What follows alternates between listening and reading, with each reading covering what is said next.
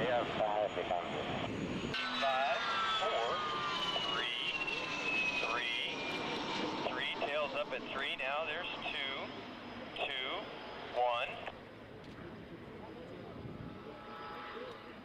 Welcome home. Thank you very much. Hey.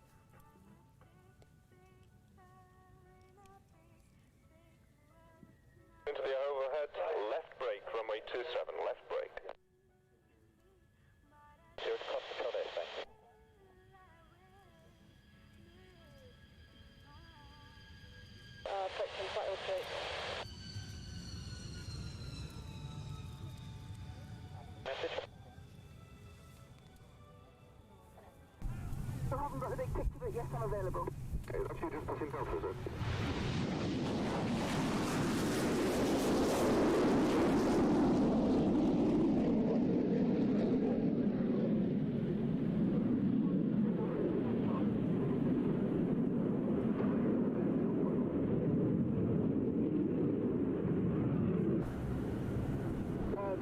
Good morning, continue.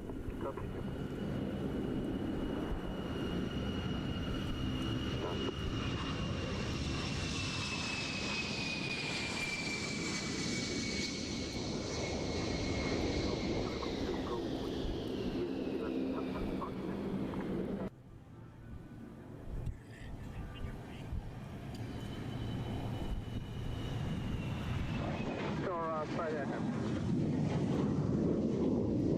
Station B 06 onwards. We'll be down to the end of and fothers you for red. 81, thank you then. Continue to the overhead at 2,000 feet, left-hand brake. Surface wind 260, 25 knots. The second one is yours. That's Nickel 1. As it vacates to the right, you can cross, report vacated. Roger. The right, flying to the right, and you follow lead vehicle number 6. Gear down, full stop. Tiger 81, thank you. Just continue the approach, one crossing the runway. Surface wind check, 250, 20 knots. I can't continue inside. Frequency 119.15. Nickel 1, correct.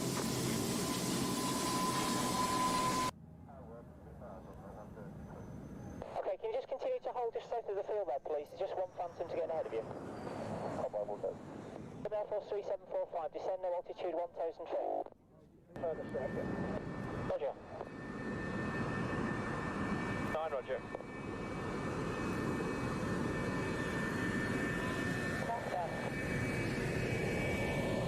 Please, we'd like you to vacate the runway to the right, to the north, just past the 4,000 foot to go back aboard. You can see 160 to pink, he'll be coming off at Bravo, no doubt. Join.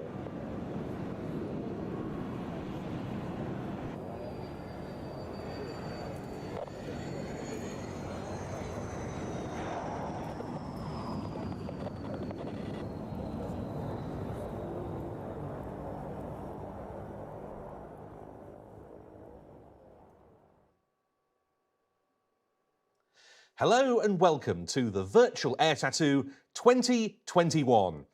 Well, when we hosted this show last year, we didn't expect to be in this situation again. As you all know, for obvious reasons, the Royal International Air Tattoo this year sadly had to be cancelled, but we will be back and tickets for RIAT 2022 go on sale today.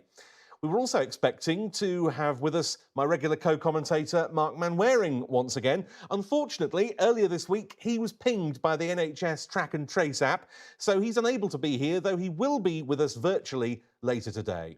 Instead, we've got someone who's been an RAF Chinook display team co-pilot, a regular Air Tattoo visitor, and a RIAT volunteer on the media team. Welcome to Flight Lieutenant Andy Donovan. Thank you, Ben. Yes, it came as a bit of a surprise to me a couple of days ago to get that phone call as well. All the catching up that I've had to do to try and get into the seat next to you today. My partner, as I hung up that phone call, set me up beautifully by saying, oh, they really must be desperate. So, yeah, that's an idea of what you're going to get over the next 6 hours. But we've got an action-packed show today. It's going to be absolutely fantastic. Sadly, we are back in the virtual world. However, we are looking forward to 2022, and I think we can get stuck straight in today with what we've got on offer. Yes, indeed. As many of you will know, this is a special year for Royal Air Force Charitable Trust Enterprises, as we mark 50 years since the first ever Air Tattoo was held back at North Weald in Essex in 1971. And that theme is going to be running throughout today's 6-hour programme. And our first virtual display of the day today takes us back to 1971 to North Weald on the Spring Bank Holiday weekend that May. And one of the acts that flew there, the French Air Force aerobatic team, the Patrouille de France, on the Fouga Magister. Such an evocative image, isn't it, Ben? I can't help, as I watch this, although it's over a simulated RAF airfield, I can't help but wonder, those days back in North Weald in 1971, they'd have seen that first display running in, similar to this, Wonder what that felt like for Tim and Paul to be watching all of their hard work finally transpiring through to become an air show. Indeed, and they were starting really from quite a limited basis. There had been a series of shows at North Weald, staged in aid of the Royal Air Forces Association then. But a new volunteer team came in, including, as you say, Tim Prince and Paul Bowen at the head of it, alongside many others, such as Jack Curry. And they saw that the event could be developed into something more, hence bringing in the sort of international participation that's typified by the Patrouille de France. Absolutely, and of course the show over the years has not been a stranger to adapting to new airfields, just as in this case they had to set something up straight off, starting from nothing at North Weald. And I look at this, and that first show was what, 80 aircraft, a crowd of about 12,000, I think.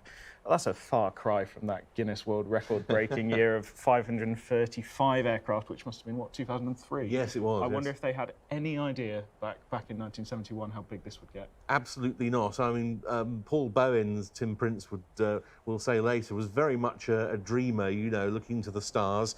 And maybe he certainly had ideas of growing it from this, but certainly never up to 500-odd aircraft. I can't imagine. And it was a very special event. The French came, the Danes came, the Norwegians, the Austrians famously. We'll be reflecting on more of that later.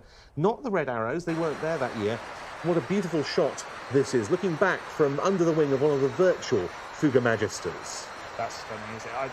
That instantly reminds me as well. So one of my jobs at RIAT when I volunteer here is to run all the cockpit cameras, which eventually get incorporated into the DVD.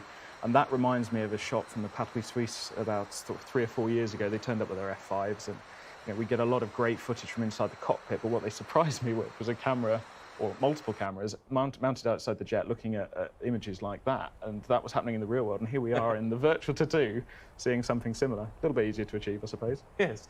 What a beautiful aircraft the Fouga CM170 Magister is, this basic jet trainer. CM standing for Castel and Mauboussin. They are the two engineers who were recruited by Gaston Fouga for his aircraft company, which he'd founded back in 1935. And the Magister has such an interesting lineage because it's actually developed from the basis of a glider design. Then thoughts were given to a potential jet-powered version from that, and so it grew. And you can see it in the design, can't you? I think this jet, just reading up on it and listening to a few people who still fly them in the civilian world talking about it, it's got something like a 13-to-1 glide ratio, which for a jet aircraft is pretty impressive. It acts pretty well in sort of low power regime, and that straight wing, perfect for a jet trainer, a basic trainer leading on to more advanced types. But also the thing I think is really beautiful on this aircraft is that gorgeous V-tail. Yes. Which you don't see too much nowadays. And that's an interesting little design quirk. It actually means you can have one less control surface overall. Of course, whereas you'd normally have two horizontal stabilizers and then elevators on the back to provide you your pitch control, and then a vertical surface with the rudder on the back for yaw. This aircraft provides all of that through those two surfaces, and because of the nature of that setup, it's got about 20% lift coming from that tail as well as what the wing's generating. Beautiful thing. Yes, so distinctive and such a popular aircraft with its pilots. First flown in 1954, entered French Air Force service a couple of years later, and began equipping their aerobatic team, the Patrouille de France, in 1964. So it was 7 years after that they took their bow at the Air Tattoo. But the Patrouille, not the only national display team to have appeared at the Air Tattoo over the years. With the Fouga, the Belgian Air Force aerobatic team, the Diable Rouge, flew Magisters for several years, and later, of course, we've seen them back with the Sci Marchetti SF260 piston-engined trainer on the display scene. And one of my favourite Air Tattoo acts of all time, 1997, the Irish Air Corps Silver Swallows team came over with their Magisters, a part-time team with the pilots from the Light Strike Squadron of the Irish Air Corps working it up in their spare time. They flew immaculately, and they were thrilled, genuinely, to go home with that year's award for Best Display by an Overseas Participant. And we're going to see a lot more award-winning displays as we go further through this programme, both in the real world and then virtual events that are going to remind us of award-winning displays from RIATs of days gone by. Actually, my enduring memory of this aircraft is the takeoffs. I remember both singletons and in some of the team displays as well, the way that I saw Magisters take off at Riyadh. Just it's one of those events that sticks in my head. Yes. And the way they just come flying down the runway, bring the gear up, and just not pull up, and you just get the gap between the aircraft and the runway was basically the length of the oleo of the gear, and that was how they departed Riyadh, and that sticks with me to this day. Not the most powerful aircraft, it must be said. Twin-engined with the Turbomeca Marboré turbojet, but a very smooth, very stable platform, as we're seeing demonstrated here beautifully in the virtual world. Quite popular on the civilian scene today. There are quite a few privately owned aircraft of this type flying around the world, and among them those of a civilian display team in France, the Patrouille Tranchant, operated by Hugues Duval's Yankee Delta organisation from Rennes, and they very much bring back memories, particularly in their four-ship guise of the Patrouille de France of yesteryear. And as you say, it's a perfect aircraft to lead on to something slightly more adventurous, shall we say, something slightly faster, more difficult to handle. That straight wing makes it relatively benign in its handling characteristics. But what we've got to remember as we watch these shows today, and we'll talk about it a little bit more later, is that we are watching a virtual show, but being flown by real people. It's not a pre-programmed display. There are multiple pilots, 9 pilots in this case, sat there on virtual reality headsets, looking across at the other aircraft and experiencing something similar to what the pilots back in the day would have experienced. And we'll certainly gain more insight into that when we talk to the virtual Red 10 later. He'll be co-commentating with the actual Red 10 on the virtual Red Arrows display. There's also a naval variant of the Fouga Magister, the CM175 Zephyr for the French Navy, which provided them with carrier-borne instruction with a suitably beefed-up airframe and other enhancements. The type long retired by the French Air Force and latterly by the French Navy, but it soldiered on in Belgian service well into the 2000s, and some of those memorable displays that you described, Andy, from that latter period in Belgian Air Force service. As for the Patrouille de France, meanwhile, they converted at the end of the 1970s to the Dassault Dornier Alpha Jet, and it's on that aircraft that they're still mounted today. We've got a couple of social media comments coming in already, actually. We've got Darren Price on Facebook. Love those butterfly tails. So do I. Good morning from Brixham. Good morning to you, Darren. Thank you very much for tuning in. It's great to have you guys with us. And then Marty Bolton on Twitter, watching from the great state of Texas. A virtual air show is an excellent idea. Thank you for sharing. No, thank you very much for logging in from across the pond. Yes, and you're all very welcome, those of you watching us by various means, and we'll be reading out more of your comments as we go through the show today, and later on letting you know how you can get in touch with us. I think I'm right in saying, Ben, that the Magister also had some role in sort of close air support. It's the Six-Day War. I think it was involved as a more offensive platform. They were, like many trainers, that was developed into a light strike version as well. Such an effective platform and a beautiful display asset.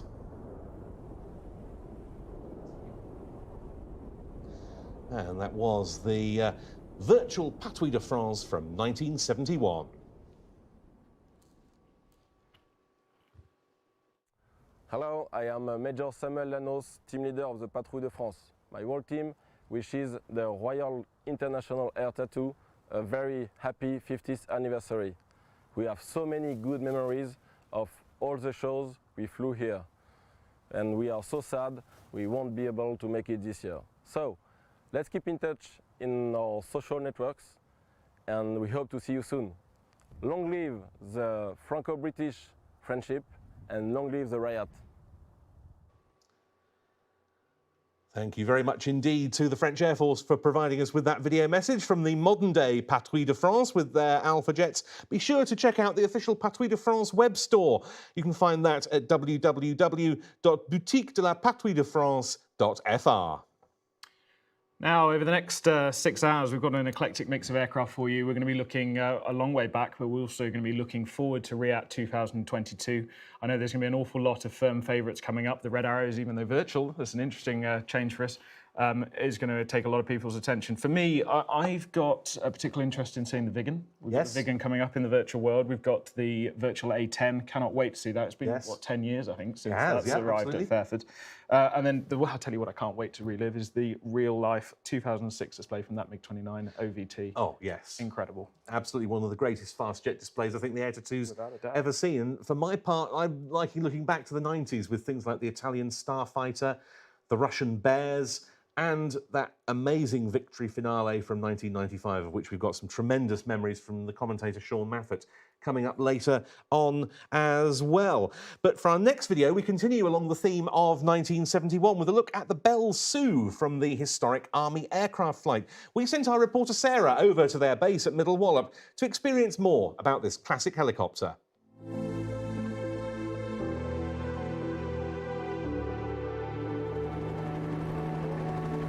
At the very first air tattoo in 1971, the Blue Eagles flew the Sioux helicopter, and I'm about to go and fly in one with the pilot Rich.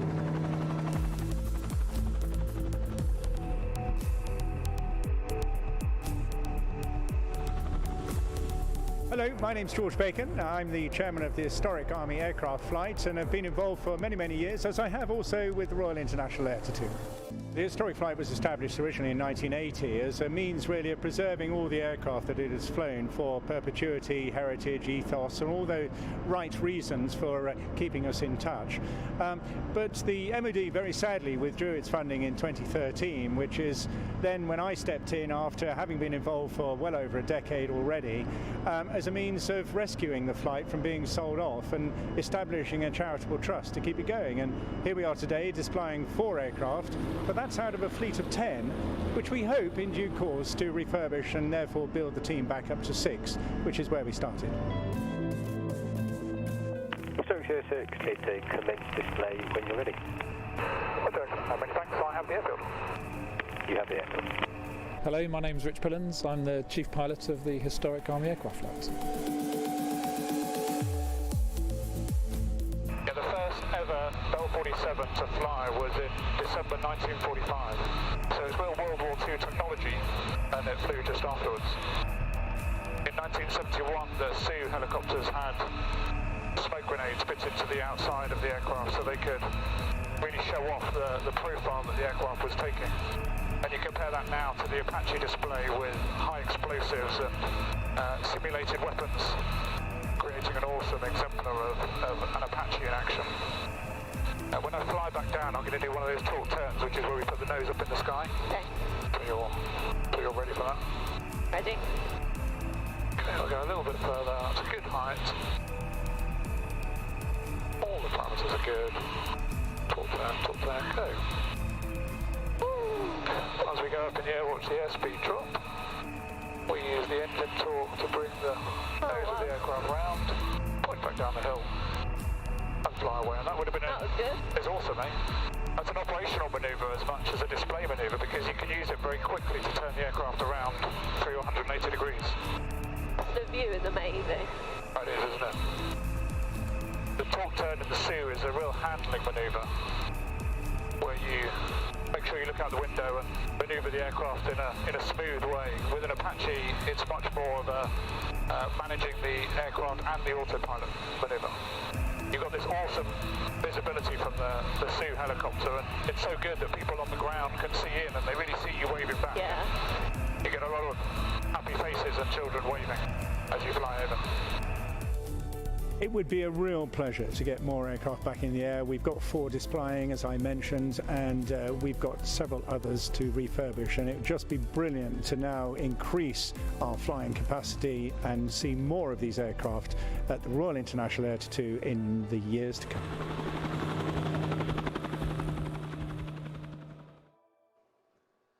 Thank you very much to the Historic Army Aircraft Flight for making that possible. To find out more about them, check out their website at www.haaf.uk. Now, Andy, you come from the rotary wing world. The Sioux there, we saw the military version of the Bell 47, so different from what you're used to flying in your day job. Massively so, yes. I was lucky, actually, a couple of years ago, I had an opportunity to fly the Scout. Yeah. And if you ever want anything as a modern rotary pilot to reset you to, you're not actually that good, go and fly an aircraft that old. You know, rotary technology has come on so far. You know, and the modern flight control systems, all the digital assistants that we have, even though some types are relatively old in terms of how long they've been around for. Chinook's 40 years old now. A lot of the development that's gone into that aircraft is quite significant, and it is so helpful to you as a hands-on pilot, whereas that is proper, you know, old school flying, and it was really interesting to get a chance to do that. And of course, that's all reflected in the training types that are now used by the UK Armed Forces for rotary training. Yeah, absolutely, and that raises an interesting point as well. I mean, I came through Squirrel and Griffin into Chinook. You know, that's a sensible sort of lineage to progress through, whereas nowadays, of course, Juno Jupiter up at Shawbury, arguably in many ways, they're more advanced than the Chinook that you come onto later in terms of the cockpit, the avionics, that sort of infrastructure. So you take a little bit of a step back in some ways in terms of what it can do for you. But yeah, you know, training is now starting to have to reflect the front line again. So yeah, interesting. Well, we'll be reflecting much on training at RIAT 2022, where it'll be our operational theme for the event. Now, as for today, we want to make it as interactive as possible, of course, so be sure to comment on either Facebook or YouTube, plus tweet using the hashtag #VirtualAirTattoo, and we'll be reading out your comments throughout the day. And later in the programme, we've got a number of competitions planned, so look out for those. And of course, today isn't just about looking back at the distant past. We're going to come right up to date with some of these displays. And one of the next ones we're going to look at is a favourite of mine, something that really caught a lot of attention when it turned up over the fence the first time at Fairford. We're going to go back to 2017 now, and we're going to have a look at the F-22 Raptor. Major Dan Dickinson, I go by Rock, and I'm the commander of the United States Air Force's F-22 demonstration team. Basically what I do as the commander of the team, I fly the demonstration and I lead a 19-person team. We go all throughout the world demonstrating the capabilities of the F-22 Raptor.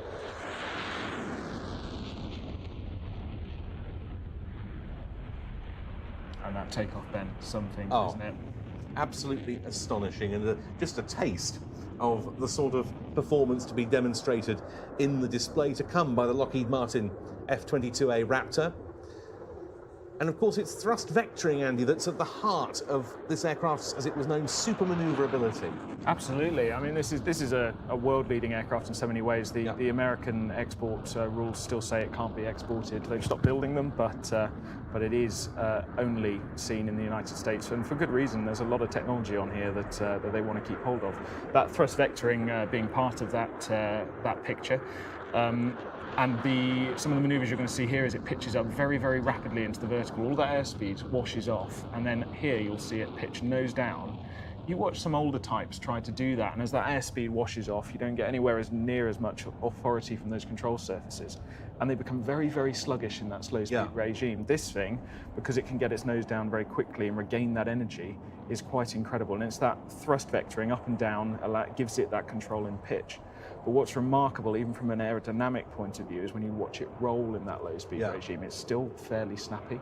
And we'll see a little bit later the F-16's displays we've got coming up. You don't get the same performance. Yeah. Remarkable.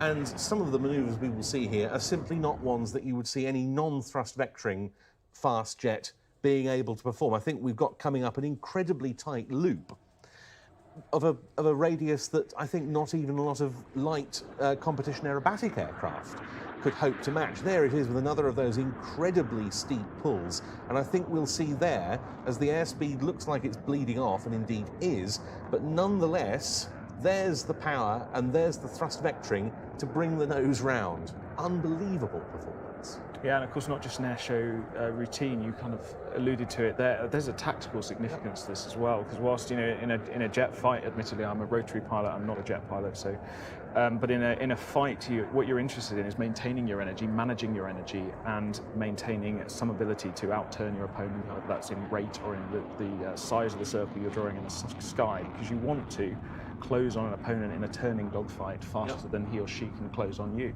And this aircraft, the thrust vectoring, just gives them that extra tool to play with. And carefree as well. You know, you watch jets like Typhoon, which are also all about carefree handling. You know, the jet won't let them overstress it. It'll give you the maximum performance out of it, but won't let you over-G it. And Raptor has got the same sort of technology, but it's also thrust vectoring. Yes, and we see that with, for example, the controlled flat spin. And again, this is just not a manoeuvre that you could perform in that controlled manner with a conventional jet fighter. That's right. And you look at there as the tailplanes move independently of each other to get that roll coming in, yeah, the yaw that comes with it, even at slow speed. Again, we can see what it can do aerodynamically as well as with thrust vectoring. But of course, the other thing we haven't talked about yet is the stealth capability. Indeed, yes. Yeah, and the US Air Force, this is a 5th generation type, but from the US Air Force's point of view, I believe they talk about it as 4th generation stealth. But it's still able to reduce its radar signature quite significantly by its design, and not only by the material it's made out of, slightly absorbing radar energy and scattering it in certain ways, but then the angular design of that aircraft, no 90-degree turns in any of the external components. It's very clever. You know, it scatters that energy and returns less of it to a radar receiver. The F-22A Raptor there from the 1st Fighter Wing at Langley Air Force Base, Virginia. Designated by the FF tail code on the aircraft, FF standing for First Fighter. An aircraft we first saw at the Air Tattoo in 2008, the year it was cancelled due to bad weather, but it returned in 2010, has been back since, and that was Major Dan Dickinson's display from RIAT 2017, and we look forward to celebrating the USAF next year. On Planes TV, we're looking after the live production of the Virtual Air Tattoo. I really hope you're enjoying the show. A lot of the flying display material from the recent Air Tattoos is from our archive, and that's available. The full shows in their entirety are available on our on-demand service at watch.planestv.com. But if you follow the link in the description below, you'll be able to sign up for 3 months at half price. I hope you enjoy that offer and enjoy the rest of the show. Well, alongside our RIAT 50th anniversary theme, another operational theme for RIAT 2021 was planned to be a showcase of what are known as ISR aircraft. Andy, what is ISR and how does it enable modern-day operations? So in basic terms, intelligence, surveillance, reconnaissance, think of it as the eyes and ears of those on the battlefield who need to make key decisions. So if you've got an idea of what that battlefield looks like, whether that's airspace, whether that's the ground picture, you're better informed to make timely decisions based on correct information, and concise information. So we're going to see a number of types later who help us collect that information, whether that's in sort of a digital format or whether by sucking up comms. It's absolutely vital. Yeah, and of course we're not just talking here about conventionally crewed platforms either, are we? No, not at all. And we're going to see some interesting platforms later in terms of the E7 Wedgetail coming up. A critical ISR platform from the point of view of managing the air picture. So it's a very modern technology on the way. Indeed, and shortly we'll have Wing Commander Sarah McDonnell joining us here in the studio to talk to us about the Boeing E7A Wedgetail. But first, let's take a look at some other ISR aircraft from around the world. Hello, Virtual RIAT 2021 and welcome to RAF Lossiemouth. I am Flight Lieutenant Simon King and I'm going to tell you a little bit about the changes on 120 Squadron and Poseidon Wing over the last year. And probably the biggest change is this place, the newly constructed Strategic Facility, which will have its official naming ceremony later this year. It is now fully occupied by the Poseidon Flying Squadrons, Poseidon Line Squadron, the Tactical Operations Centre, Poseidon Force Headquarters, as well as supporting civilian contractors from Boeing and CAE. We have moved from 2 crews to 5 operational crews as part of our ongoing drive for force generation. We've also provided a syndicate of instructors to 54 Squadron Poseidon training flight as we look to bring through the next generation of aircrew. In the air, we have taken part in 2 Joint Warrior exercises, as well as numerous training events with Royal Navy and Allied submarines and surface vessels. We've even provided support to HMS Queen Elizabeth and her carrier support group as they worked up for their deployment. But of course, we can't do all this alone. And the rest of Poseidon Wing has grown with us at the same time. For example, we have now grown from 3 to 5 aircraft, with the Spirit of Reykjavik, named for 120 Squadron's long-standing history with Iceland, and Fulmar, named after HMS Fulmar, a previous name for RAF Lossiemouth, arriving in the previous year. My name is Flight Lieutenant Matt Carr and I'm the Django here on the Poseidon Line Squadron. It has been a busy year for PLS, who took over maintenance responsibility in October 2020, while simultaneously moving from Kinloss Barracks to our permanent home here at RAF Lossiemouth. The ability and experience of the squadron has grown rapidly. We have undertaken a number of challenging scheduled maintenance inputs, which has allowed us to upskill in a short period of time. As the UK ground crew training solution looks to start in the immediate future, we also have the ability to welcome new personnel to the team ahead of the expanding fleet. We will soon be moving to a higher readiness posture for ops, an interim step towards full operational capability by April 2024, by which point we will have 2 frontline squadrons, 18 crews and an operational conversion unit. Hi everyone, I'm Flight Lieutenant Jade Telford Sims. I'm a pilot at Number 5 Squadron, Royal New Zealand Air Force. Number 5 Squadron currently operates the P3K2 Orion. We provide an airborne surveillance and response force for an area that stretches as far south as Antarctica and as far north as the equator. The squadron's currently gearing up for a transition to the P8 Poseidon, the first of which will be delivered late next year. From everyone down here, we'd like to wish Riyadh a very happy 50th birthday. Naturally, we're very disappointed not to be able to celebrate this milestone with you in person, but we are extremely excited about the prospect of showcasing our aircraft in the future. From everyone here, once again, we'd like to wish you a happy birthday, and we hope to see you soon. Hi, I'm Captain Lim Ryan from 119 Squadron in the Republic of Singapore Air Force, and we operate the Heron 1 unmanned aerial vehicle. The RSAF's Heron 1 UAV is equipped with advanced sensors and detection capabilities, which enhances the Singapore Armed Forces' intelligence, surveillance, reconnaissance, and target acquisition capabilities. In addition, the Heron 1 UAV has participated in overseas exercises such as Exercise Forging Sabre and deployed in multi-agency counter-terrorism exercises. Thank you for joining us at the Virtual Air Tattoo 2021. On behalf of everyone here, we'd like to wish the Royal International Air Tattoo a very happy 50th birthday. Cheers. G'day, I'm Squadron Leader Tim Growden. And I'm Flight Sergeant Matty Davis. And we're from Number 2 Squadron in the Royal Australian Air Force. 2 Squadron is the sole operating squadron of the Airborne Early Warning and Control Aircraft, the E-7A, located here at RAF Base Williamtown in New South Wales. Since its beginning as part of the Australian Flying Corps, 2 Squadron has been flying alongside the RAF operationally since World War I. With a spirit of friendship, courage and camaraderie that's still present here today. For this reason, it is a great privilege to be participating in this year's virtual Royal International Air Tattoo as it celebrates its 50th anniversary. And 2021 marks 100 years since the formation of the Royal Australian Air Force, and it's been a year to remember, a centenary of combined operations. Looking to the future, 2 Squadron looks forward to flying alongside the RAF's E7 as you introduce them into service over the next few years. So from all of us here at 2 Squadron, best wishes with this year's virtual RIAT, and we hope to see you and other RAF aircraft in the skies again soon. And finishing with 2 Squadron Royal Australian Air Force there, UK exchange officer on the squadron at the moment, and that links us really nicely into what we've got coming next. We are so lucky to have Wing Commander Sarah McDonnell in the studio with us this morning. Sarah, E7 Programme Manager at the moment, looking at bringing the type into service, and future OC, or Officer Commanding Number 8 Squadron when it stands up at Lossiemouth.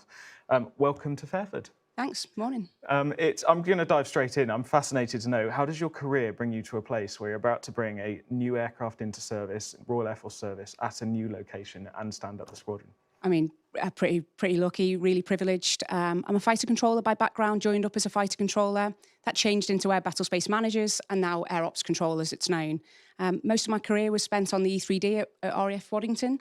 So I spent the majority of my time serving with the E3D, going on operations with the E3D, many exercises across the world. And I've been really fortunate and found myself as the E7 Programme Manager at High Wycombe in Air Cap. So I think that's probably been the route to it. And a big change in terms of the way the aircraft looks as well. You've got your E3s, your Hawkeyes around the world, and of course A50 mainstay to the east as well. All of them got these big rotating radomes, and now we've gone to this new design, Wedge, hence the aircraft gets its name from the feature. To tell us a little bit about the step change in the aircraft and what it's capable of doing over and above those types. Yeah, I mean, completely, you've touched on it there with a step change, and it's a step change in capability. It's a real improvement from the E3D, but let's not take anything away from the E3D and the people that have served on the E3 for its 30 years of service. I mean, it's done some excellent stuff, and I certainly feel really privileged to have been on the E3D. It was world leading at the time, but things change, technology changes, the threat changes, and that leads us to the E7, which is a step change in capability. So known as the Wedgetail AEW Mark I for the Royal Air Force. The real difference is the radar. So the E3D has a mechanically scanned array radar, so something with component parts physically moving through a 360, so a clock face. It starts at 12 o'clock, it takes 10 seconds to get back through to the 12 o'clock. So a physical, mechanically scanned array radar and a beam from within the radome. You mentioned the difference in appearance. The radome on the E3D, that's, the shape of it is literally just for aerodynamics. With the E7, it's got the wedge, and it's a multi-role electronically scanned array radar, or as we call it, the MESA. The MESA is a step change and really sets apart the E3D and the E7.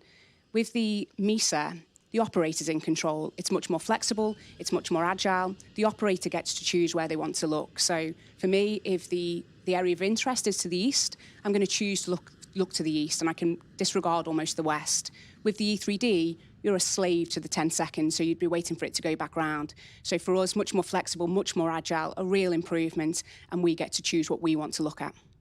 So, and of course, you're learning new technology all the time as well. So the RAF's done what it often does, something quite clever. That's what it would call seed corn capability by putting our own personnel in with 2 Squadron in Australia. How much has the Royal Australian Air Force provided us in gaining an understanding of this new type we're about to bring on board? Oh, the Australians have been amazing. They've helped at every stage. Nothing has been too much trouble. We will have 23 people return from the Royal Australian Air Force, from engineers to rear crew to flight deck, all of which will return back to the UK as, top of their game, highly skilled specialists, highly experienced. So yeah, they've been fantastic from start to finish, and we've been really lucky to have people who will, have experienced a operationally proven capability and allow us to bring it back into service here in the Royal Air Force. And I suppose the other clever foresight from the RAF at the moment, you've got P8 that's just come into service up in Lossiemouth as well. You're moving up to Lossiemouth, but you're moving into a location where you've got another type based on a Boeing 737 airframe. So there's got to be some sort of benefit from that sort of cross-pollination. Yeah, absolutely. And many of you will be wondering about the difference in the number of aircraft and how we've gone from 5 to 3. But that smaller fleet allows us to really maximise the synergies with P8, the other 737 type, and allow us to move up and share the facilities with our Poseidon. With our Poseidon Force, we will share the infrastructure. We'll be able to share training. So, an OCU, hopefully, if that's how Defence wants to take it forward. We can share support personnel, engineers. So, yeah, we're really going to leverage off what P8 have done over its years of service. So, yeah, it'd be really good to join them at Lossiemouth. Sarah, thank you so much for coming in and talking to us. I found that fascinating. I now know a lot more about the E7 than I did when we started. But of course, it's not just the new aircraft that the Royal Air Force is bringing in at the moment. There's also been new purchases in the area of firefighting vehicles. And we've had our very own Sarah Knox gone to Brize Norton to get an idea of what that's all about.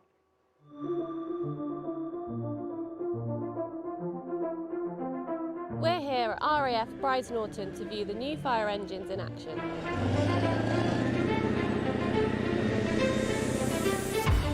Hi, I'm SSC Grundy. I'm based here at RAF Brize Norton. Here at Brize, we've had a new fleet of fire vehicles delivered. This consists of the Striker, which has replaced the MFV, and the MPRV, which has replaced the RIV.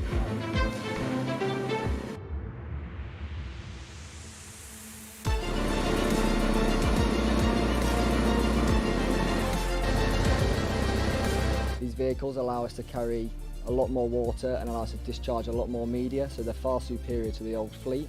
The safety of the crews is paramount, and with this new vehicles, it allows us to do a lot of the initial firefighting from the cab, which keeps our crews safer, and then until the mass media is discharged and the main fire is out, that's when the crews will be put on the ground to make entrance into the airframe. On the new Striker, we've got the HRET, which is the High Reach Extendable Turret. This is basically what has replaced the sidelines on the old vehicle. So whereas before they would deploy sidelines and out, now we can bring this up and deploy on the vehicle with that. So we've got a thermal imaging camera, so when we deploy the HRET, we can get that aerial view of the aircraft. And what it does, it allows us to see any hot pockets where the fire is. So again, it gives us that capability of not necessarily going inside with the thermal imaging camera like we did before. When that's deployed, we're getting the full overview of the aircraft. We can see where we need to deploy media, etc. and stuff like that. And then what you've got underneath on here, what the other one didn't have, is you've got a drencher system. So as we're running in, potentially if the aircraft has crashed and there's fuel coming under, we can put drenchers on, which will wet the ground underneath us. So as we can approach, that any fires or pocket fires where they are, we can put foam on underneath to provide that foam blanket. So we was one of the first camps to get the new vehicles, so all the crews have been working really hard down at our training area where we can live aircraft simulations, because we're currently in a transition from going to the old fleet to the new.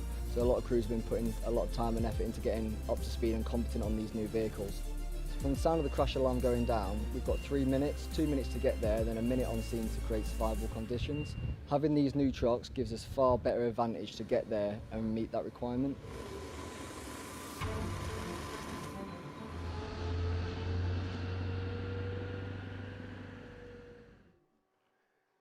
Some more great insights there into the present and future of the Royal Air Force, both in the air and on the ground. And thank you to those of you who have been getting in touch with us by social media. Kyle Jones on Facebook says, should be there at the moment smelling the aviation fuel and getting my camera ready. Here's to next year. Well, we'd all certainly concur with that, I'm sure. Corey on YouTube also is in touch with us and saying how much he's enjoying proceedings today. Thank you very much. And Ulf Jørgensen says, hi from Norway. Interesting about Wedgetail, and I'm sure very interesting for them to be receiving the P8 Poseidon as they are into service at the moment. Don't forget, there are many ways you can get in touch with us today. We want to make it as interactive as we can. Comment on Facebook or YouTube and tweet us using the hashtag #VirtualAirTattoo. And we're going to move on to our next event now. And with that, I should make note that the Royal Netherlands Air Force has always been a very fantastic supporter of the Air Tattoo. They sent an NF5 to that very first show in 1971, and they are the only international nation to have sent an aircraft to every single show for the last 5 decades. Incredible. A huge thank you to them for that support, and it's an honour just to showcase this next act, which is a demo from 2 of their most distinctive types.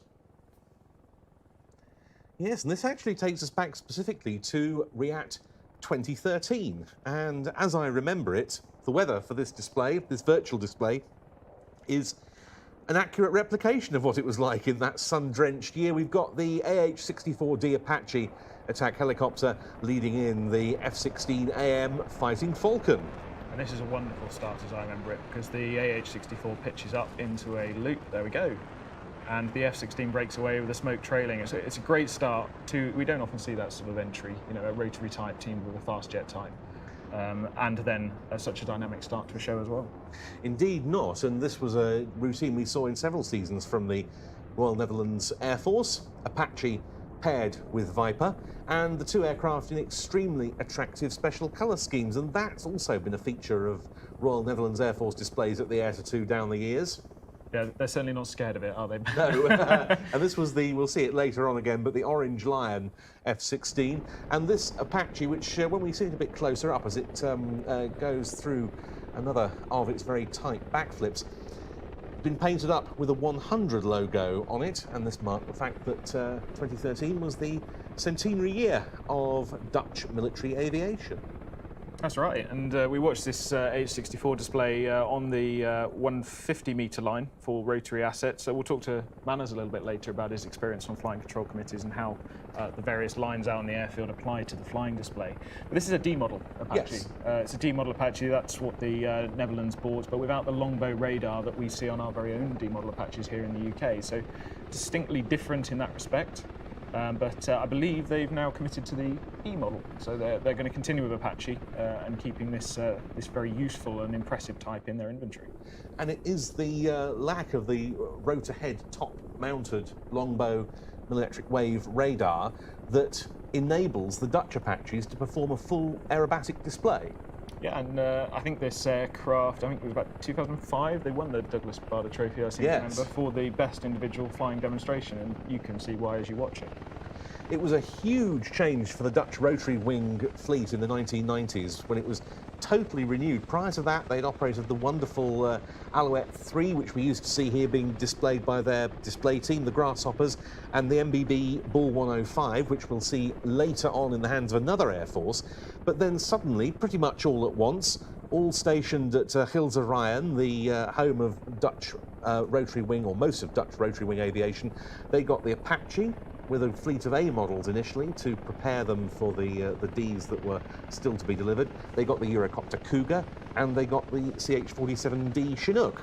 That's right, and they're upgrading almost simultaneously as well. So not only the E model, but 298 Squadron are now taking on the Foxtrot model of the CH-47 Chinook with the common avionics architecture system in the cockpit, which is a standard Boeing cockpit now for the CH-47. And that pairing of Apache and Chinook has worked as well for them as it has for us in the UK. So they're obviously very happy with that.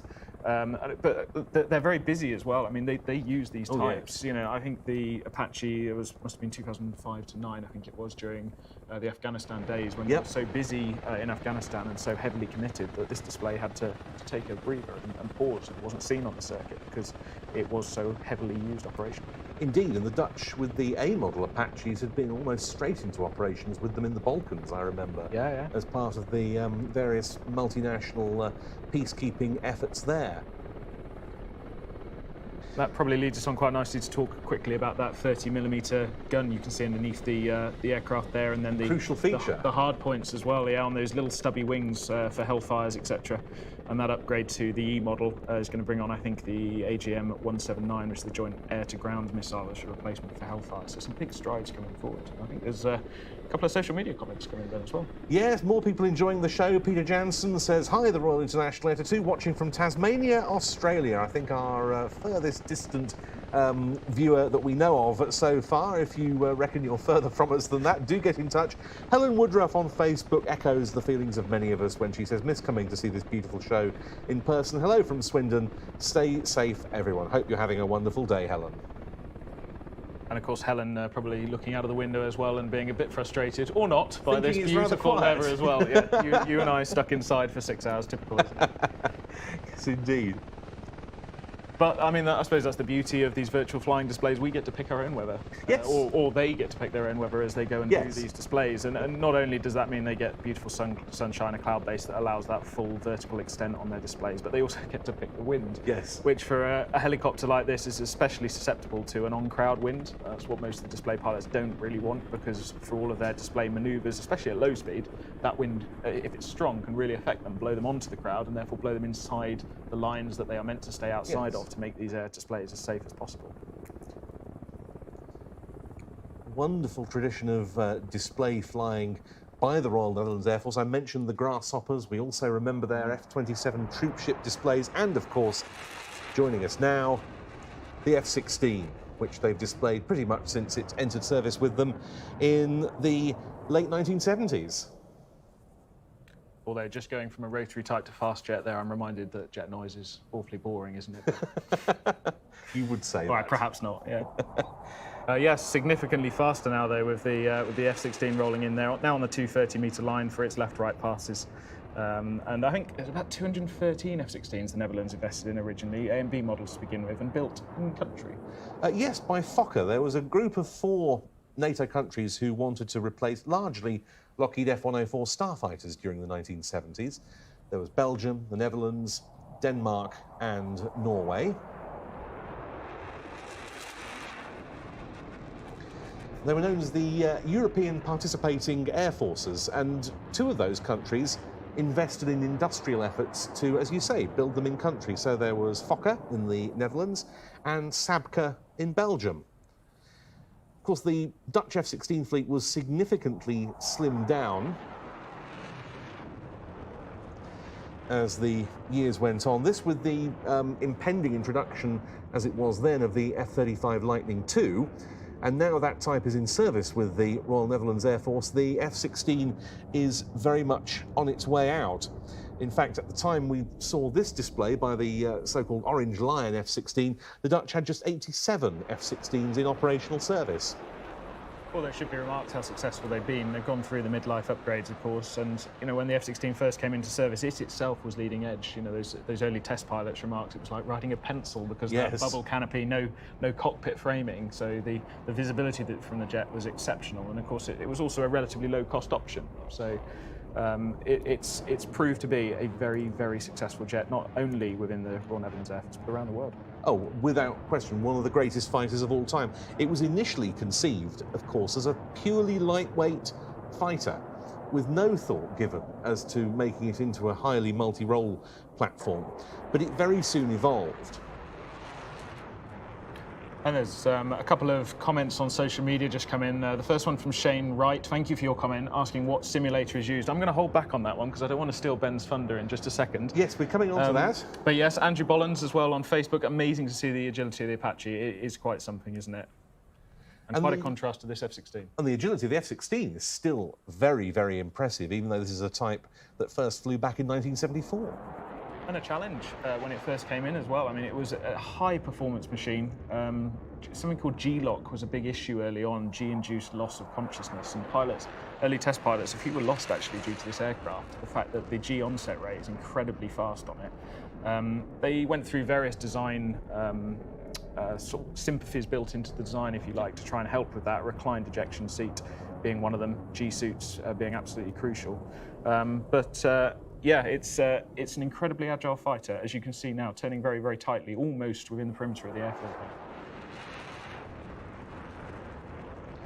Great look at the Orange Lion livery. In 2013, this aircraft was provided by 312 Squadron at Volkel and flown by Captain Stefan Stitch Hutten, who was in the second of his 2 seasons as the Dutch F-16 display pilot. In fact, the advent of the F-35 in Dutch service has meant that we haven't seen a Dutch F-16 display, I think, since then, which, given the regularity with which they used to appear, seemed almost incredible. But there he is rolling out in the virtual world, the Royal Netherlands Air Force F-16 AM Fighting Falcon. I look forward to seeing the F-35 in years ahead. Definitely. Yep. We've still got one final flourish from the Dutch, demonstrating their showmanship, a joint taxi down the runway by their 2 display aircraft, the Apache and the F-16. You see, there's absolutely no doubt that the rotary mate has ended ahead on that, having got into the killing position, so it's ended as it should. Yeah, again, you don't see that very often now. Isn't that a wonderful sight, just to see those 2 together on the runway? Yes, absolutely lovely. Showmanship, you see it, Ria. Oh, without question, and plenty more of that to be reflected both in our archive footage and these virtual displays as we go on through the day.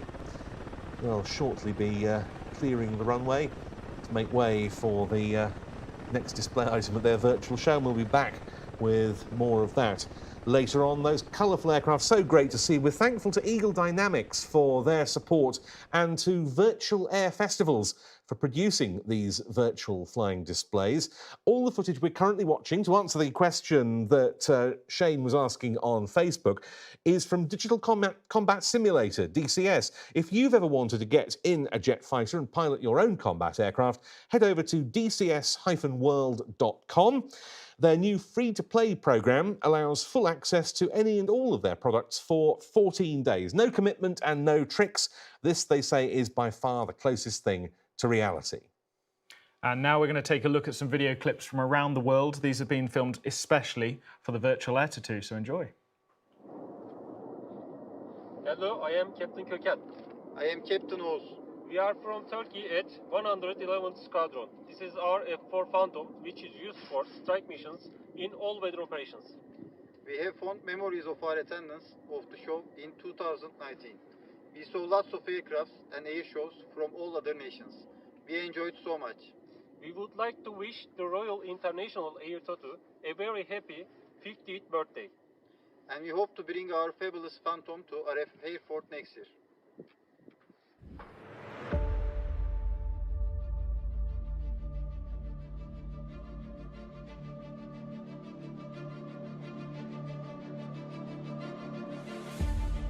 Hello everyone, I am Squadron Leader Hamza Wali Khan from number 6 Squadron of Pakistan Air Force. It is a matter of great pride for me to represent Pakistan Air Force at Royal International Air Tattoo 2021. What you see behind me is the backbone of Pakistan's airlift capability. Apart from its rich history of military operations, Pakistan Air Force C-130 aircrew have remained at the forefront of humanitarian operations both at national and global level. For me and my team, it is a matter of great pride to be a part of an Air Force that serves humanity beyond borders. While we wish you all a successful virtual show this year, we also hope and pray for a physical presence at Royal International Air Tattoo next year. Stay home, stay safe.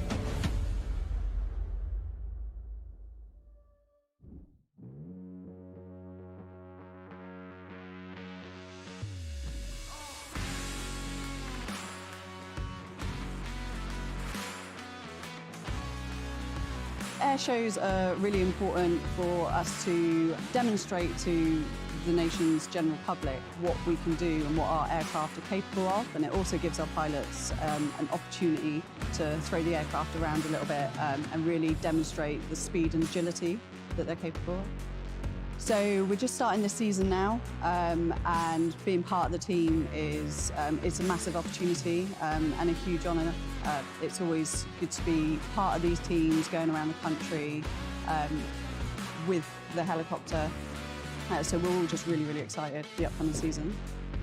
The Wildcat helicopter is a multi-role aircraft, so we can do everything from search and rescue through to anti-piracy or anti-submarine warfare.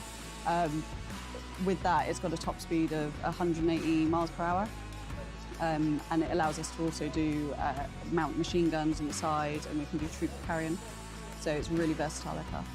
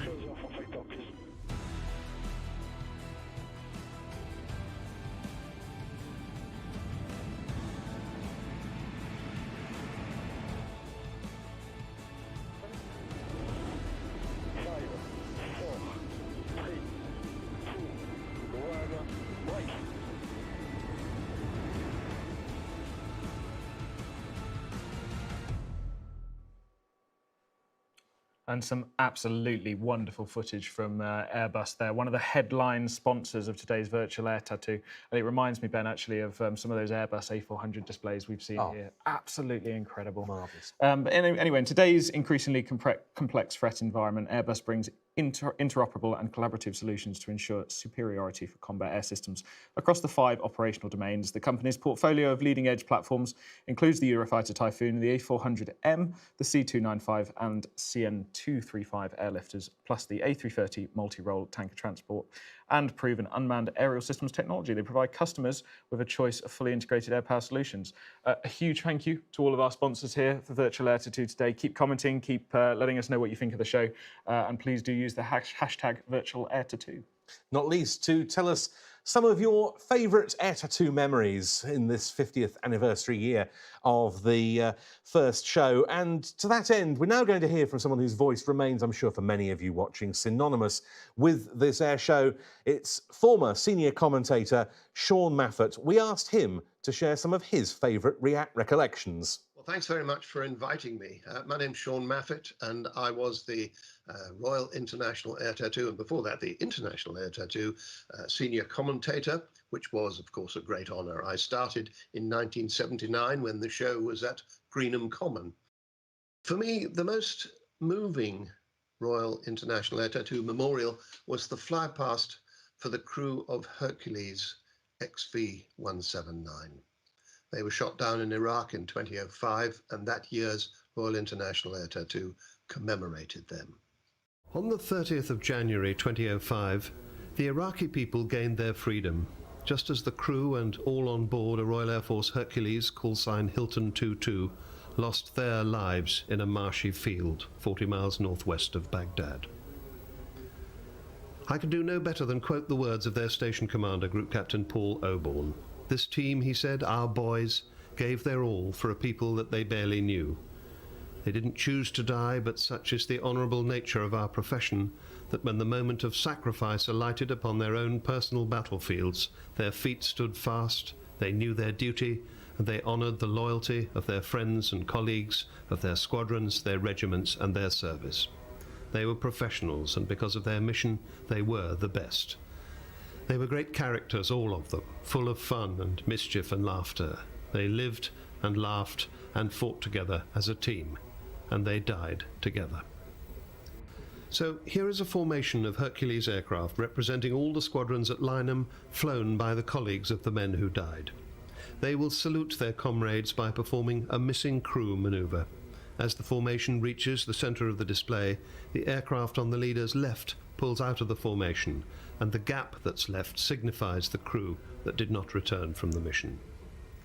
Those men who died for us in the service of our Queen and country were Flight Lieutenant David Stead, Flight Lieutenant Andrew Smith, Flight Lieutenant Paul Pardoel, Flight Sergeant Mark Gibson, Master Air Engineer Gary Nicholson, Chief Technician Richard Brown, Sergeant Bob O'Connor, Corporal Dave Williams, Lance Corporal Stephen Jones, Squadron Leader Patrick Marshall.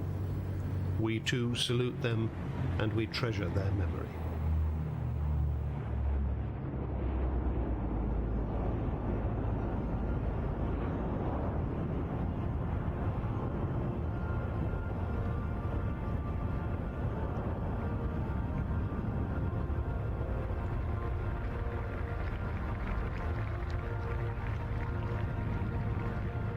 One of the great shows for me was the 1995 50th anniversary of the end of the Second World War, the Victory Show. We commentators had managed to tempt the great Peter Donaldson to come and be the voice for the Victory celebration. And Peter was the archetypal BBC Radio 4 newsman. Had we gone to World War III, Peter's was the voice you would have heard in the emergency messages. So he was a real catch. But on the day, with the whole runway full of stationary aircraft, engines running and helicopters hovering above and behind, it turned out to be almost impossible to hear Peter's silken tones. Nonetheless, there was a never-to-be-forgotten moment. Above the runway aircraft and the helicopters, a small spot in the far distance morphed into two red arrows, who split upwards into a huge red Victory V of smoke in the sky, through which a Spitfire, a Mustang, and a Messerschmitt 109 flew. It was truly spectacular. After all the wonderful displays of so many different varieties of flying, this really is the climax of the whole day. People seem to have stayed on at the show and not drifted away as they often do towards the end of a long day, because they know that something very special is about to happen. In the space of about 15 minutes, that empty runway fills up with more than 40 aircraft, representing with the national flags the nations that took part in the war on all sides, and behind them hover the helicopters.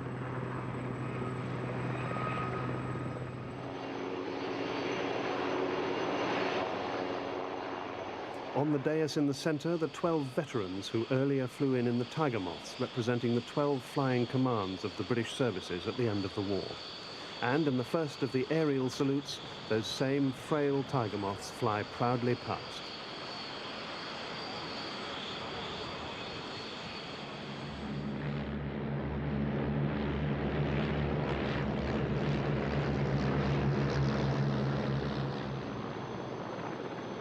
The laughter of the earlier day has gone, replaced by a gathering deeper emotion.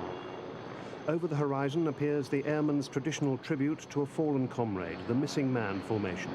4 aircraft fly in so-called finger 4, positioned like the tips of the extended fingers of your right hand. In the front of the first formation, the Lancaster. On its left, the Mosquito. On its far right, the Hurricane. And between the Hurricane and Lancaster, the Spitfire. At display centre, a maroon fires, and the Spitfire pulls up and out of the formation, leaving an eloquent, empty space to signify the missing man.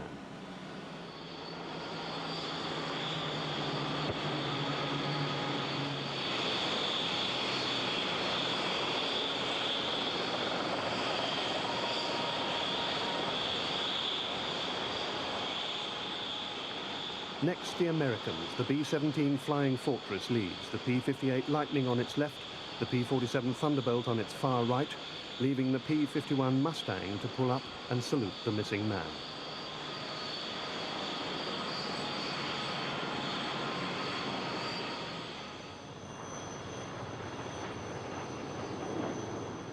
After that come 4 modern-day Royal Air Force Hawk aircraft, and then, in a touching symbol of reconciliation, 4 Tornadoes of the German Air Force, the Luftwaffe.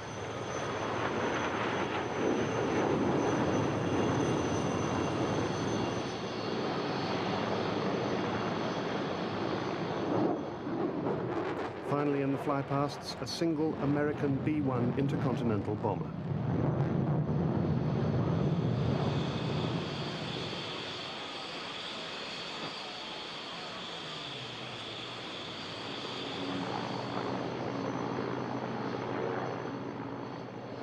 But now, as if the moment were not already sufficiently charged with feeling, from behind the massed aircraft and the helicopters, a small dot materializes into two of the Royal Air Force Red Arrows.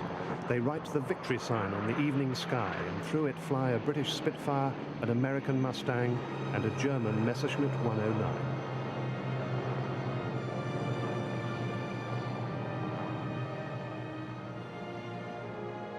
The peace of the evening sky, symbolic perhaps of the half-century that has elapsed since we last espoused global war. And even the weather conspiring to make this a perfect day of celebration and commemoration.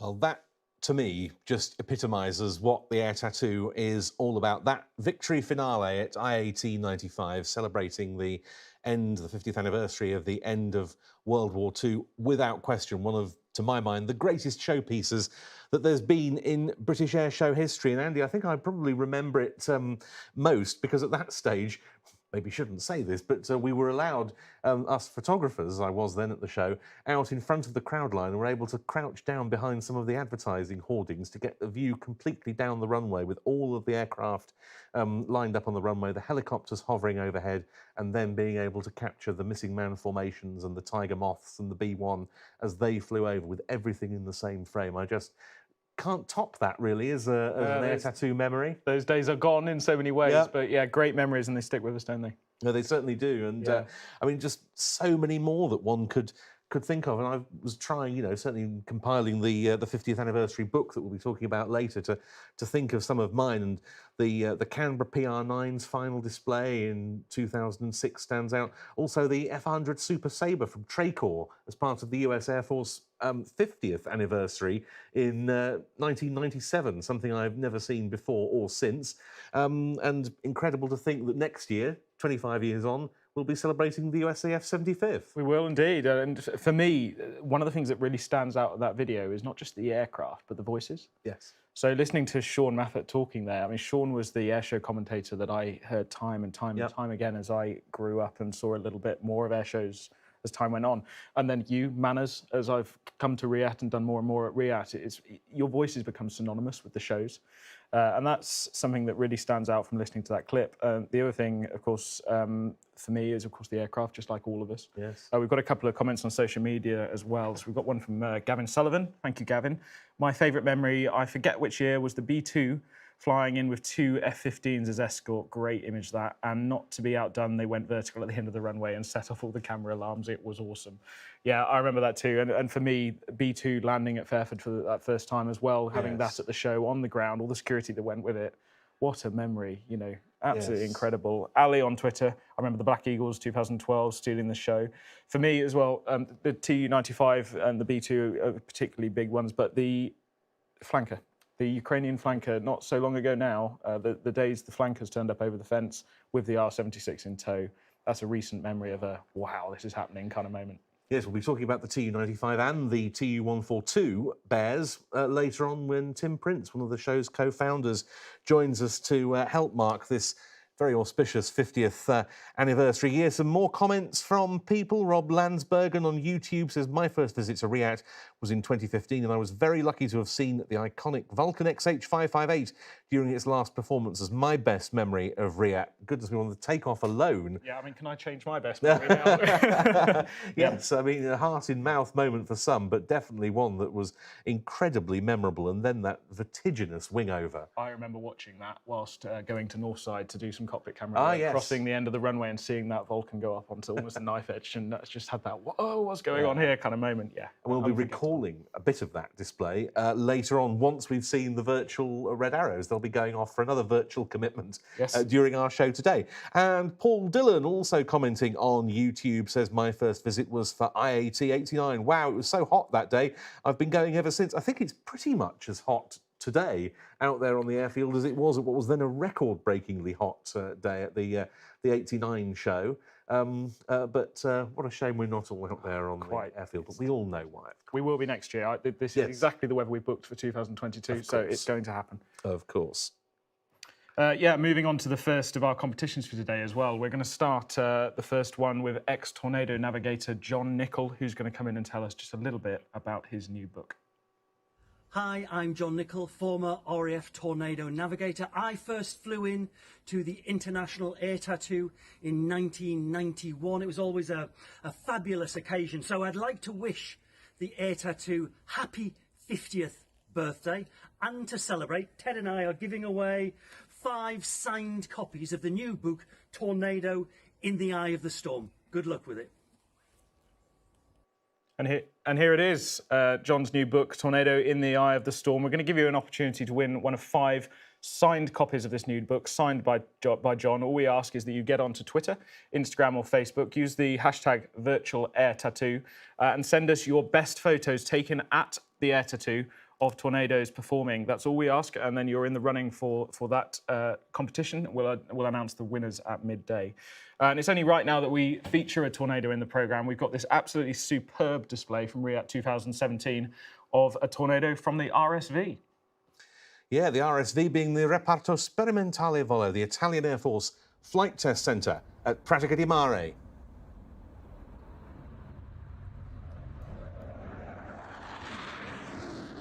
And who can forget that paint job? Indeed, nor the takeoff. Well, quite. For an aircraft that's not really designed to be a sort of mover like the F-16 was, similar sort of vintage, but it's a ground attack aircraft. It's designed for low-level interdiction, designed to use terrain-following radar to get down low, fast, and go and deliver air-to-ground munitions. So it's quite something to see the Italians take all of the hardware off it, take the pylons off, take anything off from underneath, and really give us this clean jet that they've thrown around the sky. The RAF back in the days of tornado displays often used to leave pylons on the aircraft to give it a little bit of lateral stability, but in clear Italian flamboyance, they've gone, we don't need that, we'll go straight in with a clean aircraft. And it really shows. It's quite incredible. A200. A200A, yeah, that's the designation for the standard interdiction strike Tornado. Of course, the Italians also operate the Tornado ECR, Electronic Combat Reconnaissance version, and they did fly some of our loaned Tornado F3 air defence variants while they were waiting for the Eurofighter EF2000 to come along, and then they replaced them with F-16s, continuing the sort of interim phase.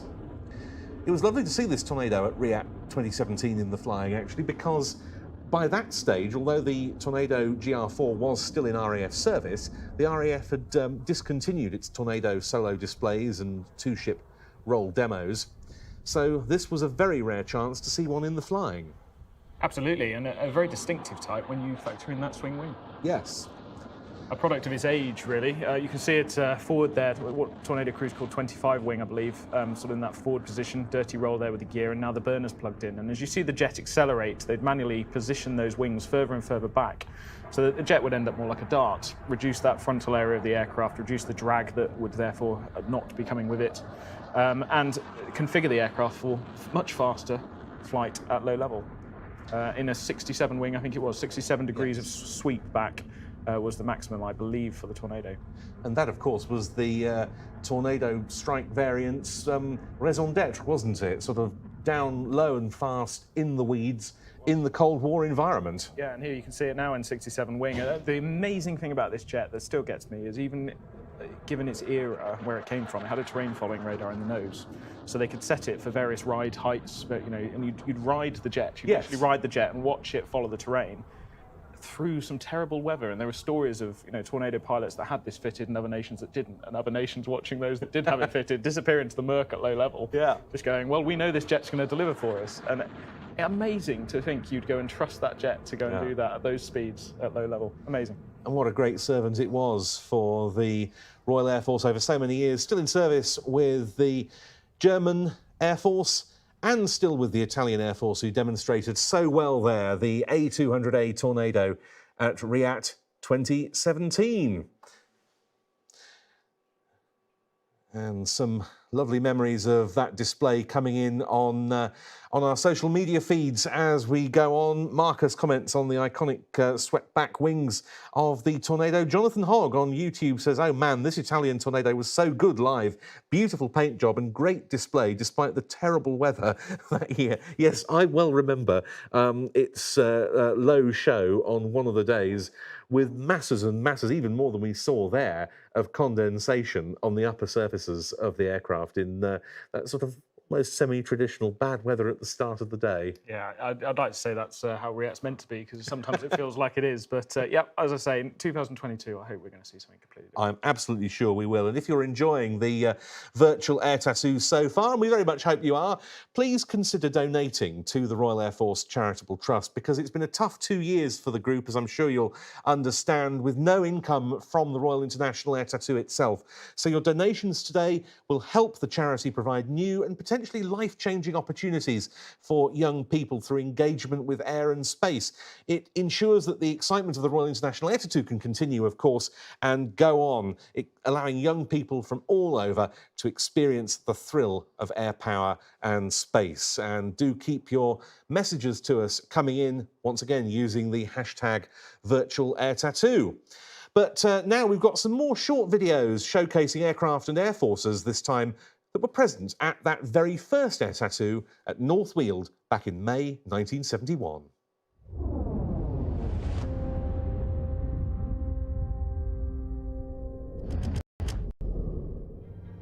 Hello, I'm Lieutenant Colonel Springer, nickname Woodstock. I'm standing here in front of an Austrian Typhoon, which is based in Zeltweg at the fighter wing. I want to send my congratulations to the organizers of the Royal International Air Tattoo for their outstanding efforts to bring civil and military aviation to the people throughout 50 years. What an achievement! Personally, I'm very proud that Austrian Air Force participation at Riyadh goes back to the first air show in 1971. Finally, as a promise from the Austrian Air Force, for the next live show, I want to use the words of a famous Austrian. We'll be back.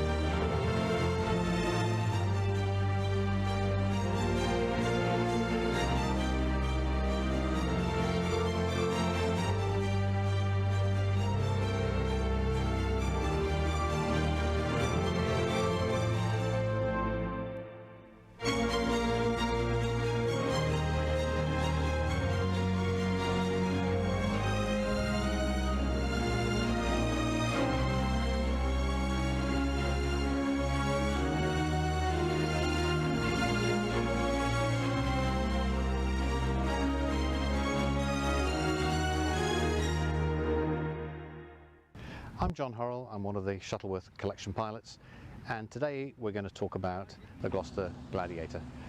Gladiator had a fairly short life, first flew in 1934, but already hot on its heels, more modern aircraft were coming along. It was the first RAF fighter that had an enclosed cockpit, and it was the last RAF fighter that was a biplane. And hot on the heels of the Gladiator came the Hurricane, and then of course beyond that, the Spitfire. So its operational life was short. The outbreak of war, there were 4 or 5 operational squadrons. 2 of them went to France almost immediately, and within 10 days the whole of the 2 squadrons had been wiped out. So operationally, even at the beginning of the war, it was probably outpaced by both German and oncoming British fighters. This particular aircraft didn't actually see active service, although Gladiators did.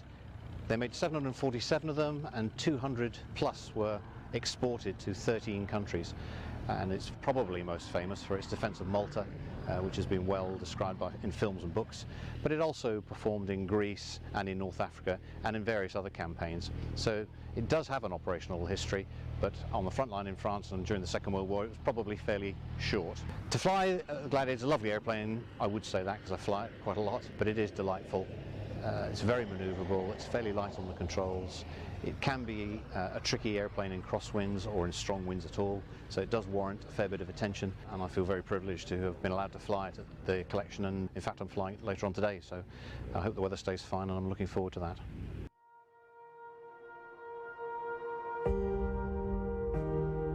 The RAF Battle of Britain Memorial Flight have always been a huge supporter of the Air Tattoo, and 2 of their aircraft featured in the very first show in 1971. We're here at RAF Coningsby to take a look at them.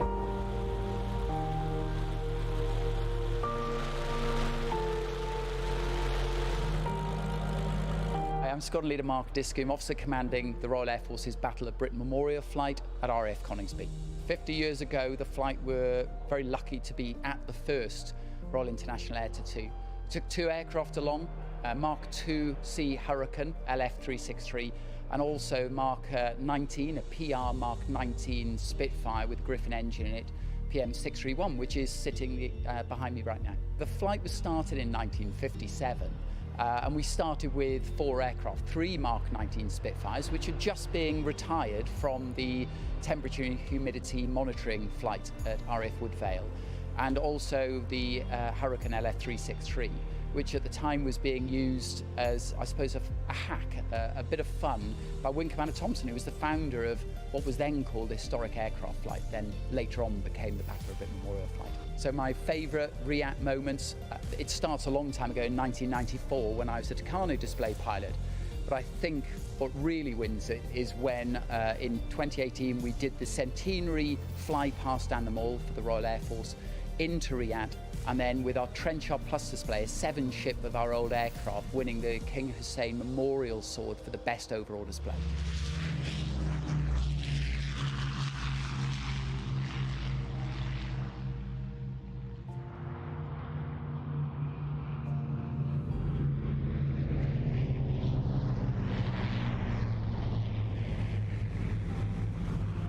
So 2020 was without doubt a lean year for the airshows display circuit. Whilst that's building this year, it's going to start with the smaller shows, with a lead time for the bigger shows, meaning that they're not going to partake. But we're already getting very excited and looking forward to coming back to the Royal International Air Tattoo and supporting next year, 2022 and onwards.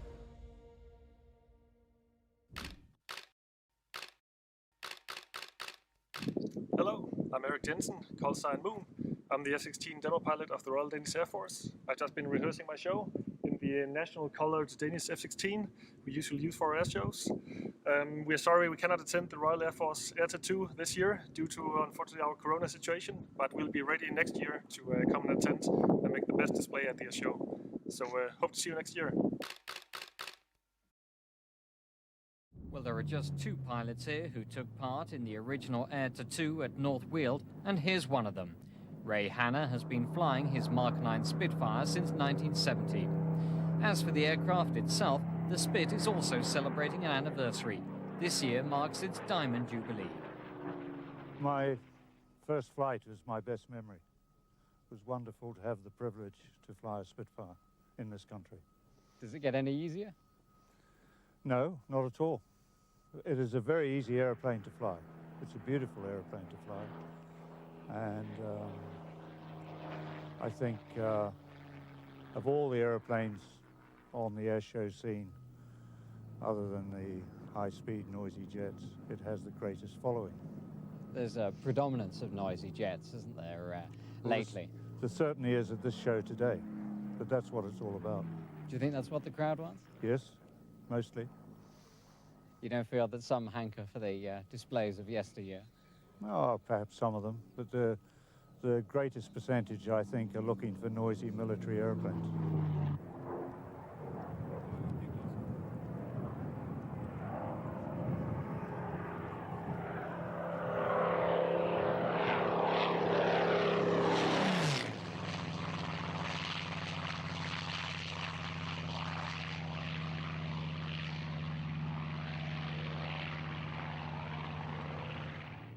But of all the celebrations in 1996 of the Spitfire's 60th birthday, this one's unique. The piston engine, propeller-driven Spitfire leads the 9 jets of the Red Arrows.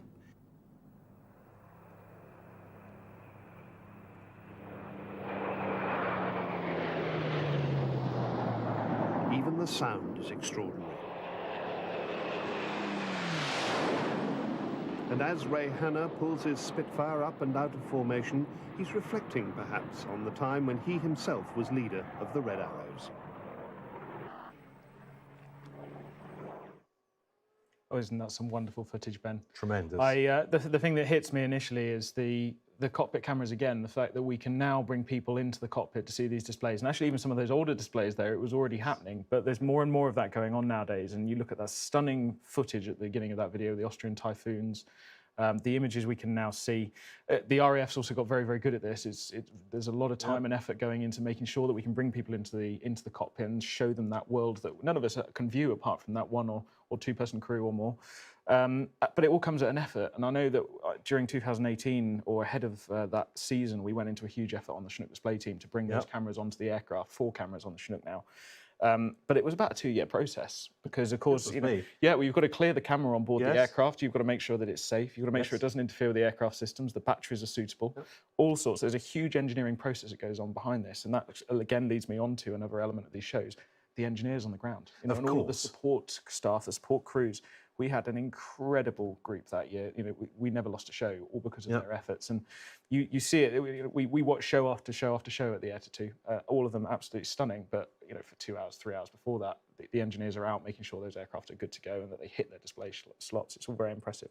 So there's a huge backstory to everything we're seeing here today. Really couldn't happen without a lot of people. Absolutely right. Absolutely. And plenty of people enjoying our efforts today. Darren on Twitter says, ready for the air show from sunny Scotland. Thank you very much, Darren. Hashtag virtual air tattoo. And we had a picture Craig Jaspers on Facebook. There it is. That was the picture I think we got from Darren. Ah, that's I don't know if that is Darren. He might need a haircut. That's a lovely sight. It's great, isn't it? Excellent. Do enjoy your afternoon, both of you.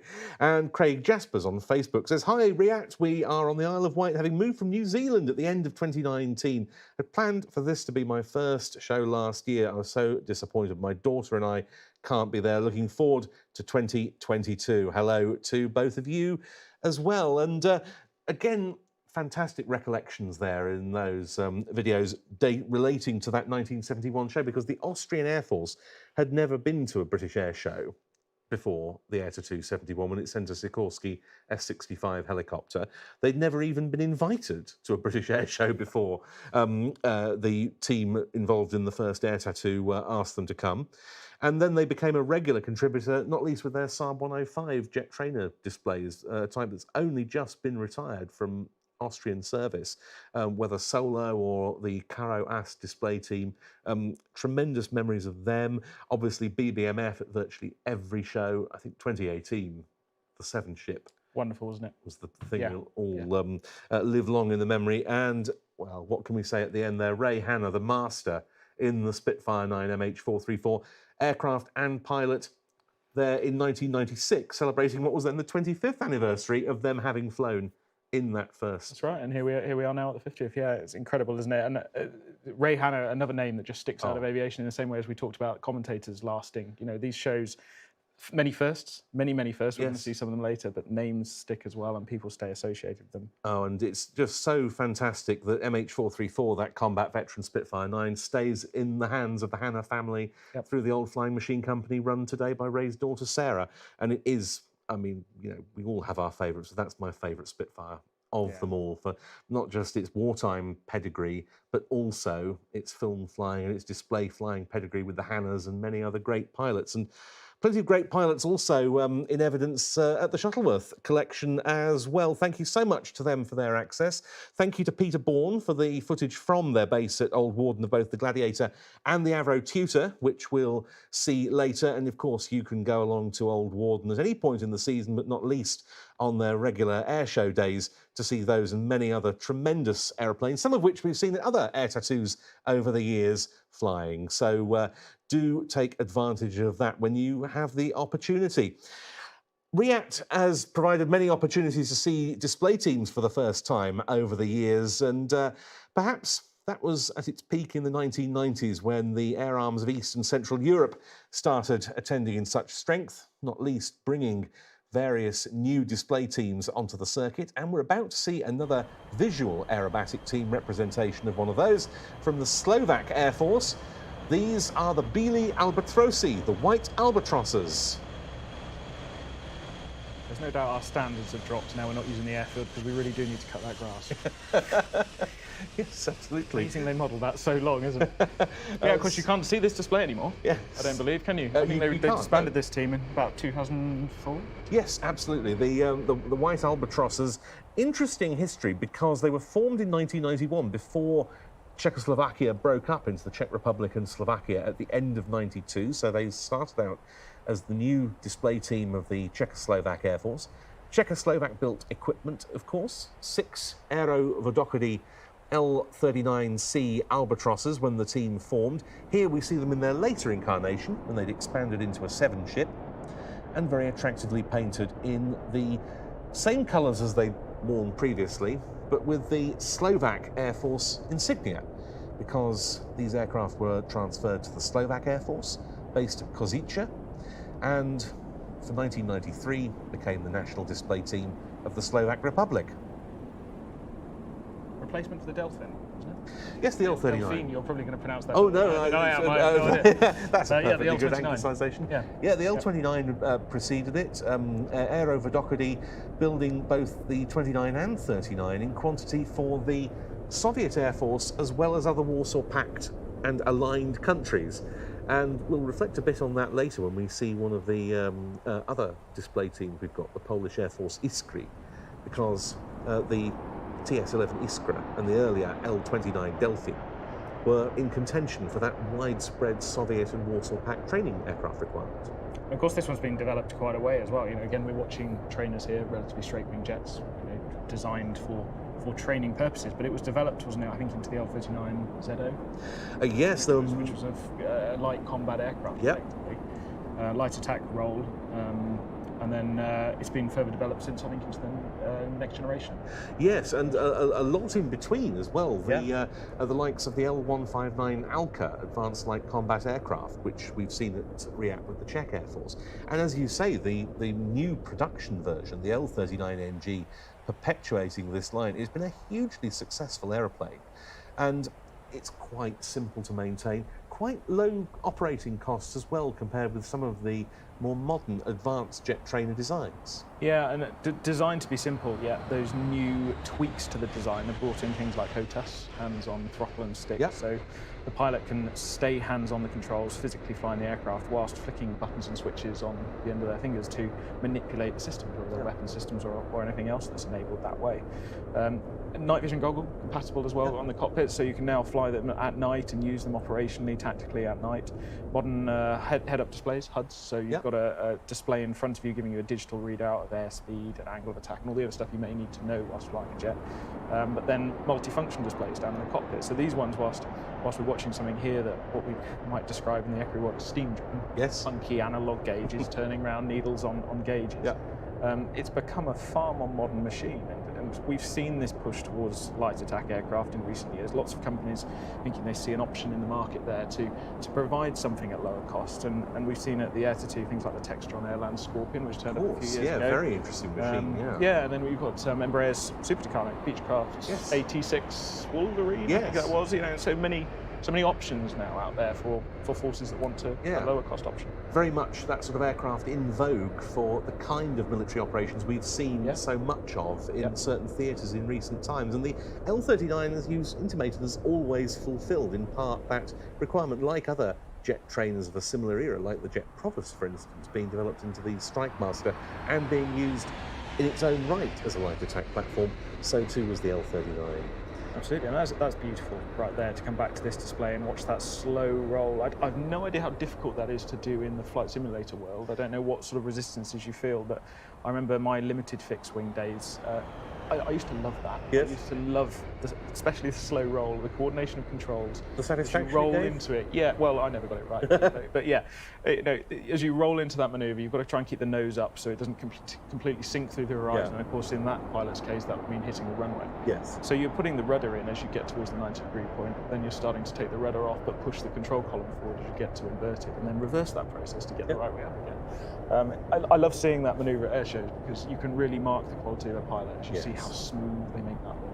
Yes, and it's especially the case in some earlier aeroplanes as well. And I love this crazy All flying. the piston engine trainers, Yeah, this crazy flying here as well. Another example of stuff. The Freche used to do this. They still do. Yes, Indeed, they're almost reaching higher angles than absolutely. than we're seeing here. Another thing you've got to be careful with, when you're stirring the control column, as they used to say, down low to the ground, you've only got to slightly over pitch forward or get that roll slightly wrong and put yourself in a careless position. Not only busting the minimums for the display, but potentially closing on terra firma faster than you might like.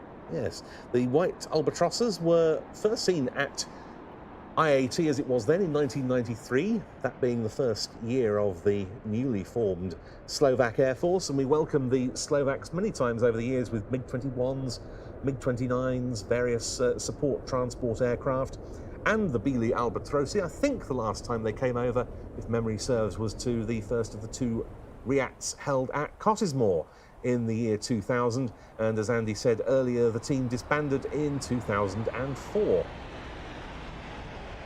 I've got a quirky little film fact for this one, of course. It was made famous in one of the aerobatic sequences in a James Bond film, Tomorrow Never Dies, starring Pierce Brosnan, a wacky little sequence several years back now. I think it was 97.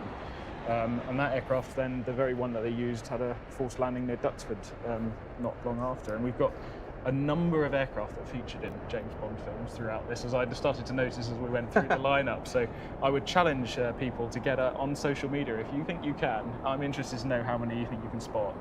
Hashtag virtual air tattoo, and tell me, if you can, how many of the aircraft you see today have featured in a James Bond movie. And talking of social media, Ben, I think we've had a couple of extra comments. We have Andy Thompson on Facebook says, well done everyone involved in bringing us virtual RIAT. You're doing the RIAT fans worldwide proud. Thank you very much indeed, Andy. We do appreciate it. And James, Catherine, Thomas and Leo the puppy are enjoying the show and have been every year since they were babies. They love the Techno Zone and can't wait until next year. Neither can us. Thank you very much. Hope you're enjoying the day. And quite amazingly, I've got no idea how he's hacked my computer that's in front of me right now, but I've just had a message from Andy Armstrong, who's a name you'll recognise, wishing us both luck. Indeed. Congratulating us for having got this far. Andy, the ex-chief executive of the show. Yes, great to hear from him. Thank you very much, Andy. I hope you're enjoying this display by the Bili Albatrosi here, tracing their heart in the sky. This is an aircraft, the L-39, that, as you suggested there, through its use in the James Bond film, has been very popular on the civilian market. Going back to Spitfire MH434, it was Ray Hanna's late son, Mark, and some other great Warbird display pilots, including Rolf Meeum from Norway, who flew the L-39s in the sequences for the James Bond film Tomorrow Never Dies. Yeah, and I love those live sequences. Yes. There's another one coming towards the end of the show. I'll not sort of give it away now, but I love those live sequences when you see real pilots doing real things with aircraft and then filmed so beautifully. Yes. Oh, yes. It's huge art to it, as there is to this type of display. Yeah, and I mean, this VR flying, we'll talk about it more as we come, but again, these guys and girls are all sat on virtual headsets, potentially not even in the same room, not even in the same part of the world. country, yeah. And they're delivering these displays for us today in this virtual world, and we'll talk about that a little bit more because I think it's stunning. You look just at the subtle little smoke trails coming out the back there. Yeah, the slight imperfections as well. Yeah, it's all there, but tiny little wobbles in formation here and there. It's wonderful. It's hard to tell the differences of that sometimes. And it was all based very, very closely on the flying characteristics of the actual different aircraft types. These aircraft are so well modelled in DCS and other programs. This was an interesting one, wasn't it? This was the dirty yes. by two of them that rolled. Yeah, I don't remember this from the time, actually. Two of them similar. Dirty, inverted. Yeah, isn't that wonderful? 3 erect. Yeah. The soloist rolling around the smoke. And the rolling around the smoke, of course, takes us to Jacques Bauquelin and his Apache aviation teams, latterly the Breitling jet team, which were mounted on L-39s. Yeah. And that whole sequence, of course, built around those two that are rolled inverted. They need to be below their undercarriage, their gear limiting speed in order to do that. So the rest of the formation, of course, is limited by that. It's all cleverly built. And that will have been replicated very accurately here as well as they come towards the end of the sequence now. Great memories there from one of our virtual display teams at the Slovak Air Force, Bílí Albatrosi. And as we finish that display, you've probably heard enough of our voices for now, so we are going to cut to a few more videos that have been filmed from display teams around the world.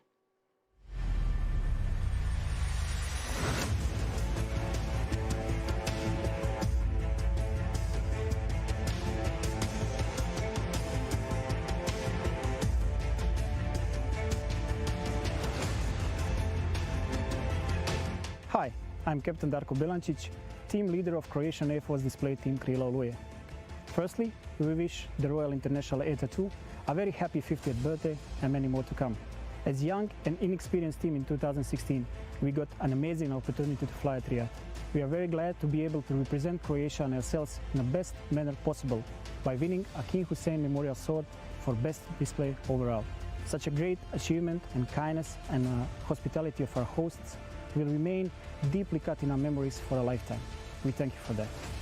We wish you all the best in this challenging season, and we hope to perform for you in the skies above Fairford again soon. Cheers from sunny Croatia.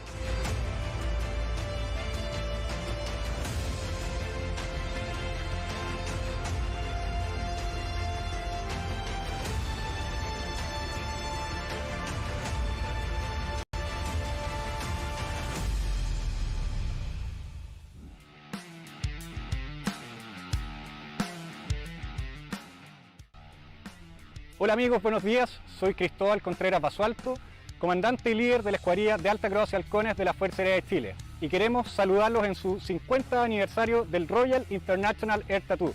Tenemos muy lindos recuerdos de nuestras generaciones anteriores, en nuestras visitas del año 89, 93, 2002 y 2008.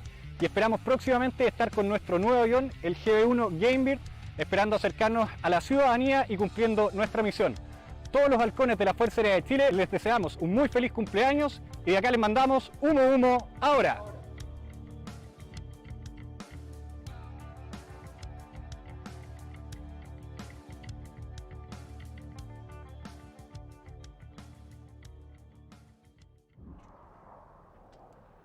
Well, here's a national aerobatic team we haven't seen at Fairford since 1993.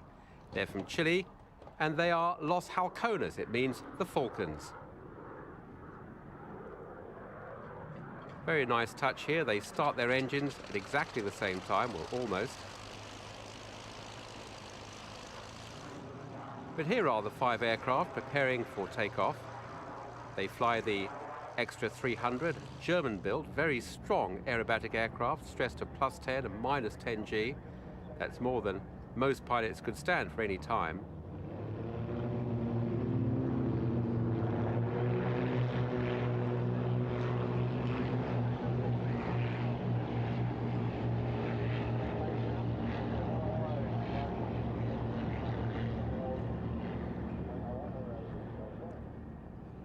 This is a very light aircraft. It has a huge power-to-weight ratio, which makes it ideal for competition aerobatics. It's largely taken over in competitions from aircraft like the Pitt Special. But there aren't many teams of Extra 300s. These pilots are all Air Force officers, and they fly extremely close, about 6 feet, we're told, from wingtip to wingtip. And they have some lovely brakes. Of course, the Extra has a very high rate of roll, and that makes it very maneuverable. Look at this.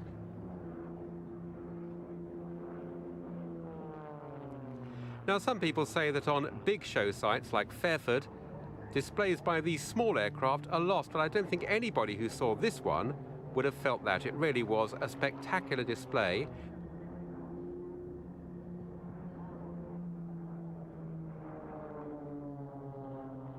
Lovely split there. And look at this, we've seen many of the jet teams draw a heart in the sky, but you don't often see it from small aircraft like this, and there goes the arrow through the heart. A real highlight of this display, but it's not the only skywriting they do, because here they come up with an immaculate star.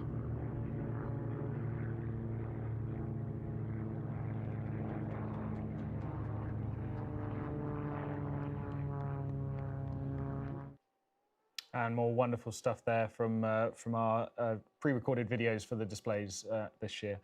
Keep your comments coming. #VirtualAirTattoo will work nicely for you on Facebook, Instagram, or Twitter. We've got some more of your comments now, which is another pleasure to read out. I've got Anthony Monaghan on YouTube. Could you give us a shout out to my 9-year-old son, Daniel Monaghan? Certainly can. Hello, Daniel. He loves all of the aircraft you're showing today and has a fondness for World War II aircraft. You'll get on very well with the man on my left in that case. Cheers, guys. No, thank you. Thank you for tuning in. Thank you for continuing to watch this afternoon. We've got plenty more to come. And then Shane Wright, you're back again. Great to see that you're sticking with us. Loving the virtual show with live clips thrown in. It's a real compliment. It really complements the current world we live in. Thanks for bringing us all a smile. It's an absolute pleasure, absolute pleasure. More to come, Ben. Indeed so, and that comes now in the form of some more videos from air forces around the world, starting with our friends from Japan.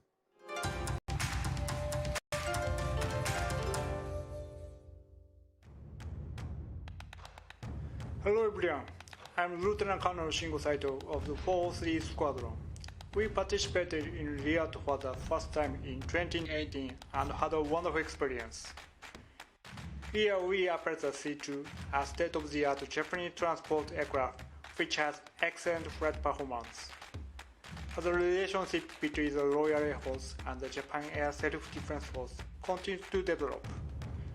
This year will be a historic one, as we will welcome the aircraft carrier Queen Elizabeth to Japan, or CST-21. We hope that Riyadh 2022, which will celebrate the grand 50th anniversary of the Royal Air Show, will be a great success. And we look forward to meeting you all at Fairfield Air Base. See you again. Hello, I'm Lieutenant Colonel Christoph Hachmeister from the Tactical Air Wing 71 Richthofen in Wittmund, Germany. I wish the Royal International Air Tattoo a happy 50th birthday. We hope to bring out our Eurofighter next year to Fairford. We have found memories of our attendance 2019 when we won the trophy for the best livery, which was the Eurofighter called Baron Spirit. We are really looking forward to present our multi-role fighters in the next year in Fairford. Hi all friends of Riyadh. I am Captain Anssi Nieminen from the Finnish Air Force Fighter Squadron 11, and I am the FA-18 solo display pilot for the year 2021. I was very sad to hear that you had to cancel your 50th anniversary air show. The Finnish Air Force FA-18 solo has been privileged to fly at Riyadh multiple times, and we have been warmly welcomed every time. With these few clips, we want to wish Riyadh happy 50th anniversary. I hope you all enjoy the virtual air show.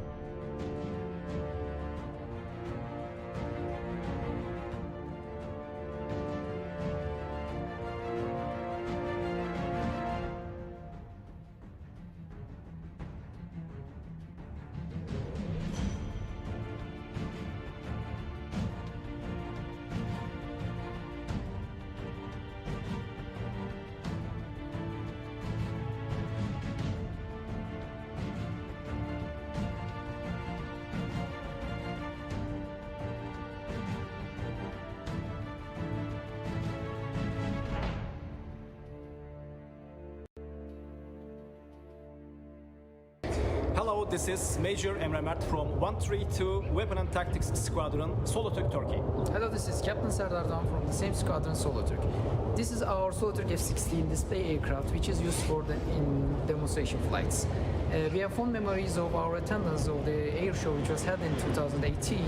It was the 100th anniversary of the foundation of the Royal Air Force, and we got at that time we got the Best Soldier Display Award. I haven't been in before in Riyadh. This is my second year in Solo Turk demo team, so I would like to be a participant of this organization as soon as possible. Also, we would like to wish the Royal International Air Tattoo a very happy 50th birthday. And also, we hope to bring our Solo Turk demo team to Fayford next year. Thank you. See you at the next air show.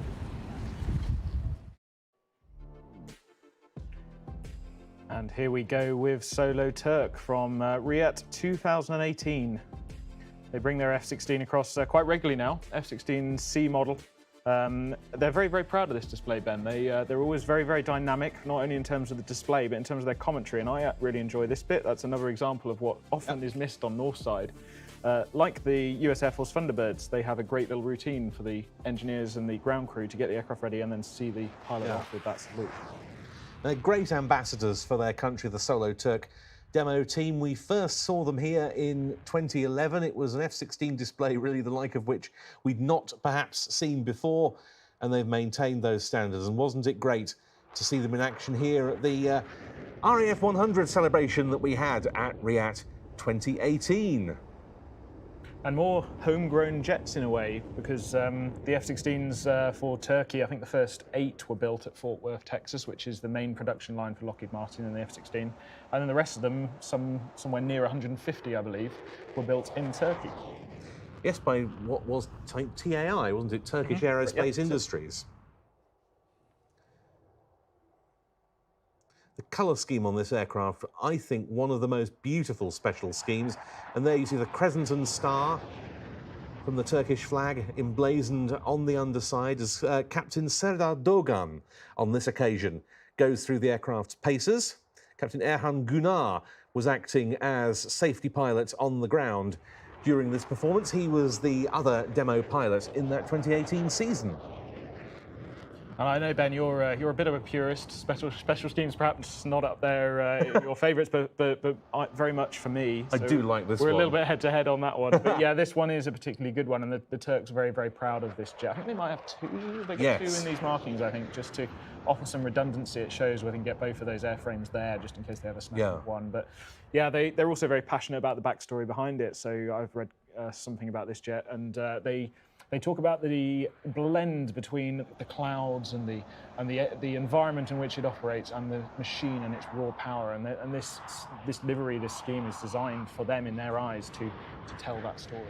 Yes, and it all stemmed from, again, major anniversary celebrations held for Turkish military aviation around the start of the 2010s with a major air show over there in 2011. And actually, those, again, I'm going to talk cockpit footage. I'm sorry, I'm back to the same old subject. But if you look there, that side stick controller, you can see the right hand of that pilot just holding onto that side stick controller. Not anymore, it's not unique to the F-16. No. But at the time, it was relatively revolutionary. Normally, that control column would sit between a pilot's legs, and it would be able to even move it left and right. And they wanted the F-16 pilot to sit as comfortably as possible, arms remaining on both sides of the cockpit.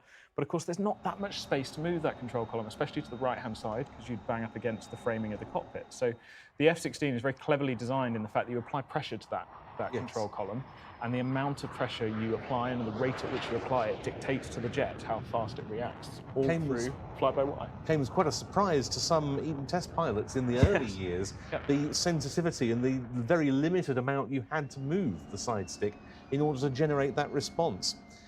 Fantastic display there, as ever, from our friends from the Turkish Air Force, from the Solo Turk demo team with the F-16C Fighting Falcon coming into land with a beautifully patterned drag chute as well.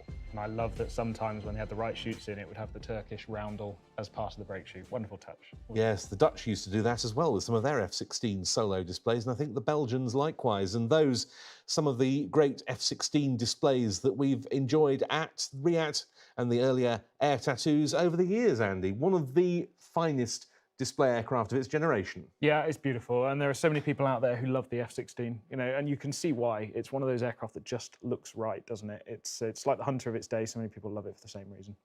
Now manufactured by Lockheed Martin, of course, and Lockheed Martin are a long-term supporter of the Royal International Air Tattoo. Looking ahead to 2024, we'll be marking the F-16 F-16's 50th anniversary, but it'll still no doubt be in production as well as very much in service. Still, new aircraft are being produced for the likes of Bulgaria and Slovakia. We thank all our sponsors, of course, including Lockheed Martin. The Lockheed Martin F-35 Lightning serves as the backbone of Allied air power for 13 nations and counting. The aircraft brings a decisive advantage to the battle space. The F-35's transformational capabilities enable pilots to operate in any environment against any threat. Simply put, it is the most advanced multi-role fighter in the world, delivering unmatched lethality, survivability and connectivity. Now you've got your last few minutes to get your photos in of Tornado. If you'd like to win In the Eye of the Storm by John Nichol, ex-Tornado navigator, telling you a lot of his stories from his career, please get your photos in. I've just nipped back stage here and I've just had a look at some of the photos that are coming in. They are stunning. Those beautiful colours from the RB199 engines on takeoff, Ben, which I'm sure we'll all recognise. There's some wonderful sunset shots. There's all sorts coming in via Facebook, Instagram and Twitter. Keep them coming in, #VirtualAirTattoo, and we will be drawing the competition winners, 5 of you, after this next display, or should I say roll demo. We're going to go back to Riyadh 2007 now. We've seen quite a lot of what the Royal Air Force can do, formation aerobatics, solo displays. Now we're going to see what its day job is. The RAF's going to present its role demonstration. This is as near as you can get without being in a war zone, what it actually does for us, for you and for me. This is what we pay our taxes for. They use a fictitious scenario, a made-up story, to demonstrate a representative range of the roles of what the RAF is doing today in all sorts of places around the world. The story is that an ongoing European Union-led peace support operation has asked the United Kingdom to deploy, as the military say, provide, if you like, some of our national defence assets, and they specifically want us to take possession of a disused airfield. That airfield will then become a forward operating base in support of more European Union peace operations. Now, the airfield is the one here in the pictures. It's right on the edge of hostile territory. The mission objective is to secure this disused airfield, to neutralise any opposition and to start using the airfield as a forward operating base. UK forces have been deployed to a position about 150 miles away. There's been air reconnaissance of the airfield over the past few days. Intelligence has been gathered about enemy force strength and the positions. A small force was inserted, as they say, 2 days ago. Amongst them were Royal Air Force Regiment Forward Air Controllers. They play a vital role in the kind of things that we're going to see in here, and their job is to coordinate what's happening in the air with what's going on in the ground. So here's the disused airfield. The mission has been planned and briefed, and it's about to start.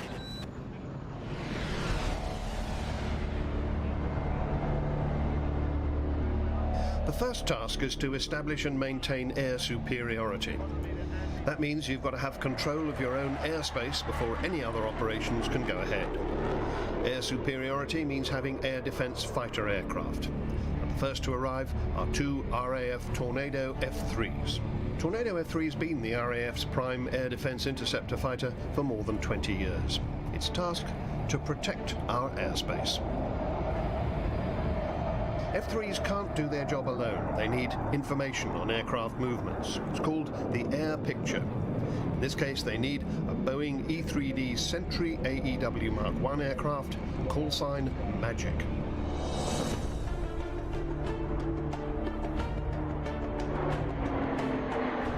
Next aircraft on the scene is the RAF's troop and load-carrying heavy lift support helicopter, the Chinook, call sign Boxer. Chinook can be an airborne crane, and in that role it can lift up to 10 tons. It can also be a truck for carrying vehicles, artillery and supplies, either within the aircraft or slung below it. But as the Chinook lands and unloads its troops, the enemy are ready for them with ground fire.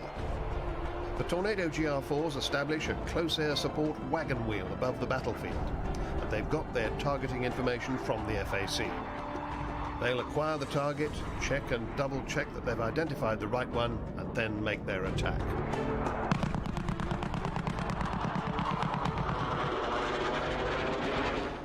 The enemy is still going strong, and we need more ground forces as soon as possible. The new troops will arrive by C-130J Hercules, call sign Albert. This is a tactical air landing operation, Taylor. It means the aircraft can arrive, get the troops and equipment off, and get airborne again as quickly as possible. They can do this in all weathers, day or night, using night vision goggles. The speed of this bit is vitally important. Aircraft are at their most vulnerable when they're on the ground. Albert will need to be particularly quick today. Enemy aircraft are on their way at speed.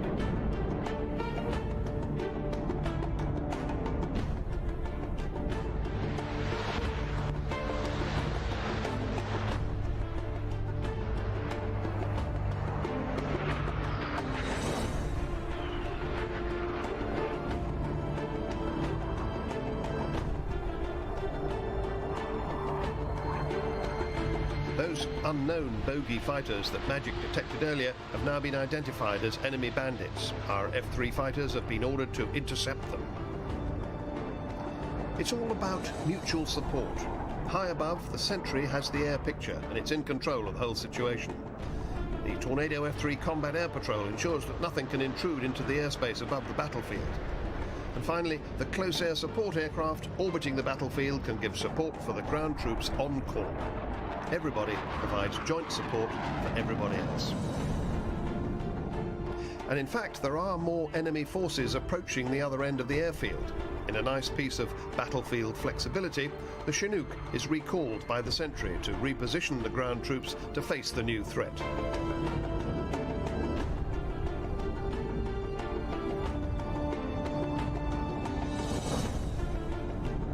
The F-3's got several air-to-air missile and radar systems. It can engage and destroy aircraft that are far enough away to be invisible to the eye.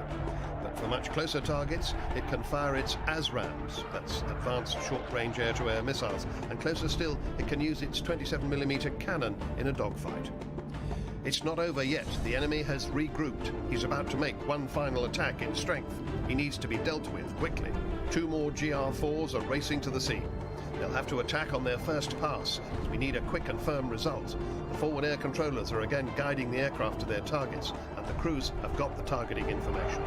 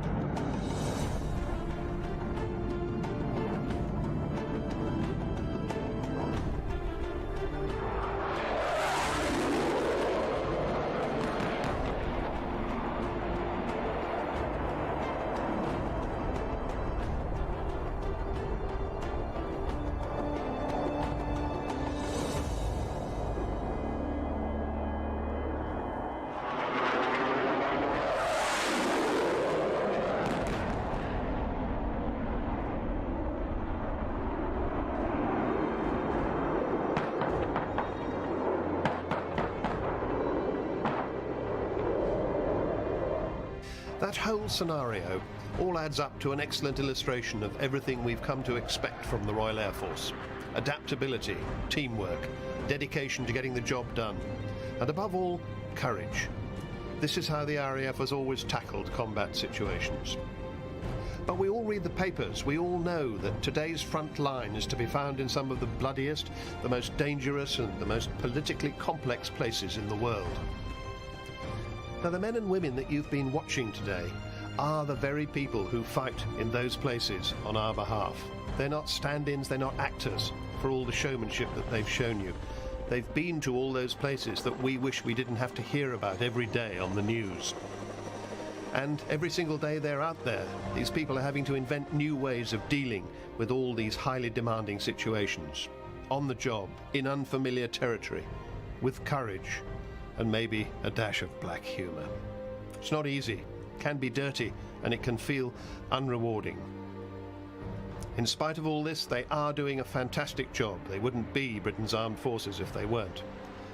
Sometimes, though, it's important that they know that people like you and me really appreciate what they're doing, so that they can tell their colleagues that we understand the ways that they put themselves on the line for us, and how much we truly appreciate them.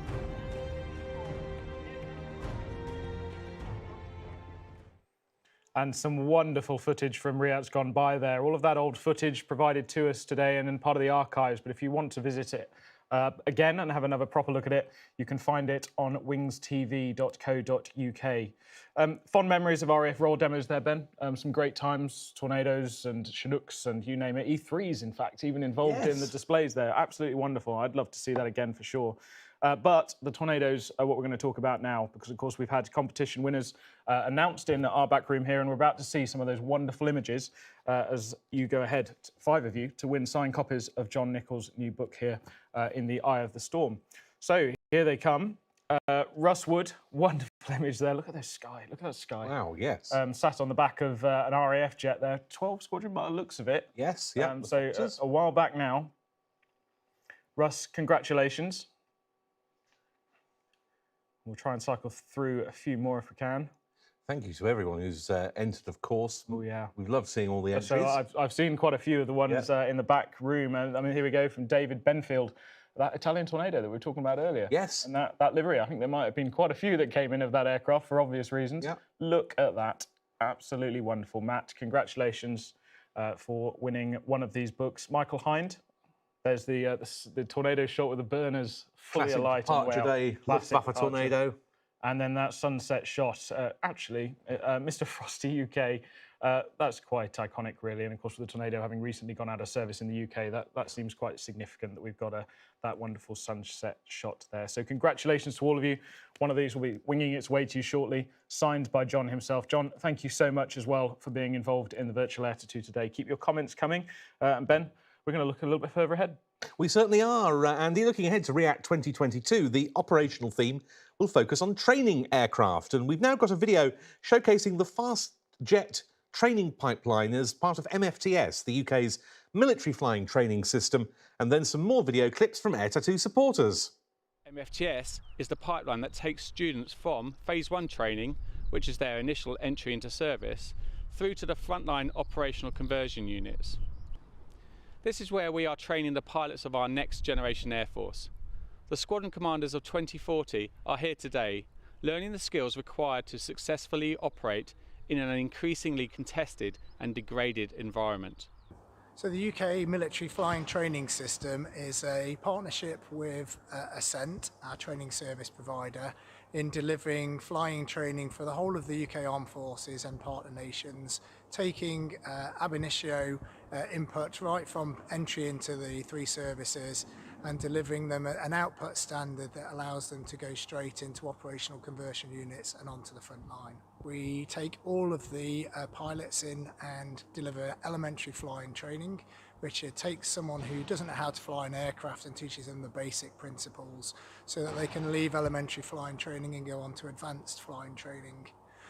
They can either go to fast jets or rotary away from RAF Cranwell, but those who are going onto multi-engine flying do their advanced flying training here again on 3FTS on the Phenom aircraft. And then the final third part of our training is for those mission airborne and airborne specialists, those people who operate in the rear of our aircraft and provide essential services such as airload masters and the I-STAR aspects of our rear crew. So the objective of elementary flying training is to provide trainee pilots, like myself, with little to no flying experience with the foundation building blocks. So we operate the Grob Prefect, which is a single-engine turboprop light aircraft. It's fully aerobatic, which allows us to do formation, low-level flying, and navigation, all the way from elementary flying training through to lead-in courses for fast jet and multi-engine platforms. It's a fairly new aircraft to the RAF. It's state-of-the-art, full glass cockpit with completely modern kit, which sets up students like myself better for the next stages of training, integrates with the next platforms. And here we conduct basic fast jet training for the Royal Air Force and Royal Navy pilots on the Texan T-Mark 1 that you can see behind me. So we start them off in ground school, so they get a good feel for the technical aspects of the aircraft. We put them in the simulator to teach them to handle emergencies, and then we get them into the aircraft. This aircraft, the Texan, is good for -3.5 G up to 7 G. It's up to 316 knots, so much faster, higher performance than the aircraft they've come from. But like the Prefect, it's glass cockpit. It's got a very modern, advanced feel to it. And this aircraft has got a fantastic navigation system, so we can very accurately find small targets, and the students will have to simulate both bomb and gun attacks onto those targets. Behind me you can see the Hawk T-Mark II, which has 2 seats. The instructor usually sits at the back and the student in the front. During the conversion phase, the students will learn how to operate the aeroplane safely and effectively in all weather conditions. They will learn how to stall the aeroplane, they will learn how to recover it, spinning and recovering as well, and they will perform maximum performance maneuvers. The MPMs, as we call them, are the prerequisite for the next phase, which is basic fighter maneuvers, BFM, which is an essential skill of the fast jet pilots. I'm about halfway through what we call the general handling phase of the course at the moment, which is essentially welcome to a new aircraft, one that you've never flown before, and let's see how the specific aircraft operates, and then building upon the foundation that we laid during elementary flying training, it's then teaching us how to fly an aircraft with multiple engines in situations that we've never flown in before, so going into international airports, and most importantly for the multi-crew side of it, actually teaching us how to fly an aircraft with not only another pilot next to us, but also mission crew behind us in a multi-crew and crew resource management scenario. So the aircraft is an absolute beaut to fly. Generally she flies pretty similar to most other small aircraft. She's not a hugely large multi-engine aircraft, but specifically she's got multiple engines, so it can teach us things like asymmetric flight, critical engines and other of those aspects. The end game is turning this into some wings there, which is the game that I've been aiming for since 14. After that, it's actually finding out what aircraft type we're going on to, and then going on to our operational conversion unit, which is where we'll actually be trained specifically to not only fly that aircraft, but actually fulfill a mission role. I'm biased about the standards that we produce here, but you know, I think we're very fortunate in the UK. First of all, the entry standard that we get is exceptional. We have a lot of people who are interested in joining the UK military in flying roles. We take the cream of those people who want to join. We give them some of the best training that there is in the world, and the output standard, I genuinely believe, is second to none. Hi, I'm Ellie Carter, and this is the Piper L4 Cub that I fly. It was built in 1943. My most memorable moment with RIAT was when you guys started me flying with the UG Spy plane. So I'd like to wish you a happy 50th birthday, and hopefully you can bring the aircraft in 2022. So see you then. Hello, we are the Bronco demo team, and this is the wonderful OV-10 Bronco. We always enjoy our visits to Royal Air Force Fairford for the Royal International Air Tattoo. And one of our favorite memories of the show was in 2018, when we won the Best Civilian Aircraft Trophy, sponsored by Boeing. We would like to wish the Air Tattoo a happy 50th birthday, and we hope to bring our aircraft to RIAT 2022, and we will see you then! On behalf of everyone at the Red Arrows, we would like to wish the Royal International Air Tattoo a happy 50th anniversary. Not only is RIAT a great place for us to perform and hopefully inspire future generations watching, but it is also an event where we enjoy meeting so many people on the ground too. We can't wait to return to displaying at Fairford in the near future. They're all set for the Air Training Corps, and when the newcomers get into their new uniform, they're as pleased as Punch and proud as peacocks. And rightly, they've been fortunate enough to join a grand junior arm of the services. I am absolutely delighted to be Commandant of the RAF Air Cadets as we reach this amazing milestone in our history. Entering our 9th decade is an exciting time as we continue reaching for the stars with our exciting and innovative programme of training and activity. Our 15,000 strong family of brilliant permanent staff and amazing volunteers from the Air Training Corps and the Combined Cadet Force will undoubtedly reflect on the journey that brought us to this point. And of course, our founders from the Air League will always be remembered.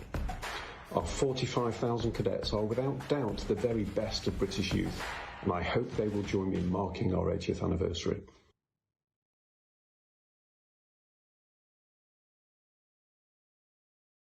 Hello, I'm Scott Butler and I'm one of the collection pilots here with the Shuttleworth Collection at Old Warden in Bedfordshire. One of the aircraft I get to fly and display is this, which is the Avro Tutor. The Tutor was designed in the early 1930s by Roy Chadwick as a replacement for the Avro 504 trainer, and he came up with a cracking design. It's got great handling, super performance with the Armstrong Siddeley Lynx radial engine, and really was a good trainer. However, it was always overshadowed by the Tiger Moth, which was the cheaper aircraft and saw service in far greater numbers. In fact, from the Avro Tutor's build, this is the sole survivor. It served through the Second World War. At the end of the Second World War, it was used for filming and for the Reach for the Sky film, and after that it passed on to the Shuttleworth collection, where it's been based ever since. It's currently displayed in the colours of the RAF Central Flying School that would have displayed at the Hendon Air Pageants in the early 1930s, and we continue that on, displaying the aircraft above the skies here at Old Warden in Bedfordshire. Clear for takeoff. Acceleration. Set to prove out the Boeing T-7A in inverted flight, Boeing test and evaluation pilots Matt Geese and William Berryman are the first to take the advanced trainer developed for the U.S. Air Force through a rugged series of maneuvers, testing the jet's fuel system at all angles. So here we go. In 3, 2, 1, now. 1, 2, 3. We rolled to an inverted flight position and pushed to -1G, so it's a little uncomfortable. You're kind of hanging in the straps in the seat. 10, 11. You know, our task was to go fast and upside down. It went perfectly as scripted. It was flawless. It's a great trainer lead-in to the current fighter fleet, but at the same time, it could serve multiple roles as a light attack or otherwise fighter. We're at 67, 1250 at 11. Well, our apologies for the slightly interrupted video there, but to Boeing, a huge thank you, and of a very, very long-term supporter of the Air Tattoo. And Ben, wouldn't it be wonderful to see a T7 at a future International Air Tattoo show? Certainly would, not least next year as part of our training theme at REACT 2022. Tickets for that, as we've been saying, are on sale now from www.airtattoo.com, the show's official website. And thank you also, of course, to so many of you who've been both contributing to us and donating during the course of the day to the Royal Air Force Charitable Trust Enterprises. But now we're absolutely delighted via the marvels of modern technology to welcome a very special guest down the line from home, having been forced to self-isolate this week, Group Captain Mark Manwaring, my regular co-commentator. Mark, lovely to see you. How are you? Ben, Andy, I'm very well, thank you very much. Unfortunately, I got pinged about a week ago, and despite a negative PCR test, thankfully, I am still self-isolating until midnight tonight. Oh, good to talk to you, Manners. I can only apologise for being sat in your seat. I will move it back out to the airfield after the show, and it is yours after that, I promise. Can't wait to see you back at 2022. Yeah, I'm looking forward to it, and fingers crossed we'll have a fantastic weather weekend like we have at the moment. This does, of course, give us a great opportunity to talk about one of my interests, which is, of course, the Cold War world. And you spend most of your time operating Phantoms, F3s in that environment. So what we've got coming up next, really interesting aircraft, the Saab Viggen. I think we're both looking forward to this in the studio very much. Yeah, one of my favourites. Proper Cold War heavy metal. And Manners, you've got a lot to say on this subject. So why don't you take it away and introduce it? Yeah, absolutely. This aircraft was the first Canard Delta fighter to go into large-scale production in the world. You can see the canards at the front and the Delta-shaped wing at the rear.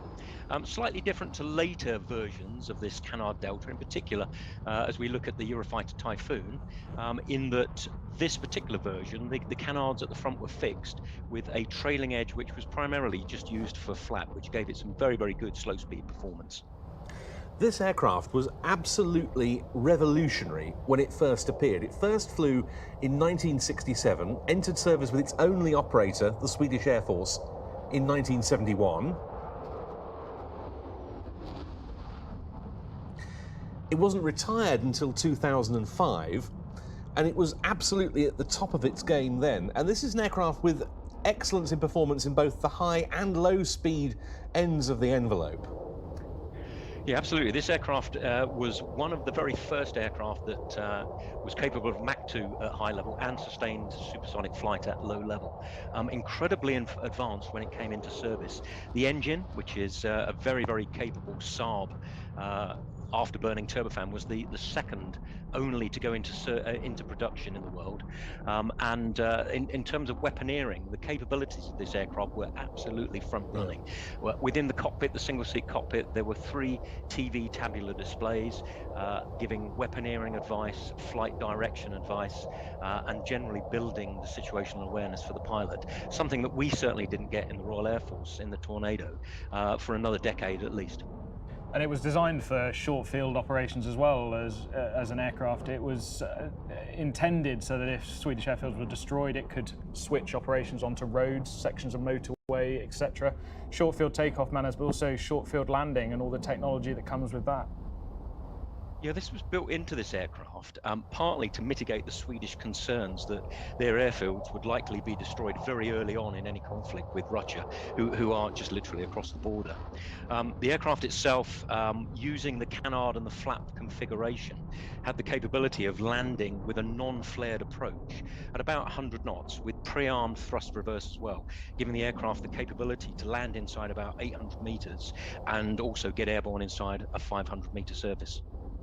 This is the JA-37, the fighter variant, the air-to-air variant. There were multiple versions of the Viggen, also air-to-ground, reconnaissance and anti-shipping strike. That short field capability in the reverse thrust, I believe, was designed so that it would activate, it or could be pre-armed to activate as the nose gear touches the runway as well, just to increase that decel. Yeah, it then saved the pilot thought and selection time and the thrust reverse coming into operation. I know, given that you're landing at about 100 knots, every second is a few hundred feet for the aircraft to systems to be selected. But again, just to show how advanced this aircraft was, that was something, the pre-armed lift, dump and thrust reverse, that we didn't get in the Tornado for at least another decade. One of the other things that was designed into this aircraft is a fairly narrow wingspan. At 35 feet, it helps the concept of being able to land on roads.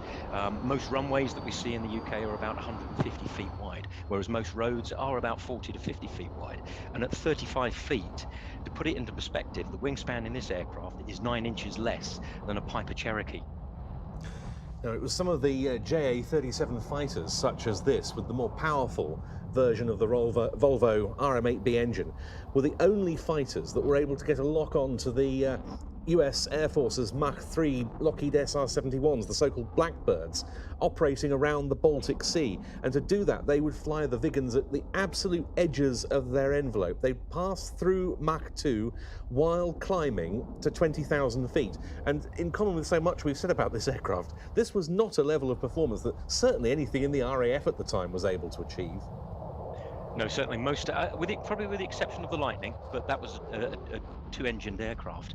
Most aircraft, most fighters, in order to get to that magic figure of Mark II, have to level off and possibly even toboggan around the tropopause where the air is at its coldest. So with this aircraft producing 28,000 pounds of thrust in reheat, it was absolutely advanced at the point that it came into service. And also, let's bear in mind, it's a turbofan, and a pure turbojet is better at altitude. But this engine, developed by Rolls-Royce, with 28,000 pounds of reheated thrust and still 16,000 pounds of drive thrust, had the ability to go to altitude and still produce vast amounts of power.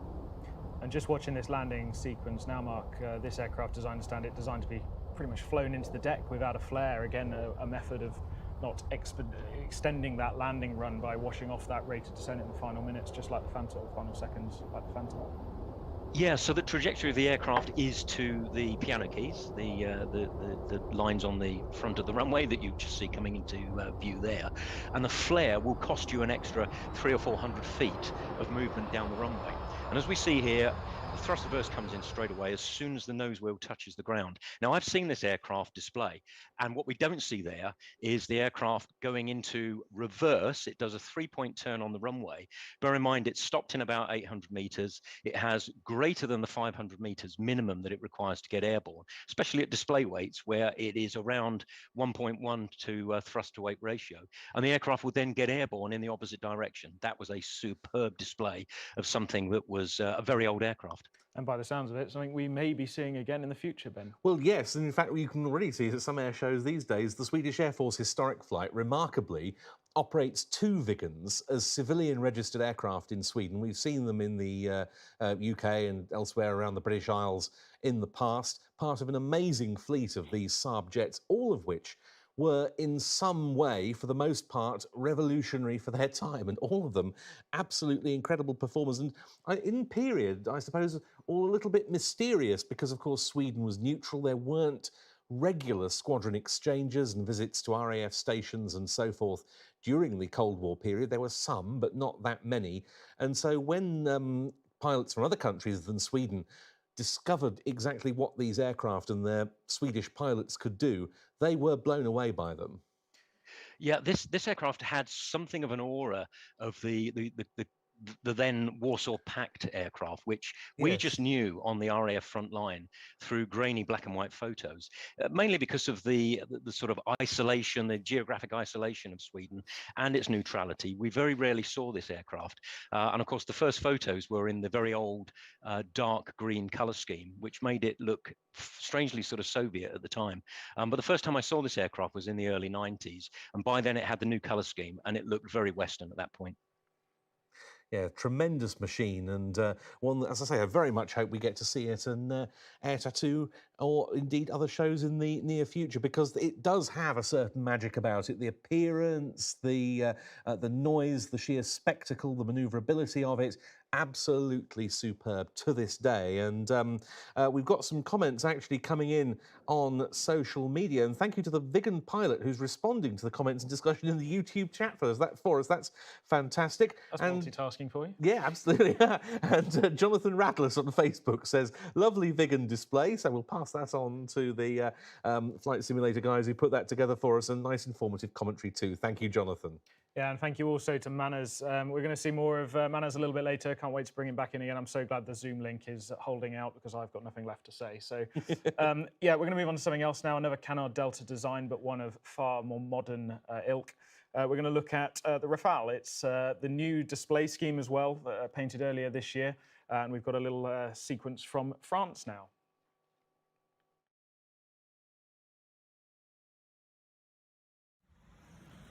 Hello everyone, I am Captain Jérôme Toul, call sign Chus. I am the 2021 demo pilot of the French Rafale solo display team. For the occasion of the virtual Royal International Air Tattoo, I'm very happy to present you the new painting of the Rafale for this airshow season. The different shades of blue correspond to the new identity of the French Air Force becoming the French Air and Space Force.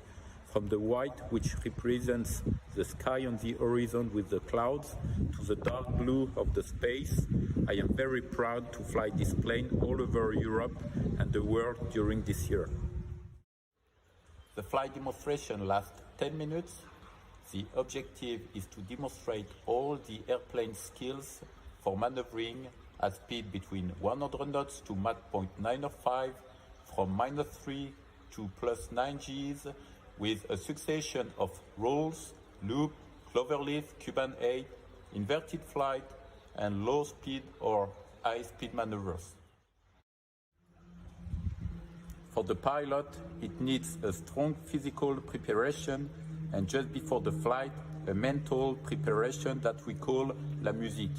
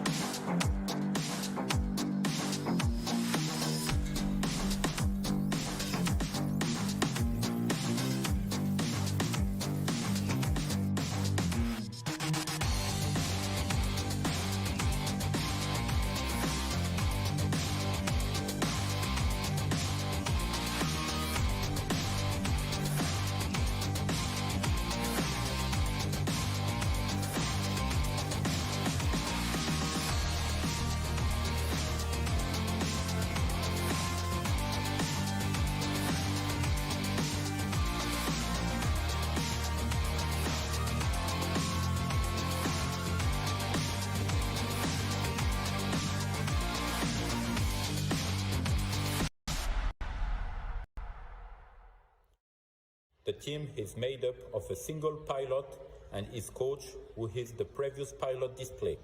There are also 50 mechanics who travel in teams of 6 for technical support. The Rafale Solo Display is one of the ambassadors of the Air Force. His mission is to represent the military as well as the excellence of the French aeronautical industry. I hope you enjoyed these few minutes with me, and I give you a rendezvous this year to discover or rediscover the Rafale Solo Display team of the French Air and Space Force.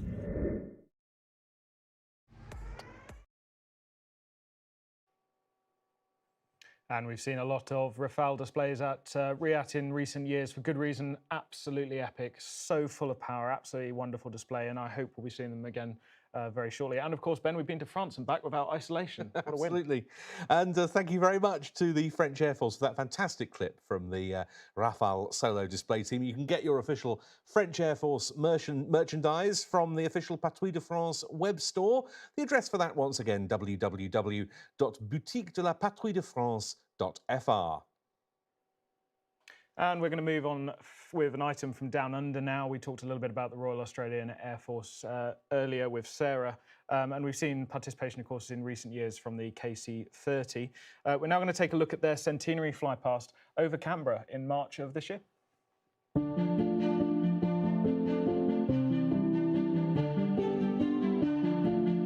This is one of the largest flyovers we've done for many years. It is not a celebration, it's a commemoration of the sacrifices made by many Australians in the last 100 years for Australia's defence. We have lost over 11,000 people in the various conflicts during these years, and we need to pause to remember their sacrifice.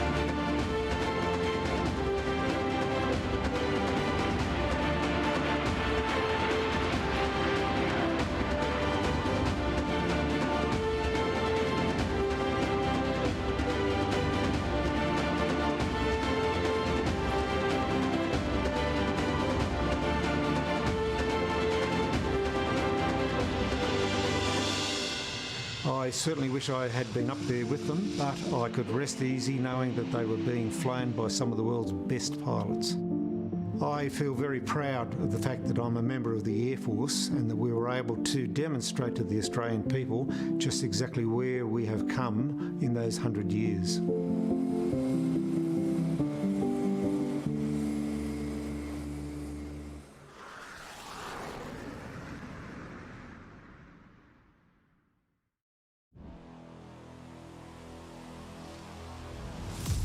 Lockheed Martin, our mission is to keep you mission ready, and the F-35 Lightning II delivers.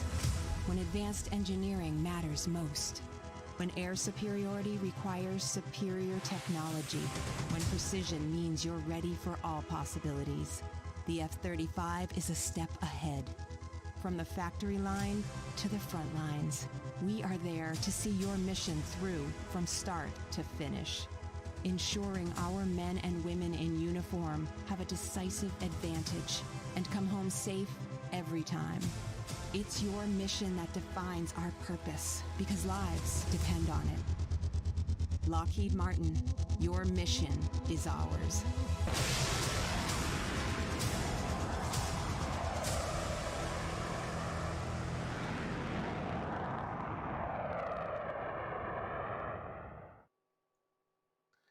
Thank you very much indeed once more to Lockheed Martin for that fantastic video showcasing the F-35 Lightning II, and it's very appropriate to be featuring the F-35 there as we look ahead to React 2022. You can get your tickets now by going to www.airtattoo.com, because one of the main themes of next year's show is going to be the 75th anniversary of the establishment as an independent service of the United States Air Force. And of course, the partnership between the Air Tattoo and the USAF is one of the key ones in this show's now 50-year history. For the majority of its life, it's been located at different US Air Force airfields in the UK, Greenham Common, and now at Fairford. Their aircraft contributions are always hugely appreciated, and the support from the very highest levels of the US Air Force has always ensured that this show has been able to take place, apart from, of course, when some circumstances such as COVID-19 from outside intervene. But we're always so grateful to the US Air Force for nowadays making Fairford available to us so enthusiastically. Of course, many of you may only come to Fairford for the Air Tattoo every year. You may not know very much about what this base is like at other times of the year. So we went out onto the airfield a few weeks ago to provide you with some insights into RAF Fairford day to day.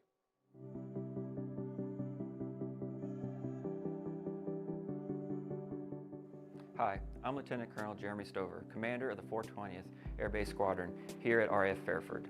The 420th provides unparalleled mission support to receive, bed down, and sustain deployed forces, which enables U.S. and NATO warfighters to conduct a full spectrum of flying operations from USAFE's only bomber forward operating location. RAF Fairford has been used by the U.S. Air Force nearly continuously since it was first built for D-Day operations in 1944. All of us at Team Fairford are looking forward to RIAT 2022, when the Air Tattoo will also be celebrating the 75th anniversary of the United States Air Force. And to everyone who is attending the virtual Air Tattoo this year, welcome to Fairford.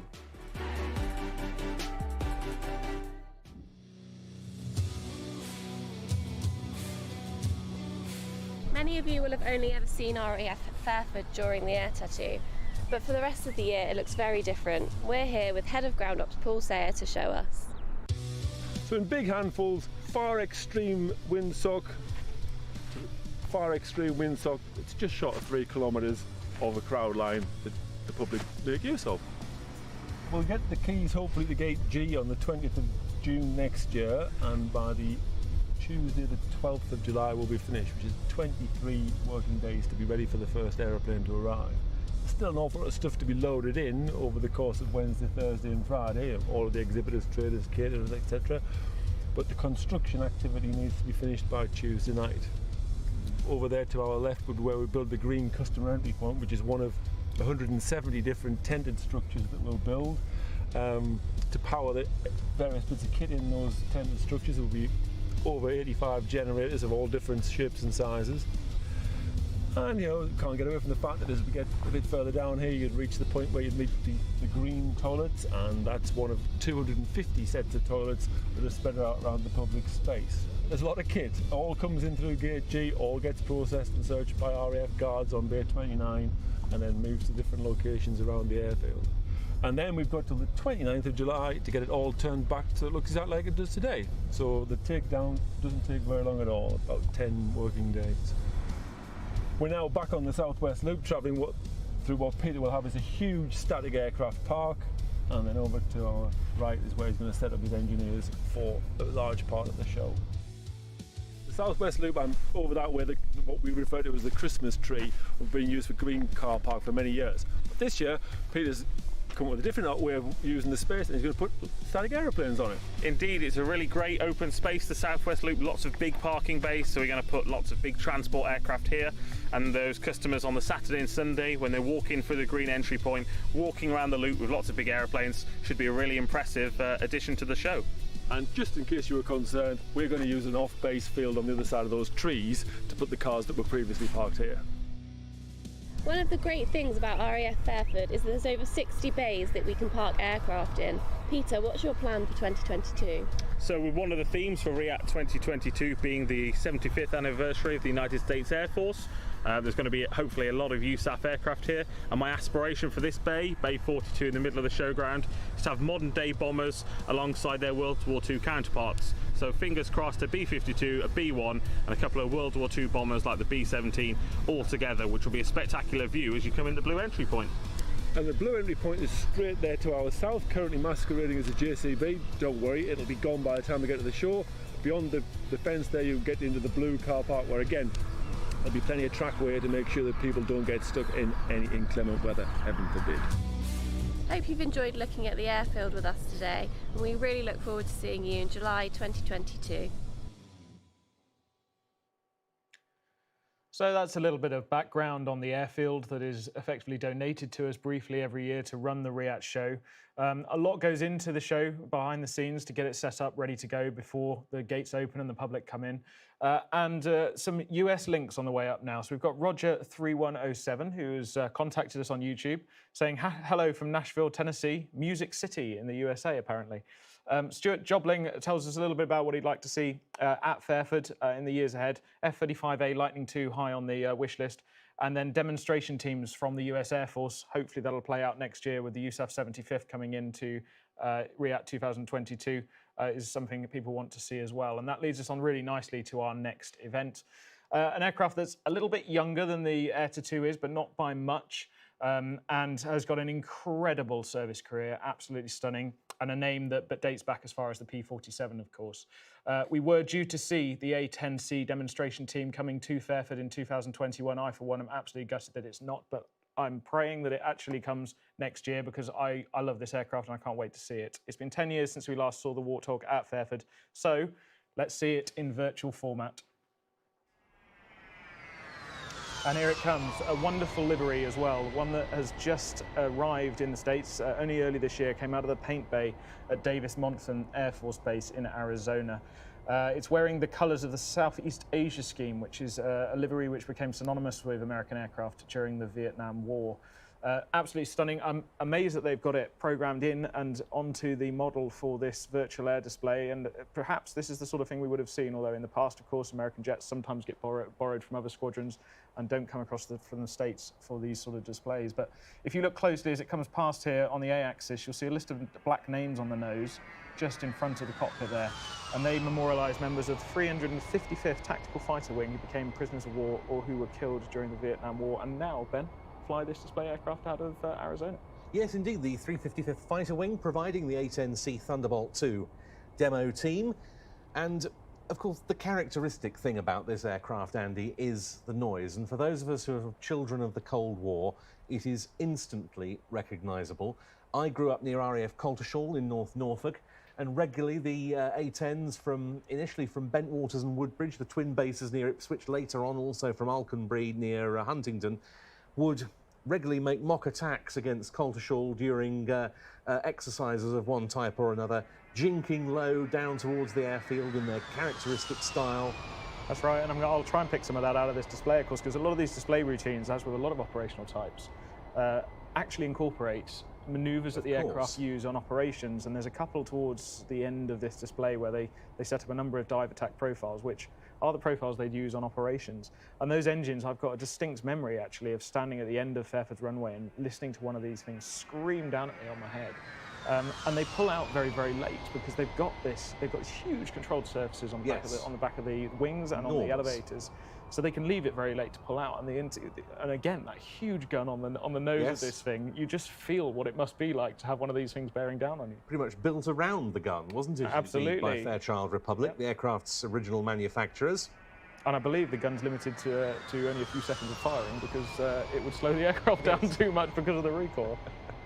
Incredible machine. Conceived, of course, as a Cold War tank killer that would have operated extensively in the Central European environment in the event of a Soviet invasion into NATO territory. And indeed, the A-10s that were based in Europe, which were all permanently stationed in the UK, were to have been deployed to forward bases in mainland Europe, should that call ever have come. Now, there is a great example of those flying surfaces that you were just describing. Yeah, absolutely. And another unique thing, if you look at the A-10 there and those two slabs that are sticking up above and beneath each wing, Now that's something that was developed in the 1950s for the F-89, the Scorpion, and that is effectively the flying control surface on each wing, providing roll control, so an aileron in normal parlance, but they can also split on the A-10 to become a deceleron. Yes. And they split top and bottom to effectively create a huge air brake. Really useful in the dive, potentially, or for short field landing again. So quite a unique feature of the aircraft. Now here, I believe, we're going to see exactly one of those tactical manoeuvres that you described. Exactly. So pitch up, get eyes on the target, having run in at low level, pull back through the inverted, roll, and then there's your cannon shot. Before traditionally the aircraft will then pitch up again and roll away, getting the flares out to defeat any surface-to-air missiles that are heat-seeking and looking for the IR signature, the infrared signature from those engines. It was an aircraft that some felt, when the Cold War came to an end with the huge changes that swept through Eastern Europe in 1989, might have had its day with the conclusion of that period of world history. But then came the 1991 Gulf War, where, of course, the ground phase heavily engaged the A-10s, and all of that was rapidly forgotten. No, absolutely, and it is designed for close air support. It was specifically designed for that, and the US Air Force has really needed it, really struggled to find something that is as good at the job as this thing is. And we've talked earlier about things like the Textron Airlines Scorpion and light attack options that might provide some of that support. But this thing, whilst it was built and designed and entered service around 1976, is still as relevant today as it ever was. And in the A-10C guise, with that upgraded cockpit and all sorts of tweaks to this, you know, what was originally the A model, it's still the perfect aircraft for the close air support or CAS role. And the name very deliberately harked back to the wartime Republic P-47 Thunderbolt. This being named officially the Thunderbolt 2. Lovely topside pass going into a 4-point hesitation roll there. Because the wartime P-47 was itself an outstanding ground attack platform as well as a very good air-to-air fighter. Hugely survivable, just like the A-10 was and remains. Yeah.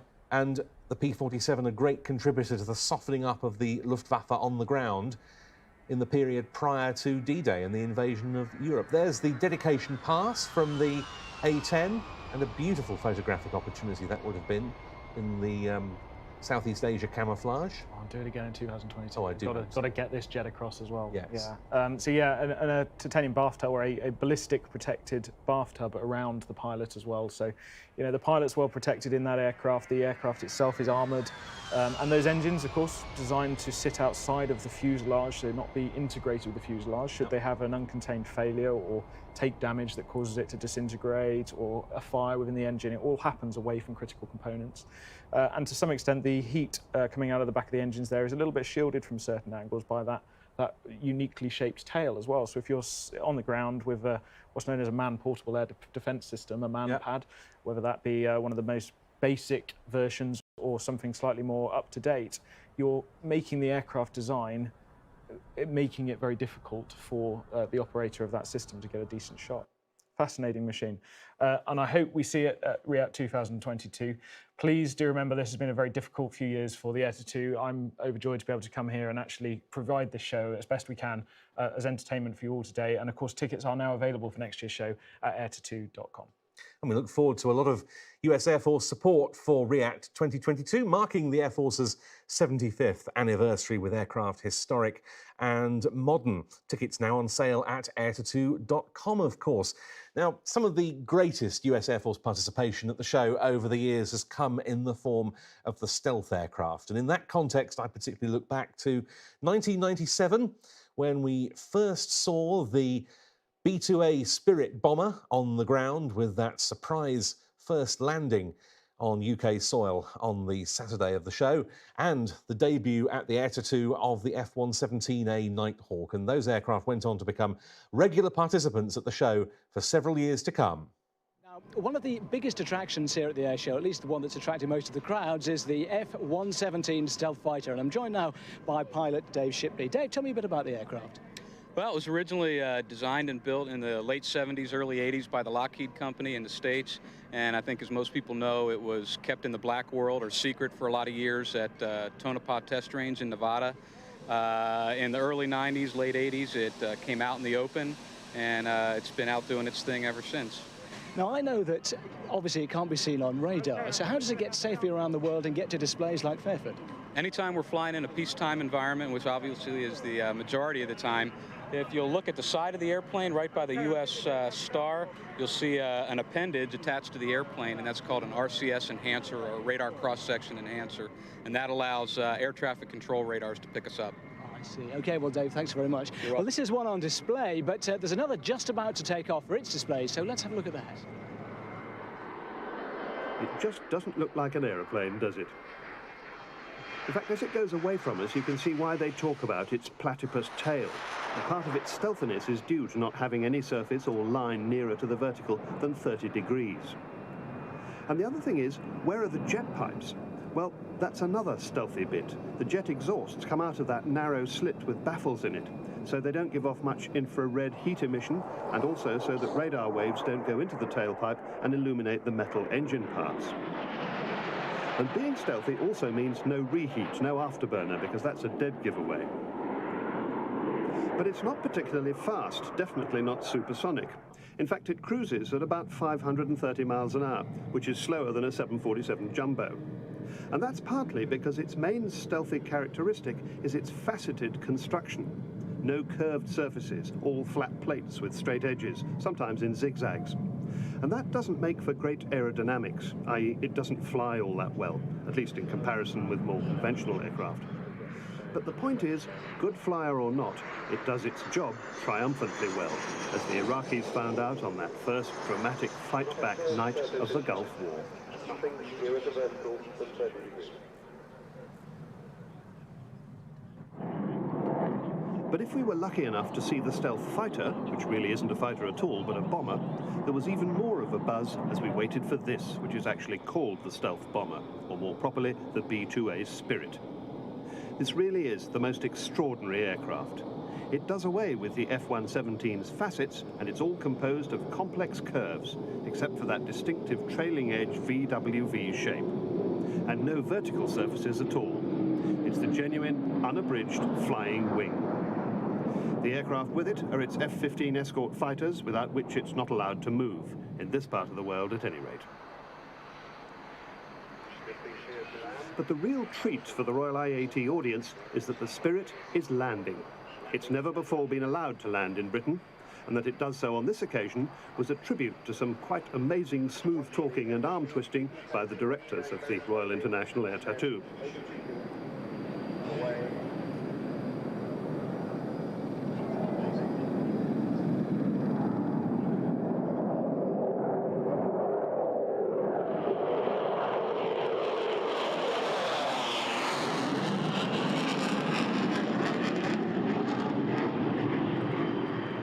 Back to those curved surfaces.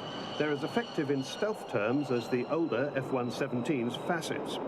And the great thing about this shape is it's a good flyer.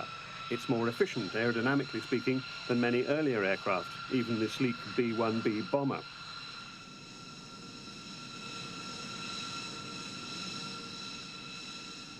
It had flown direct from its home airfield at Whiteman Air Force Base in Missouri, taking on fuel from tankers over the Atlantic. And while it was on the ground, it kept at least one of its 4 engines running all the time. The jet performed remarkably. Over 10 hours of flight, we didn't have one write-up, one maintenance problem at all. So that's fantastic. It's very, very automated. It only takes 2 guys to fly it, as you know. And one guy can fly if the other guy wants to take a little cat nap. We have a lot of human factors development going into flying those long durations. We'll have guys going to simulators, and based on the results we get from the simulator, we could take all those different factors, and then we train the air crews that are flying this 30 or 40-hour missions, so they know when to take a nap and how to stay fresh. And specifically, when you get ready to air refuel at night, or you get ready to drop bombs, you want to be at your peak. So they teach us how to get to that peak, so we can accomplish the job we set out to do. So, after an hour or so on the ground, Spirit is off again on another 10-hour flight back to Whiteman, with time first for another accompanied fly-past. As it comes towards us, you can see it's even quite stealthy to the naked eye, in fact difficult to see. And interestingly, although its wingspan at 172 feet is nearly as big as the mighty B-52, in length it's only a little bit bigger than the F-15 fighter.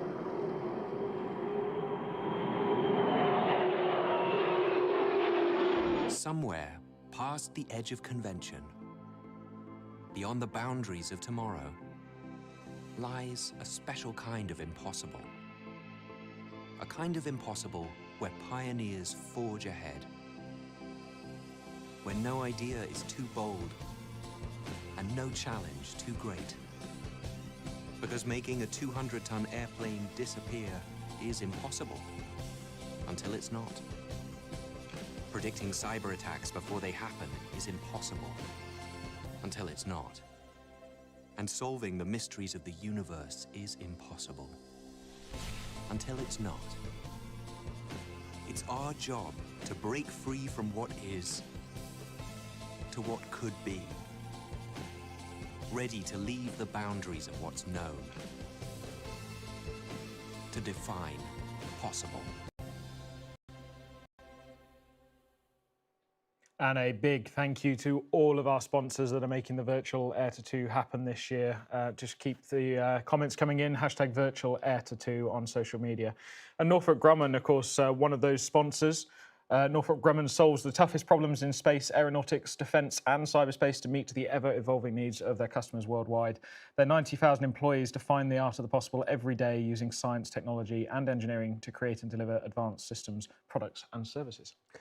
And then there's Rolls-Royce, which has customers in more than 150 countries, comprising more than 400 airlines and leasing customers, 160 armed forces and navies, and more than 5,000 power and nuclear customers. Rolls-Royce pioneers the power that matters to connect, power and protect society. It's pledged to achieve net zero greenhouse gas emissions in its operations by 2030 and is committed to ensuring that its new products will be compatible with net zero operation by 2030 and that all products will be compatible with net zero by 2050. And now time for another competition, and one that is very close to your hearts, Ben. We're going to offer the opportunity to win this wonderful piece of work, a 300-page, beautifully illustrated volume on the Air to 2 over its 50-year history from 1971 all the way up to modern day. Written by Ben, it'll be signed copies by Tim Prince, the co-founder of the Air to 2. And it's absolutely stunning. There's some wonderful stories in there, all the way back to those early days, you know, Sea Vixens having their wing taken off by the Territorial Army, driving around the showground, all the way through to all the other drama that's been unveiled at Fairford. And the cancellation of 2008 in some detail as well. So all sorts of information in there. Wonderful book. I encourage you to get involved with this next competition. So what we're looking for next is for you to send some photos in of where are you watching the Virtual Air to 2 today.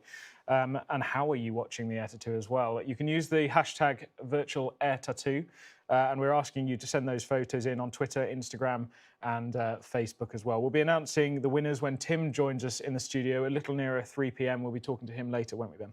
We certainly will, and we'll be talking then about one of the highlights of the show's history, the achievement in getting the Russian Bear bombers, the Tu-95 and Tu-142, to the show in 1993 and 1994. Let's have a look back to the latter of those two appearances, 1994, when for the first time no fewer than 2 Bears, one from the Russian Air Force, the other from the Russian Navy, attended.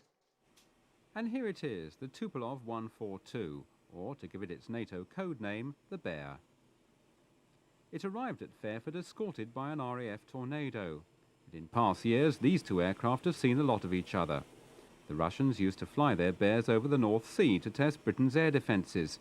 Tornadoes would be scrambled to intercept them.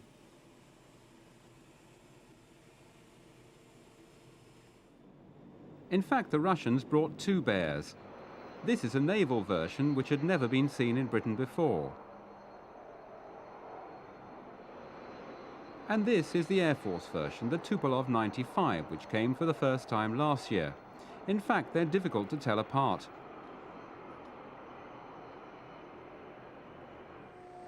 The Bear's flight deck comes in a rather smart green, which the crews find restful. This is a plane which can fly for 18 hours without refuelling, and it carries 25,000 pounds of bombs. But the pilots say they never loaded nuclear weapons, even in the old days. As for nuclear, it can carry nuclear bombs on board, but as far as I know, we never carry them. We only carry a sample, yes, of nuclear ammunition, right? Not pure nuclear ammunition. Presumably he meant dummies for training. Well, those who'd hoped to see the Bear flying on Saturday were disappointed. But on day 2, it did eventually get airborne. I say eventually because this clearly isn't a plane for short runways. There were some anxious moments as it trundled off into the countryside. Fully loaded with fuel, which one assumes it was not, the takeoff run would be even longer.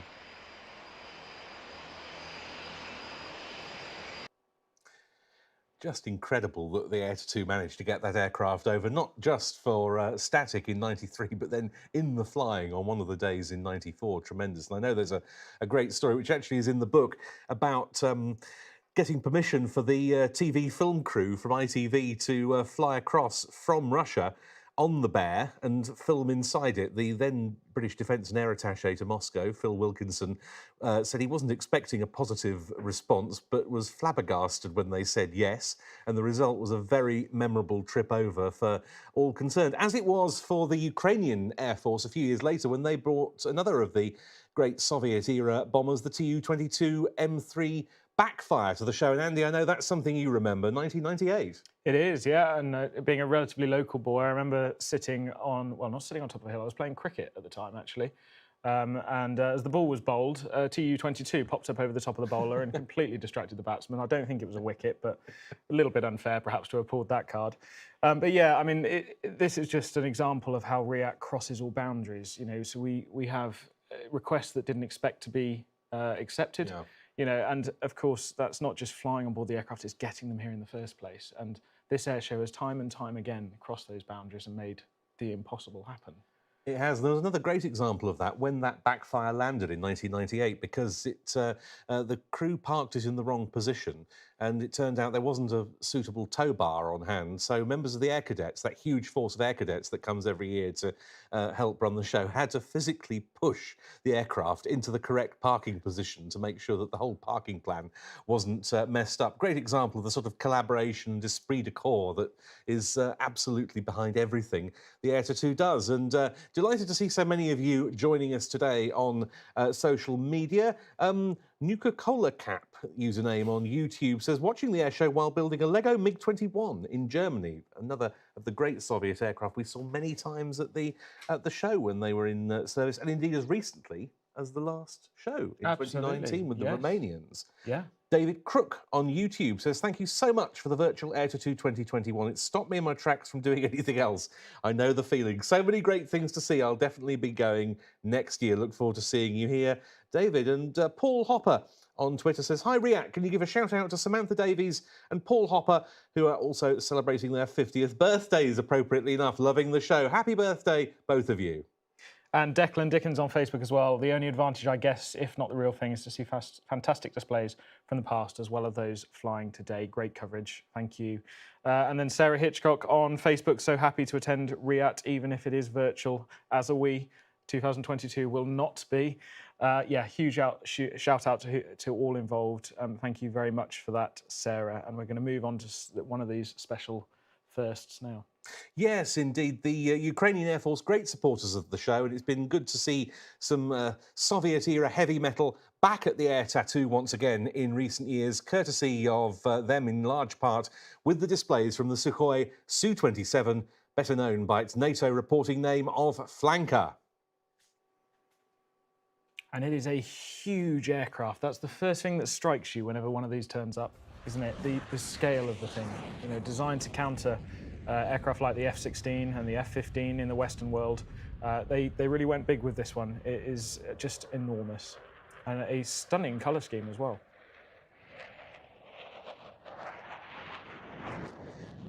Yes, a true air superiority, long-range fighter, the Flanker, rather than the sort of lightweight fighter as the F-16 was conceived, for example. It was really a Soviet counter And yeah, talking of counters, I mean, there's some interesting technology we can talk about on this aircraft. We've not only got that huge radar on the nose, but another feature as well, which I'll come on to in a second. That huge bulbous nose, pulse Doppler radar, pumping out energy, looking for frequency change in the returns as aircraft come towards or away from it, and that's effectively how it tracks its targets. And it can scan out to hundreds of miles. It's mechanically moved so that that radar's pumping out sort of a wedge-like slice of energy in front of the aircraft, looking for targets. Think of it a bit like a piece of cake with the point on the radar and then the wider end looking for targets, and it's slewed left and right at the pilot's command to look for them. Modern aircraft, of course, especially on Typhoon now, looking for electronically scanned arrays to be installed in the nose, a fixed unit, and it's electronically slewed. But this radar, very, very reliable, very capable, but it does, of course, make it detectable to an enemy. So if you've got a radar warning receiver on another aircraft, you can see this aircraft physically looking at you, a bit like a lighthouse would become very obvious with its beam swinging around at night. So if you look just in front of the cockpit, there is, when it rolls out, hopefully you'll see a little black dome just in front of the canopy. And that's an interesting piece of equipment. That's the electro-optical tracker on the flanker. You can see similar equipment on Typhoon nowadays, and F-35 has a similar capability. So that's its method of hunting using infrared energy, IR energy, that it picks up from another platform. And it's much shorter range, but it does mean it doesn't have to turn its own radar on. That's entirely a passive system, just looking at the infrared environment. But of course, shorter range than that, so you've got to get the aircraft in close, look for a kill. You've got to look to maneuver into a position where that electro-optical tracker can pick it up, and that, of course, is where the A50 mainstay would be linked with this aircraft in some parts of the world, and use data links potentially to get it into the right position to start using that tracker. So it is literally a born killer. Very impressive machine. This aircraft started coming into service with the Soviet Air Force in 1985, and it was a couple of years later when the West got its first really close look at the Su-27, when one of them collided in September 1987 with a Norwegian Air Force P-3 Orion over the Barents Sea. This one from the 831st Guards Tactical Aviation Brigade of the Ukrainian Air Force, seen there at Ryat 2018, and in the hands of Colonel Alexander Oksanchenko.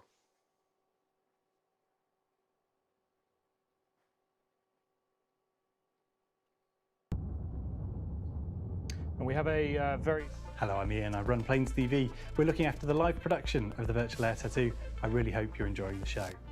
A lot of the flying display material from the recent air tattoos is from our archive, and that's available. The full shows in their entirety are available on our on-demand service at watch.planestv.com. But if you follow the link in the description below, you'll be able to sign up for 3 months at half price. I hope you enjoy that offer and enjoy the rest of the show. Great, and we have a very special message from the Ukraine now, followed by a look at the Typhoon, and we're going to be going after that to RAF Coningsby and the Typhoon display team. Hello, I'm Lieutenant Colonel Vyacheslav Tsygankov, commander of the Reconnaissance Squadron, and here's my teammate, Navigator Captain Alexander Vov. Hi. We're representing Ukraine Air Force Bomber Reconnaissance Tactical Aviation Brigade. Our aircraft, Sukhoi Su-24M, also known as a Fencer, has a primary role to destroy enemy targets in operational depth, day or night, in any weather conditions. As well as a reconnaissance version, Su-24MR is designed to conduct reconnaissance mission in the same weather conditions using optical or radio equipment. Our team would like to wish the Royal International Air Tattoo a very happy 50th birthday, and we hope to bring our Su-24s to the Royal Air Force Fairford next year.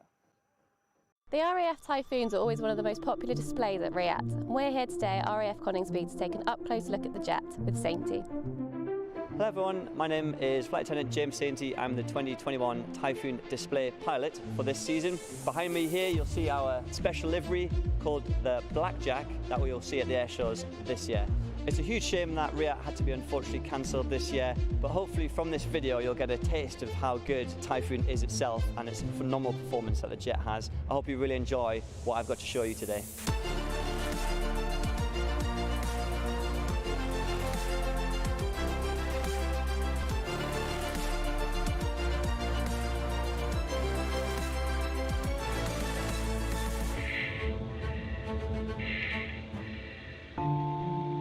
So here we are at the cockpit trainer. This is run by BAE Systems, and this jet itself flies like the real aircraft. So we'll come in here and do our training before we fly the display live in the live jet. So we have 3 displays. We have the limited for when it's poor weather, the rolling for when the weather's slightly better, and then the full display, which I'm going to show you today.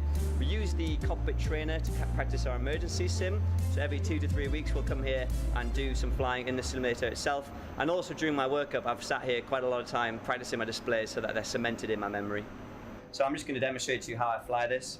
So on the runway 25 at Coningsby, I'm all lined up, I've done my checks. So I'm just going to select full reheat, and you'll see the aircraft accelerate. And I'm looking to rotate at about 130 knots. As the reheat lights, you'll see we're accelerating down the runway. There's 130, pitching up to 15 degrees nose up with the gear selected up. Above 500 feet, I'm then going to roll upside down and fly inverted down the runway. The jet will then accelerate very quickly. When I get to the end of the runway, it's push to 10, rolling through 540 degrees.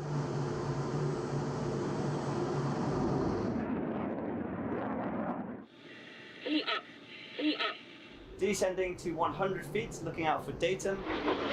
Datum, full reheat, braking in front of the crowd.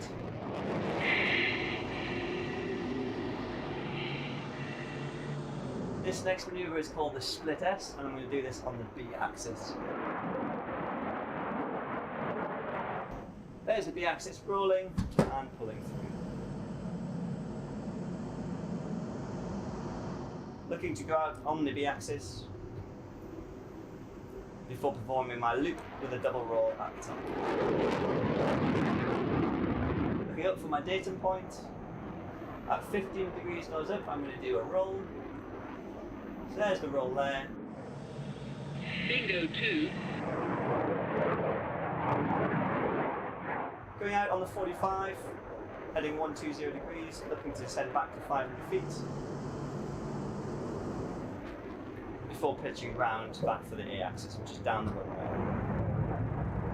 At this point I'm looking to capture about 320 knots for my hesitation work and above 500 feet. Rolling out heading 252. Pitching up to 8, knife edge, invert, pushing up to 5 with an aileron roll. At this point here I'm going to pause slightly, I'm going to start my reheat, push up to 40 for the 540 invert Cuban. Holding 40 degrees nose up, rolling above 3,200 feet, reheat comes in, pulling through the horizon. Looking to descend to 100 feet from my high-speed pass, looking for about 550 knots. And then I'll be doing my large barrel roll. Capturing 100 feet for the fly through. Full reheat selected. Breaking it in front of datum, pitching out onto the 45. And then the big barrel roll, looking for 70 degrees nose up. And 60 degrees nose down.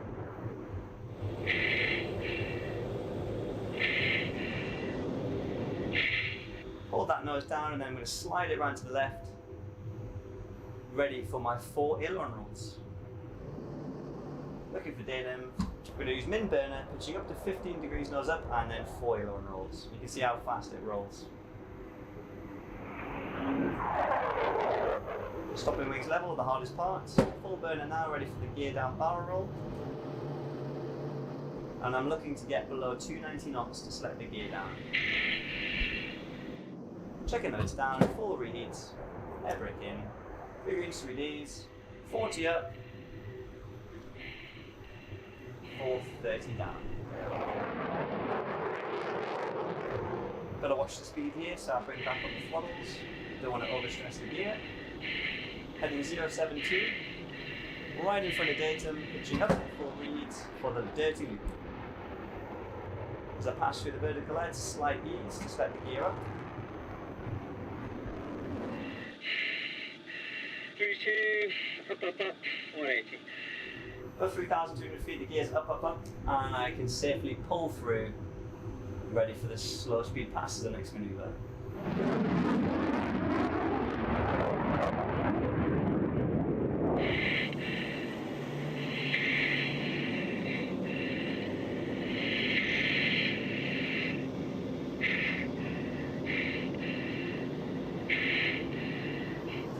hopefully you'll see the jet pretty much looking like it's stationary in the air. Pulling 24 angle of attack.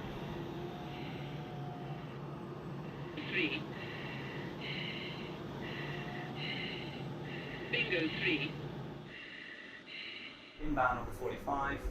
Ready for my favourite part of the manoeuvre, which is into the Cuban 540. Now this really represents the thrust to weight ratio of the Typhoon. So I'm at 120 knots there, the reheat slits. Gonna go outbound 210, there's 200 knots. Pitching up now to 17, I'm gonna accelerate, just sending those up from the sheer power of those engines. There's gonna be a double roll as I climb. Heading 3,500 feet there on the climb, pulling 3 on the 45.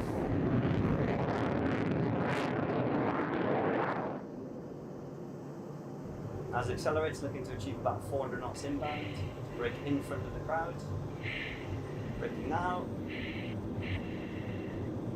Heading 120 to spot roll. Pitching up to the half horizontal and selecting dry power there. It's going to be a double roll with 40 degrees nose down. Into my maximum rate then. Right in the reheats. Descending in front of data, looking for 500 knots to show you the acceleration of the Typhoon. There's 500 knots. Now, because I'm going so fast, I actually have to come out of reheat here. I'm at 9G this whole turn. I can't even lift my arms in the jet. Reheat comes in now. Looking for the corkscrew, which is a double barrel roll out on the 45. Which you'll see now. And I full back stick it, 30 up, 20 down, to then reverse round onto the A-axis. Coming out of reheat now to prevent it accelerating. Above 450 knots with the reheating, even at 9G, the jet will not slow down, that's how powerful she is. So I'm just going to wash the speed off now for my most painful manoeuvre, the outside turn. So just going to put the auto throttle in there. Down the line, pitching up to 8, roll to 90, invert, looking for data, full reheat, and this is minus 3G push. Accelerating the whole time. Send a tuck under on 120, and wings level. Deselect and reheat here as we get to 500 knots during that. Bingo 4. Bingo 4. Reheat back in now. Pointing at the runway, pitching up, and the display brake. Pitching up. The rate of climb here is on also the top height of the Typhoon, 55,000 feet. Once I'm in the vertical, it's 3 rolls. Terminate, push join for initial. So the whole force contributes to the Typhoon display. Without this collaboration of industry, air traffic, engineers, BAE Systems, Leonardo, and the supply chain, I wouldn't be able to deliver the display that I bring to you this summer. The whole team is counting down the days to 2022 when we can bring the Typhoon back to the public display scene at Riyadh. It will be the jet you see behind me, which is planned to be the display jet for the next 2 years.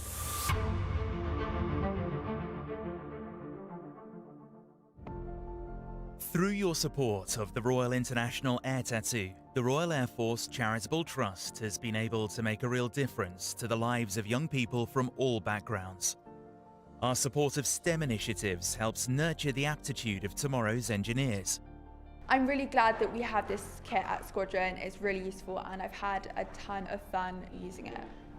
Before the course I had a different career path in mind, but now this course has inspired me to take an interest in engineering and hopefully pursue a career in it. Our flying scholarships and awards provide air cadets and young people with the chance to develop their flying capabilities and experience. Today more than ever, the Trust needs your support to allow it to continue its important work. Text TRUST to 70490 to donate £5. Texts cost £5 plus 1 standard rate message.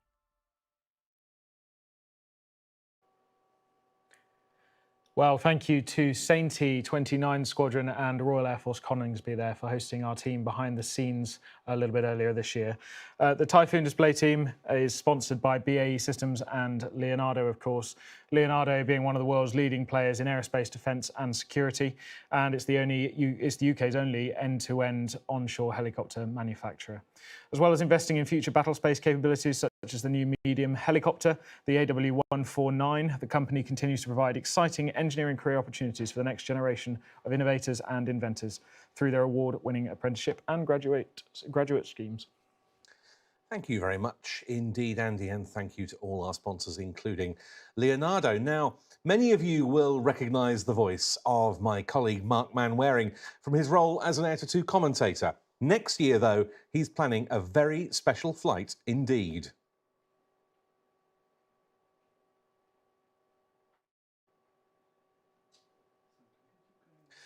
It's one that will be following in the footsteps of some of aviation's pioneers as Mark flies his own light aircraft, one that he's built himself around the world. My name is Mark Manwaring, and the Flight of the Navigator is my idea.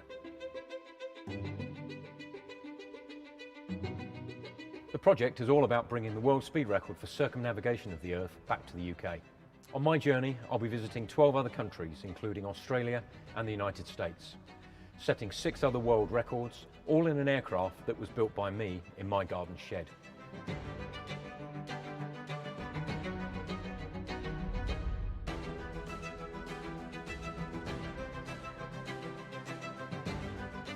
Ever since I was a young boy, I've been fascinated by aircraft, the people that fly them, and the concept of flight. I've had an extremely privileged career in the Royal Air Force. I have over 2,500 fast jet hours, and whilst I still have that expertise and am still able to conduct an extreme challenge like this, this is my way of putting something back into the Royal Air Force. The challenges of this project go just beyond the machine. Most of these sorties are 11 to 13 hours in duration, and at the end of that, after passing immigration, getting the aircraft ready to be flown the next day, I'm probably only going to get 2 to 3 hours of sleep per night. Clearly, flying all the way around the world, you are likely to encounter every single environment that the Earth has to offer. Everything from polar maritime to deserts, jungles and cities, and mountains up to 16,000 feet high. The first and most challenging part of this project is the build of a highly modified Vans RV7 aircraft. This work has been going on for over 5.5 years now, and with a few months to go, the aircraft is at a very mature stage. The current UK record for circumnavigation of the Earth stands at 39 days, and the world speed record is 26.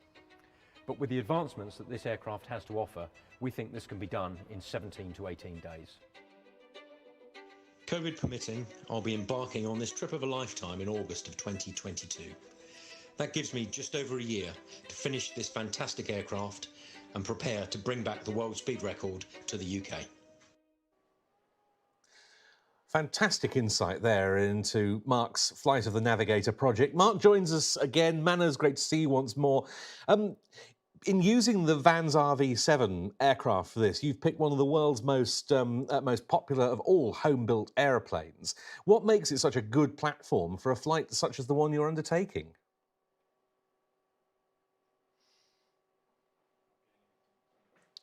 Just 1 second. We seem to have a slight... My apologies. There we go. It had to happen eventually.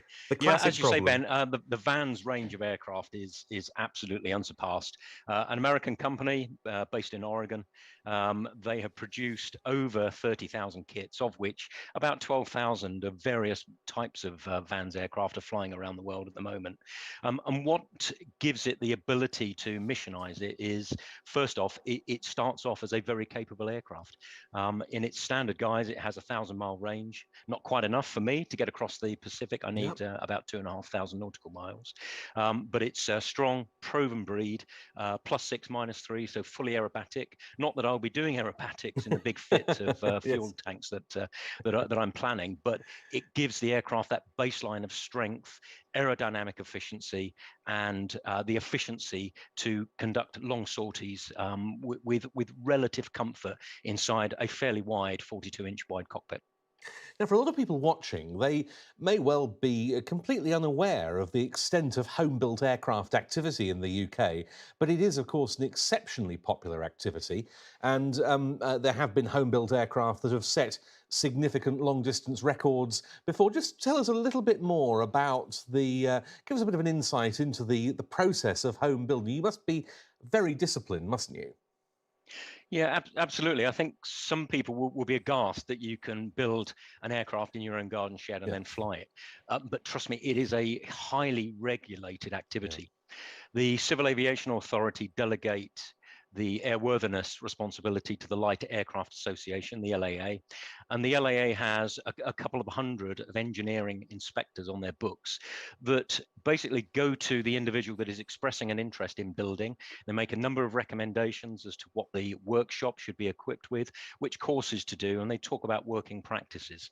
And then once the kit is purchased and the work starts, there are 18 inspections that are required to be signed off by this qualified engineer in order for the aircraft to be enabled to fly. At the very beginning, it was given a permit to test, and once it completes its 8-hour test schedule, then it's given a permit to fly, which is an equivalent of the certificate of airworthiness.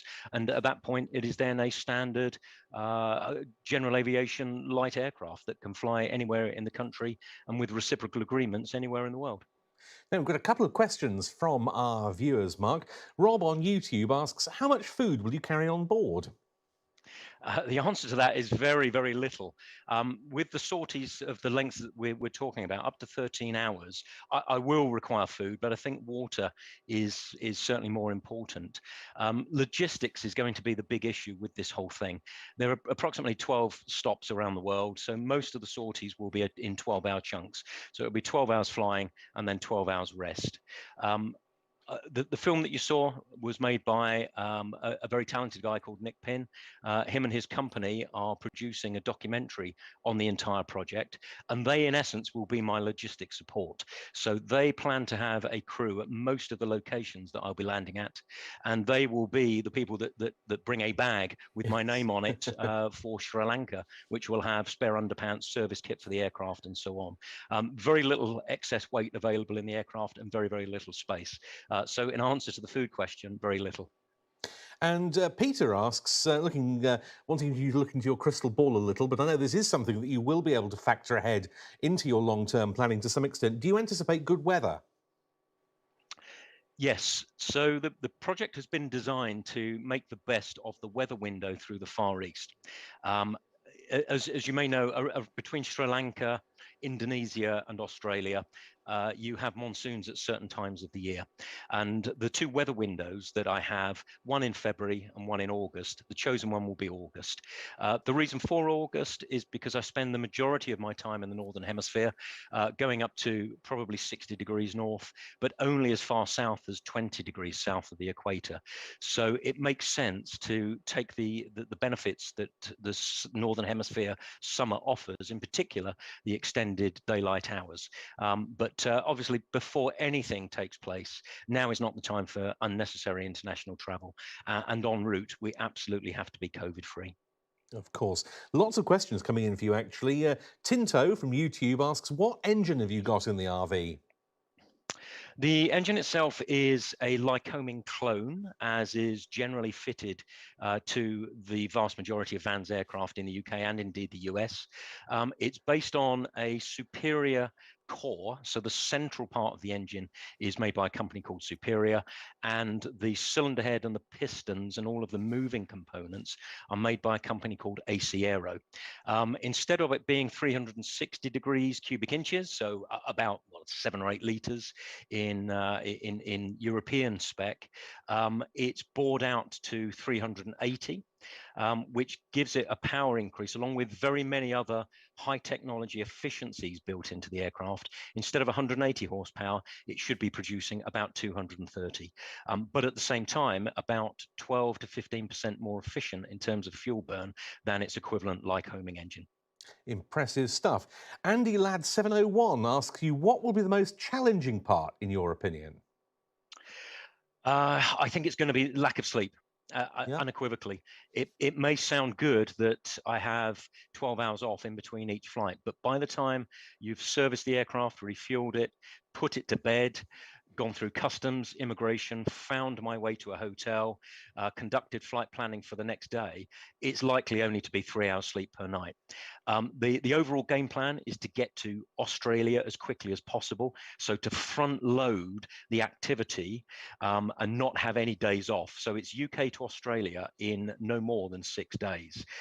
After that, there will then be some 24-hour layovers or 36-hour layovers when I go from day flying into night flying with the longer sorties. And the change from day to night is to ensure that when I take off and when I land, it's done in daytime. So I'll be getting airborne in the evening and landing in the morning. And the reason for that is in a single-engined aircraft, if the engine fails and I have to force land the aircraft, I need to be able to see what I'm doing. Whereas in the cruise at 14,000 feet on oxygen, the aircraft will have a very, very well put together survival system, which basically will mean I could vacate the aircraft because you're not going to land the aircraft or force land or ditch the aircraft at night. And enter the sea or over the land with a very, very bespoke set of survival aids produced by a company called Servitec. Well, we look forward immensely to hearing more about this endeavour as you gear up for first flight and, of course, hopefully seeing the finished aircraft at RIAT 2022. Absolutely. Thanks, Ben. My pleasure. Mark Manwaring there talking about his Flight of the Navigator project, which will be bearing fruit next year. More from Manners later on in the programme. An extraordinary undertaking for RIAT's very own commentary team. Next up, though, a look at more aircraft from around the world, and we're going to go straight in with Isaac Frost, who's on an industrial placement with Leonardo Helicopters at Yeovil at the moment, and he's going to tell us about his experience working within the AW149 programme. My name's Isaac Frost and I'm studying for a master's degree in aerospace engineering at the University of Nottingham. I'm currently doing an industrial placement with Leonardo Helicopters in Yeovil. When I joined Leonardo last year, I was placed with the AW149 structures team. Since then, I've performed a multitude of tasks ranging from design changes to assisting product critical presentations. I had the privilege of being the lead for a complete project which involved designing and developing safety elements for the common platform. During this project, I covered most of the design process, from initial requirement capture and certification compliance to structure assessment and preliminary design. The project is currently in the initial analysis stage. It's been fantastic to be part of AW149 wider team. Having the opportunity to work on Leonardo's latest generation multi-role utility helicopter with its unparalleled safety and performance has been a great learning experience, and more importantly, it's been exciting to be part of the AW149 story in Yeovil.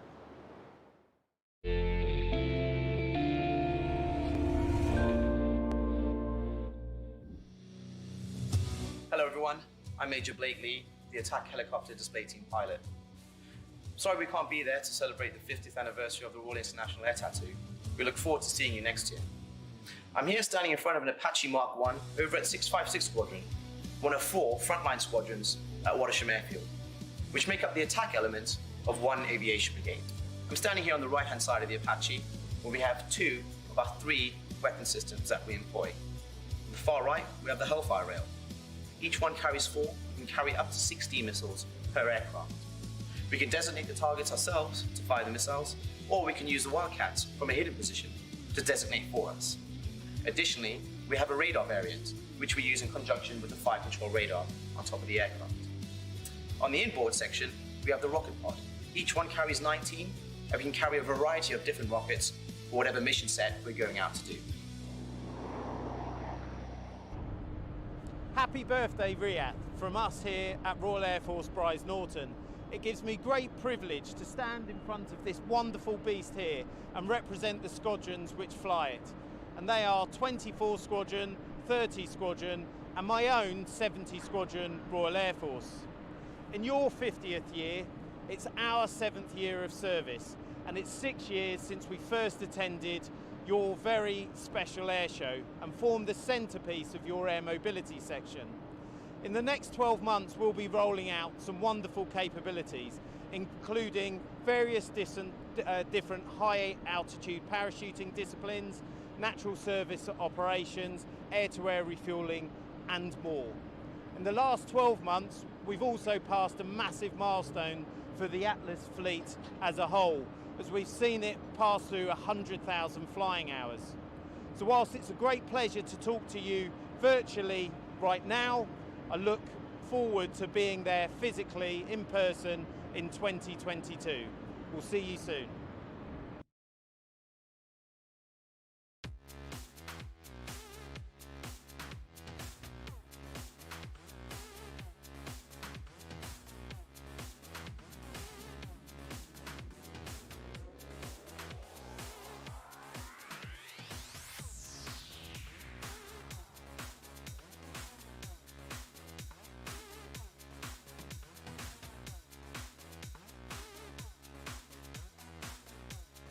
The Royal Australian Navy would like to wish the Air Tattoo a happy 50th anniversary, and we hope to see you again in the near future.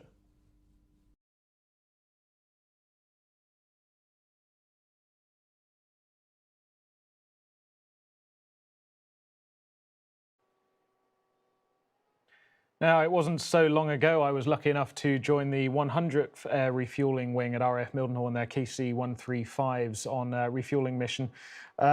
It's an incredible experience if you ever get the chance to do it. I was lucky enough to watch B-52s refuelling off the back of the aircraft, F-16s, F-15s, and hopefully we've still got Manners on a video link now, because Manners, if you can hear me, we're going to have a quick chat about the world of air-to-air refuelling. Still here, loud and clear. Excellent, that's good. Yeah, I mean, tell us about your experiences, you know, coming from Phantom and Tornado F3 days. Not a simple undertaking to go and make contact with another aircraft in mid-air. No, it is a skill that is very perishable. It's one that certainly back in the 80s, we had a lot of tankers available. I wasn't lucky enough to tank ever behind the Vulcan, but certainly tanked behind the Victor and the VC-10 and TriStar. And then on deployments, I was lucky enough to tank behind the United States Air Force KC-135 and KC-10 aircraft, in particular over Bosnia. And they were particularly different and difficult aircraft to master as a refueling receiver. Yeah, and a huge number of procedures that go with it, of course, especially when moving large formations over long distance and flowing through tankers. You know, the procedures that come with joining up on the tanker, flowing through the refuel position and then stacking up again. Can you tell us a little bit about those procedures? And of course, I was lucky enough to view some of the emergency procedures as well and what they practice should something go slightly awry during the refueling, all the breakaways, that sort of stuff. And that's something that does happen quite often. I've been subject to a number of diversions due to broken baskets and other parts of the aircraft, and parts of the aircraft being struck by the basket whilst in contact. But when it goes smoothly, it is a very, very satisfying, force multiplying way of conducting air combat. It starts at long range, so the aircraft, the receiver, would pick up the tanker with the radar, work out an intercept, which would normally be ideally either 90 degrees or 180 degrees separated by 4 to 5 miles, and then join about 1.5 miles behind the tanker and then close up very slowly. The side that you join on has changed over the years. It used to be on the left, now it's on the right. And the stack of aircraft, the chicks as they are called, that are waiting for fuel are then lined up along one side.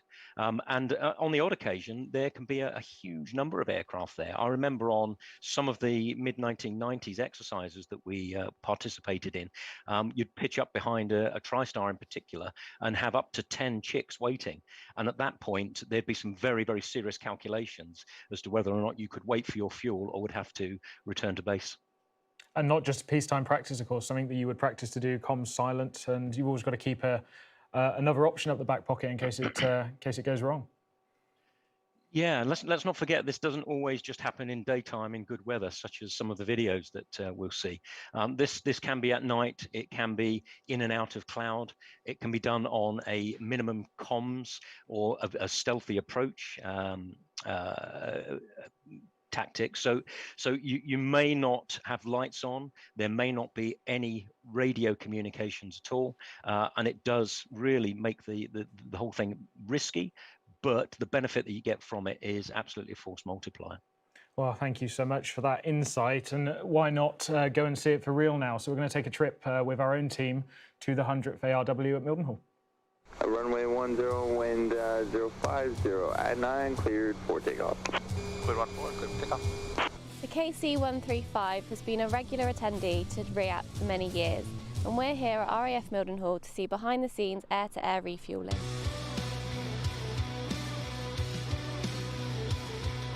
Hello, my name is Seamus Severance. I am a co-pilot on the KC-135 here at RAF Mildenhall. We have about 15 jets, and today we are heading out to the North Sea, and we're going to be refueling some F-15s.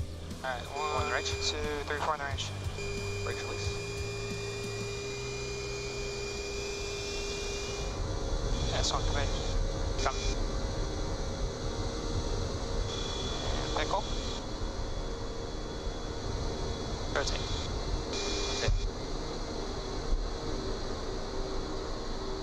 The KC-135, its main job is air refueling. We have a boom, and the boom operator will go back and operate the boom in order to refuel while the two pilots are flying up front. I'm Sergeant Pfeiffer, and I'm a boom operator at RAF Mildenhall. My role aboard the KC-135 as a boom operator mostly entails getting the weight and balance for the aircraft, loading cargo, sometimes aeromedical evacuations, but our bread and butter would be air refueling. We are currently at 16,000 feet waiting for the F-15s from RAF Lakenheath to join us. We heard anything yet? Yeah, they should be at astern. Wait, are you serious? Yeah, we've been waiting on you to make the contact. But seriously, have we heard anything? Next guy is Rambo 41.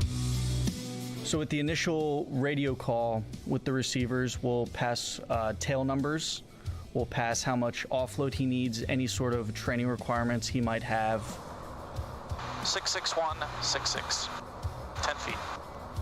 From earlier it was 86166.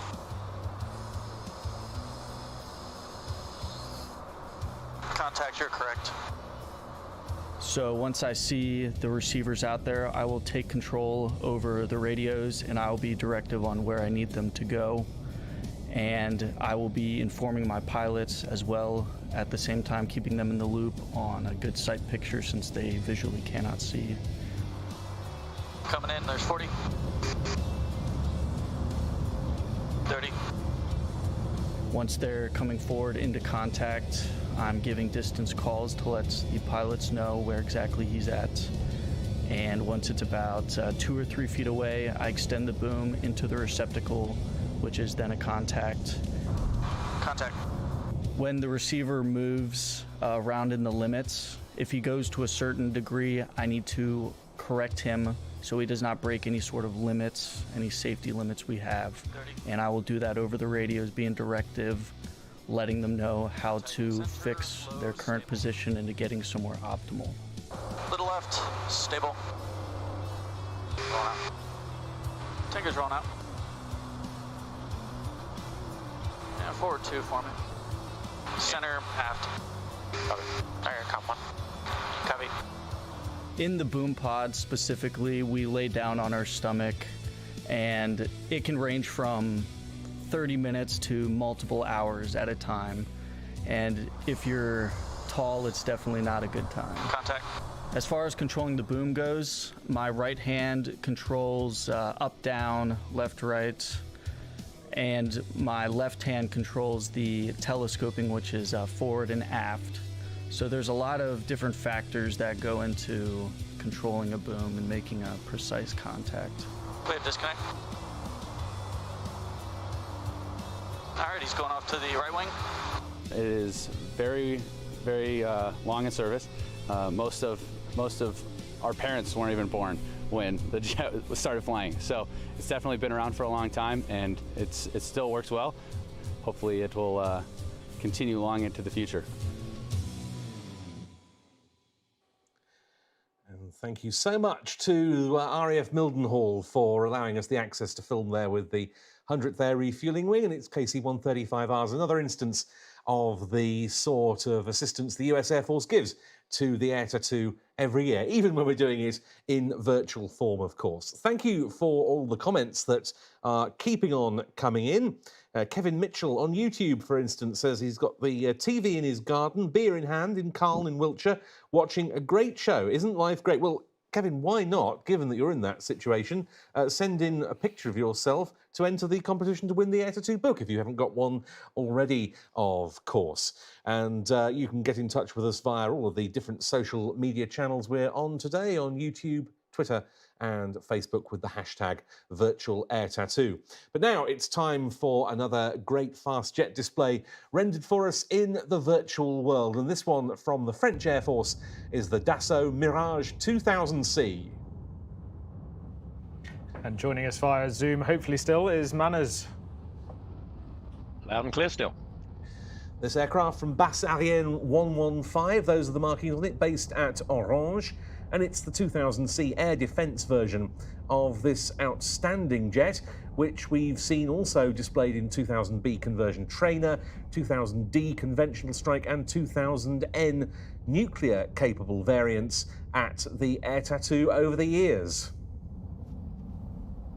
You know, this aircraft was developed in the late 1970s as a lightweight fighter to replace the Mirage 3, and it entered service with the French Air Force in 1984, making it a relative newcomer compared to its NATO contemporaries of the F-15, 16 and 18. And it carried on that tradition of delta-winged Dassault Mirage fighters that had begun with the Mirage 3 and 5. They then went away from that with the F1, but resumed the Delta configuration with the 2000 Mark. What are some of the pros and cons of that? Delta wing will give you a lot of lift. It's a highly efficient wing. Some of the downside is in the air combat regime, where it will produce a lot of drag, in particular if you do use a lot of alpha in fighting. It can be difficult to get the aircraft to accelerate again, but it doesn't really seem to be evident with this aircraft, in particular the display that we're seeing here. Now, I've flown against this aircraft, Tornado F3 against the Mirage 2000. In the beyond visual range, or the BVR fight, it is hugely capable, but probably let down a little bit in comparison with some of the other radars by the very small nose cone that the aircraft has. But once you get into the visual fight with it, in particular, if it's a 2v1, so two of them versus one of yourself, these aircraft will eat you alive. You don't want to go anywhere near them.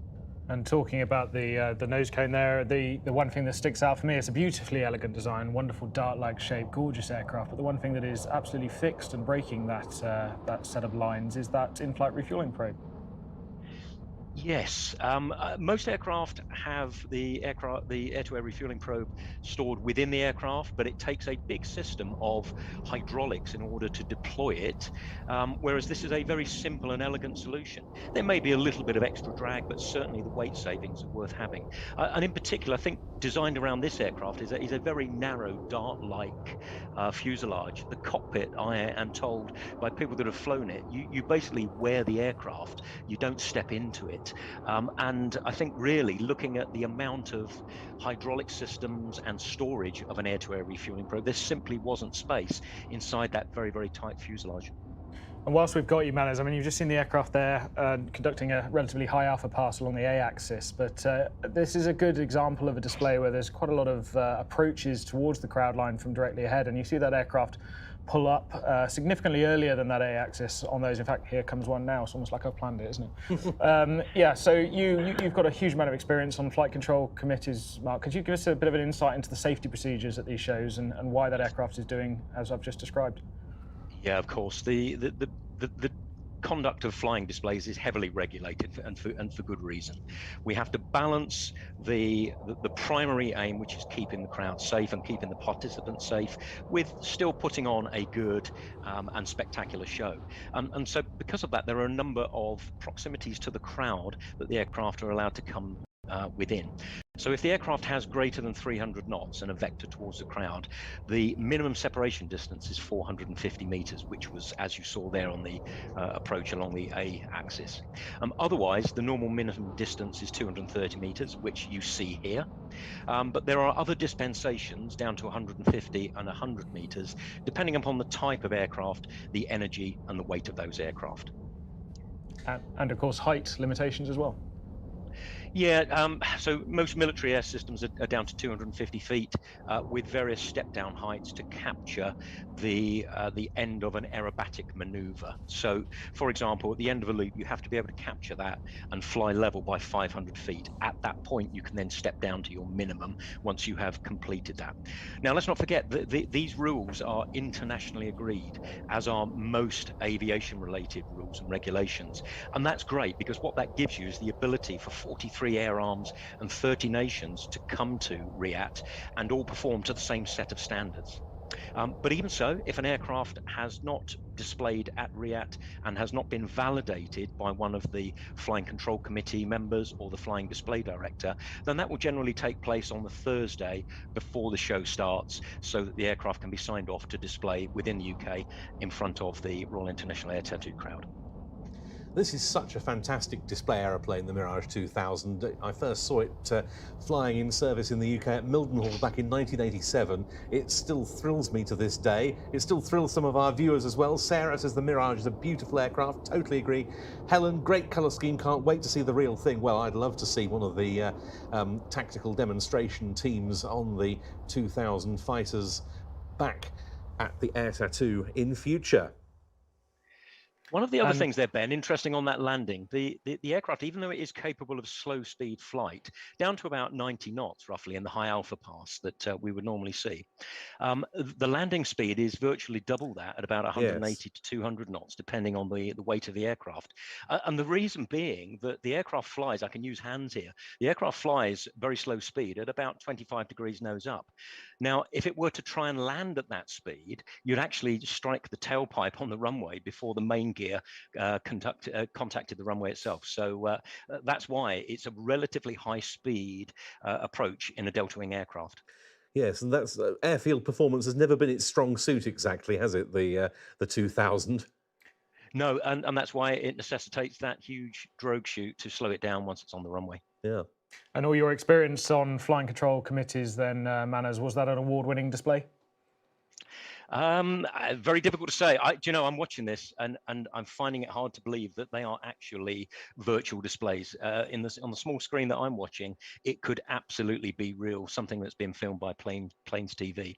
But in terms of the display prizes, they are awarded by the Flying Control Committee and the Flying Display Director. And what they're looking for is overall is safety. There cannot be any transgression of the rules during any of the displays. But once that's been satisfied, what they're really looking for is, has that aircraft been displayed to the edge of its envelope? Is it constantly in front of the crowd? And also they're looking at the link maneuvers. So in between the big loops and the barrel rolls and so on, is the aircraft still capturing your attention? Is there a derry turn to reposition? Is the aircraft subject to an aileron roll? So all the time you're looking at it, is it captivating you? And I'd say, yeah, that would probably be a prize winner. And indeed, the Mirage 2000 often was in the days of the French Air Force solo displays. Manners, thank you so much again for joining us. You'll be back with us, I know, later in the programme. But now we're going to go back to our Air Tattoo 50th anniversary theme and return to look at what remains of what, for many people I know who have been attending this show over the years, will be this display's spiritual home at RAF Greenham Common in Berkshire.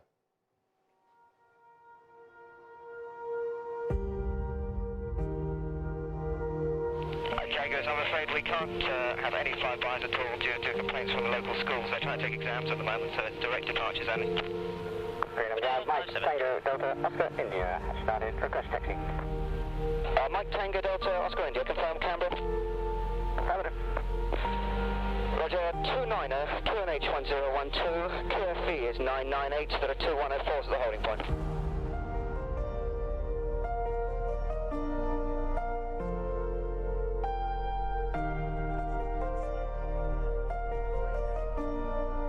it's so lovely to be here at Greenham Common today, which was the home for the Air Tattoo for many years. Tim, can you tell me who you've got with you today? Well, we're lucky. We've got Peter Taylor over there, who, when I first went to Boscombe Down, taught me my air traffic control at Boscombe Down, and he did air traffic for the Air Tattoo from, what, 72 through 76. Then we've got Jeff Brindle, who was the lightning display pilot, 76, 77. He went on to become our flying display director and chairman of the Flying Control Committee. And Tony Sanguin, who was the district property services agency man who looked after the estates here. And we conned him into joining us, looking after the estates for the air show, and also he took on car parking, and then later on with his family, his two daughters, the grandstand operation at the show. So a nice team of volunteers. Well, after the second North Wales show, of course, we lost the airfield because they were building the M11 close to the airfield, and we thought it wouldn't be a safe venue anymore. So we went walkabout looking for a suitable replacement airfield. And we stumbled across Greenham Common, which was brilliant because the base commander was here, and I think it was Colonel Blanton. Tony, does that ring a bell? So yes, it would have been then. And he was out the front of the headquarters building mowing the grass with his beanie hat on, because it was a standby facility. And he said, "Hey, come on in and have a coffee." And what a great venue for an air show. I mean, it was interesting, particularly working with you guys, because you were not normal military clients, and there was a lot of horse trading going on and a lot of outrageous suggestions from Mr. Bowen and Mr. Prince about what we could and couldn't do and how we'd charge it and so on. But anyway. Are you saying we were con men? My favourite Greenham moment, it was during one of the rehearsal sessions when the Dutch 104 pilot, Hans van der Werf, was doing a rehearsal. And at that time, the Americans had just brought in their brand new fighters, the F-15s. And one of them was being moved across the airfield from north to south. And Hans was doing a very fast, high-speed run. Just as the tractor was crossing the runway, pulling this brand new $50 million airplane behind it, and the tractor driver looked to one side and saw this black dot which was growing rapidly in his eyesight vision. And he panicked, jammed the brakes on the tractor and dived over the side, leaving this $50 million airplane rolling gently underneath this starfighter doing about 600 knots. Going from an airfield where we had to put radios into the control tower to make it work, we came to an airfield where there were radios already installed, which made it easier in some respects, but the responsibility was a big one, wasn't it? Yeah, I can remember the first time we arrived up there. I think it was mid-afternoon, and we were supposed to be taking over at 1800 hours, and the Americans up there doing their thing, F-111s all over the place, and nobody took much notice of me. And I sort of hung around, and the time was getting on, and it got to about 5:45, and still no handover. And then it got to 6 o'clock, and the guy said, "Okay, mate," he said, or buddies, he said, "It's 6 o'clock, we're off now." And there were aircraft downwind, aircraft at the holding point, taxiing, joining the circuit. So it was an interesting sort of half an hour to pick it all up. For me, I suppose it was the last show, 83. The show had finished, as it were. We were having our party, and the peace people managed to get over the fence and throw paint over the SR-71. And I thought, that's the end of the Air Tattoo. You know, there's no way the United States military, Department of Defense, would let us come back. But the really good thing was that the American military had valued what they'd got from the Air Tattoo over the years, and they saw that it's worth continuing with. So let us continue. But on the Tuesday morning, after they'd scrubbed the paint off the side of the Blackbird, I can remember I was worried that there was some litter floating around out here. So I went out with my, I think it was a black polythene bag in those days, and I was picking up litter when the SR-71 took off. And I was actually quite close to it, and I can still feel that trembling. So it was a real buzz for me to think that we've gone away with our heads held high, the aeroplane can still fly. But the real treat was that, having taken off, it then did a circuit and flew over the top of the peace camp, and then did quite an impressive climb at the end of it to say goodbye to everybody. So for me, that was a special goodbye to Fairford, to Greenham Common. So that's why you're deaf then, too. 2:30, I think.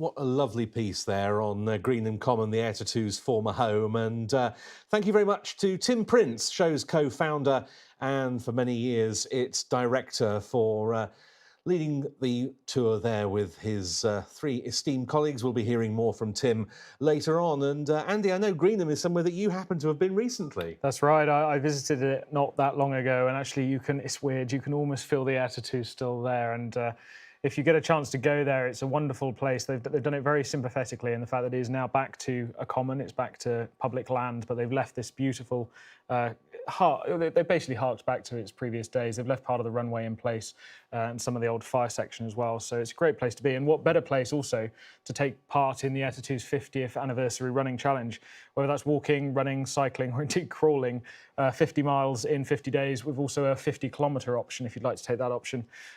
It's a challenge that's going to run from the 1st of September until the 20th of October, and you'll receive a bespoke Air Tattoo medal featuring the 50th logo from this year.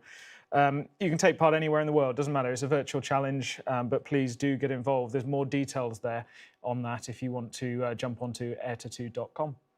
But now, time for some more videos from around the world, and then we'll be joined in the studio by two special guests, ready for what I'm sure for many of you will be the highlight of the afternoon, the virtual Red Arrows.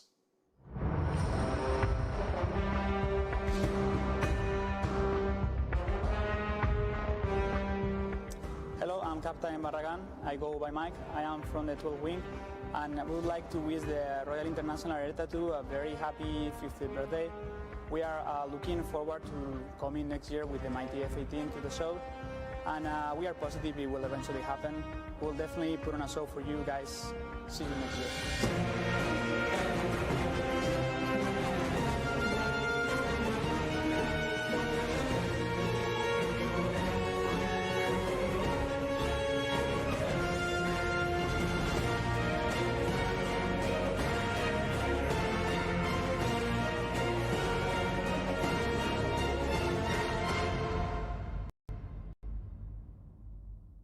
Hi, I'm Major Alfredo, an instructor pilot of the 50 Wing from Italian Air Force. Today, we want to present you our helicopter, HH-11 Caesar. This helicopter won the Contest of Elegance in the 2019 at International Air Tattoo. Enjoy the virtual Air Tattoo.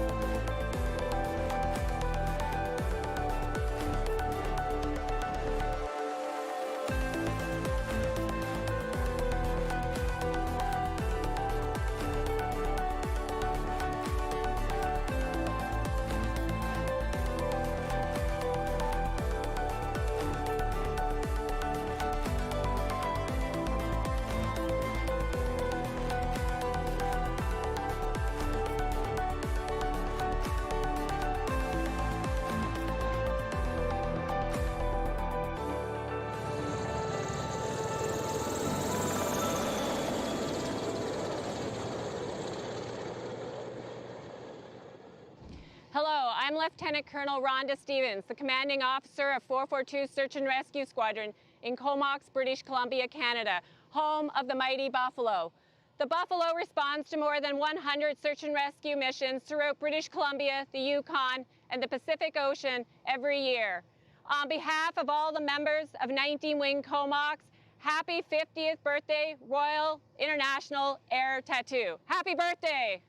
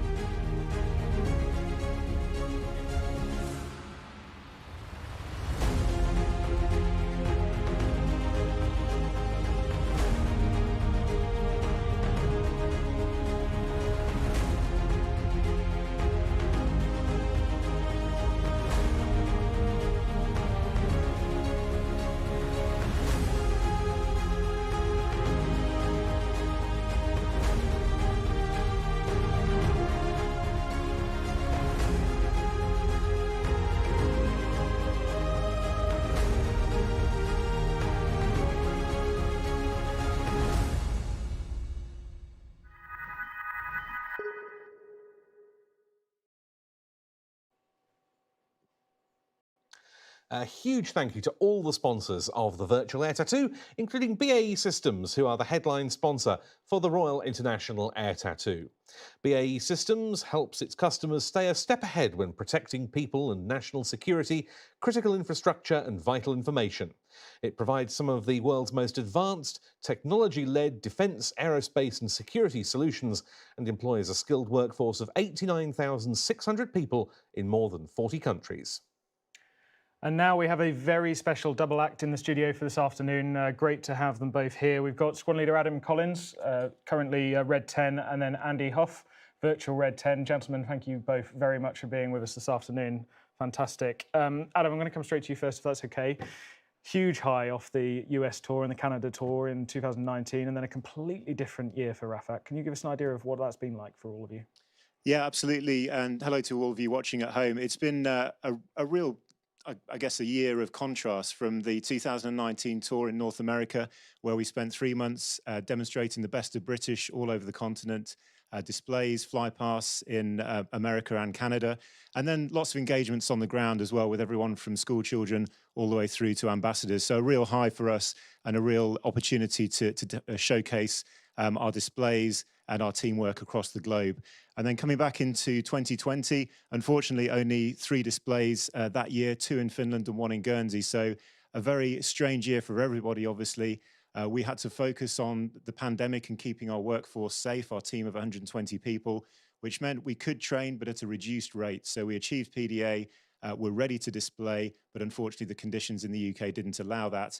So it was just the 3 displays in 2020, but a much better 2021 on the cards. And talking about that now, of course, you've got PDA in the bag. It's a good start. And what's next for 2021 and looking a little bit further beyond? Was PDA a success from your point of view? So for us, the workup for the 2021 season, much more akin to a normal year. We deployed to a Hellenic Air Force base in a strict COVID bubble to enable us to do the good weather training, achieve PDA on time, and come back to the UK ready to display for this year.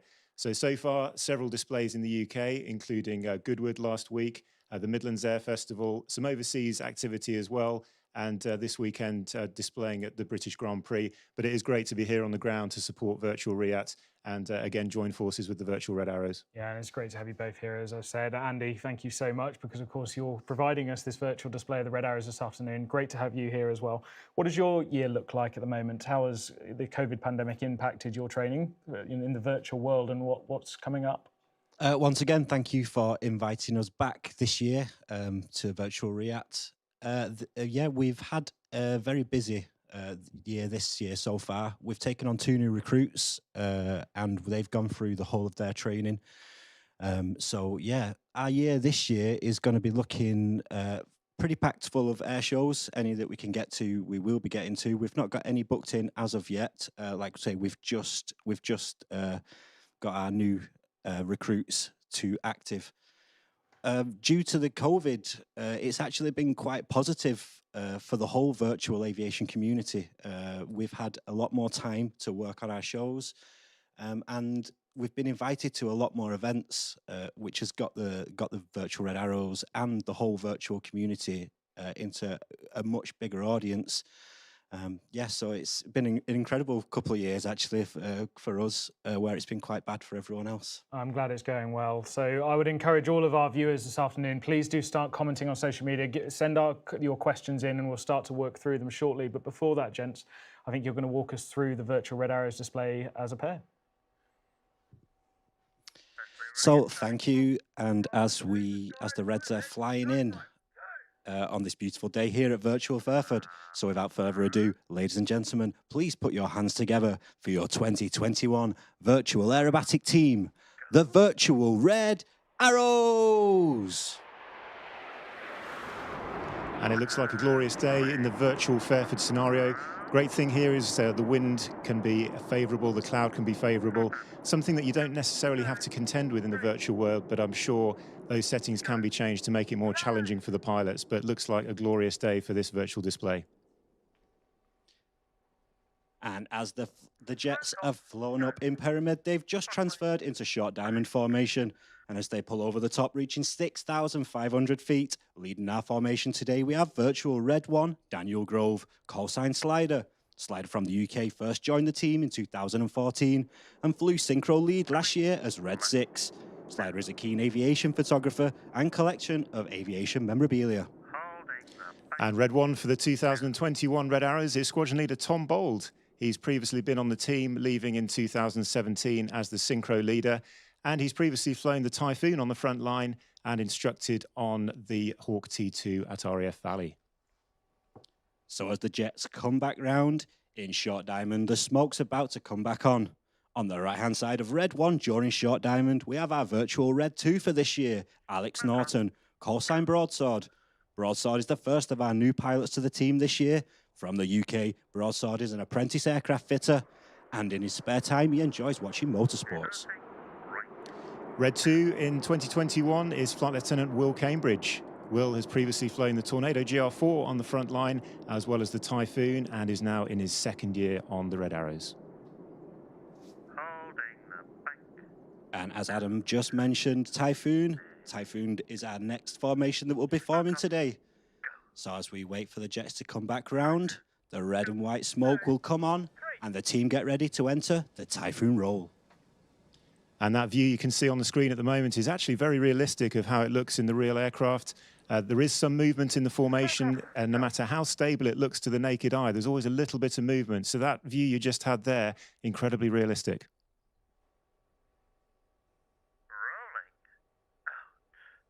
So as the jets are about to pull up in their Typhoon roll, they'll go upside down at around 6,500 feet, representing the multi-role fighter, operated by the Royal Air Force out of Lossiemouth and Coningsby. This is Typhoon. And the aircraft on the outside of Typhoon having to work harder than those closer to the leader. Any movement the leader makes, the further away your aircraft is from the leader, the more airspace you have to travel through during those rolls, making it that much harder to stay in tight formation. So as the team fly away in Typhoon, we're about to represent another aircraft operated by the Royal Air Force.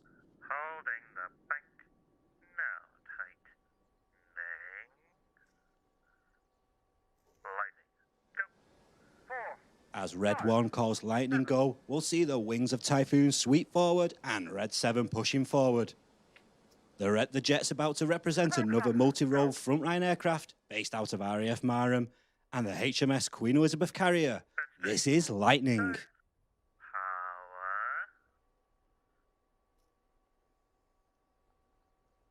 As the aircraft come nose on towards us, you'll see that the aircraft on the outside have to anticipate Red 1's commands in order to keep the wings of Lightning nice and straight, reacting to the tone and the cadence of his voice rather than the movement of his aircraft.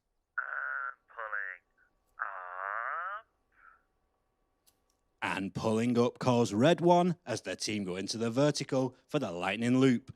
On the left wing of Lightning, we have Virtual Red 5, Dale Brewis, callsign Delta, Delta joined the VRA in 2016 and last year flew as Red 9. From Newport, South Wales, Delta is a professional driver and enjoys streaming in his spare time. Red 5 in the 2021 team is Flight Lieutenant David Simmons. Simo has previously flown the GR4 Tornado, and before joining the team, he did back-to-back exchange tours with the US Marine Corps, flying the AV-8B Harrier and the F5 in the aggressor role.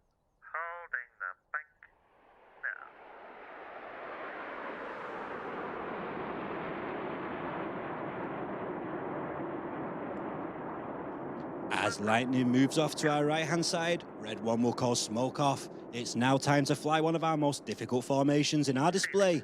Reds 8 and 9 moving from the very back of the formation to the very edges of the wings, and Red 6, all with 6 aircraft all flying line abreast, with Red 6 and 7 tucking in behind. This is Phoenix.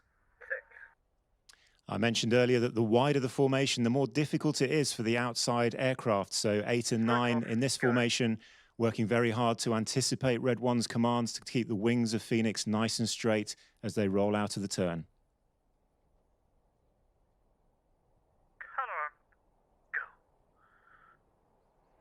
And the red, white and blue smoke comes on in the Phoenix Pass. On the left of Red 1 in Phoenix, we have the second of our new pilots to the team this year, Virtual Red 3, Erwin Vornhout, call sign Fox. Fox comes from the Netherlands and is a software designer and aerobatic glider pilot. Red 3 for 2021 is squadron leader Nick Critchell. Critch joined the team from being an instructor on the Hawk T2 at RAF Valley, and he has a background on the front line flying the Typhoon. And as Phoenix flies away, it's time for one of our most favourite manoeuvres in our display. It's representing another frontline aircraft that's recently been retired from service in the Royal Air Force. 8 and 9 moving right to the back of the formation. This is Tornado. And Tornado is a real favourite for the end of the first half. It's been used in several displays over the years.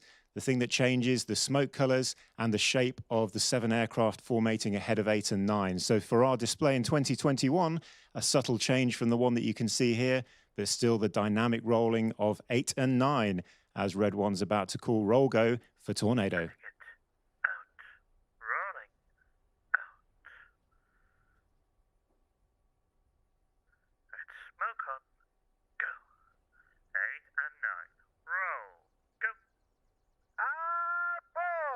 Our board calls Red 9 as the smoke comes on. 8 and 9 about to roll around the rest of the formation in Tornado.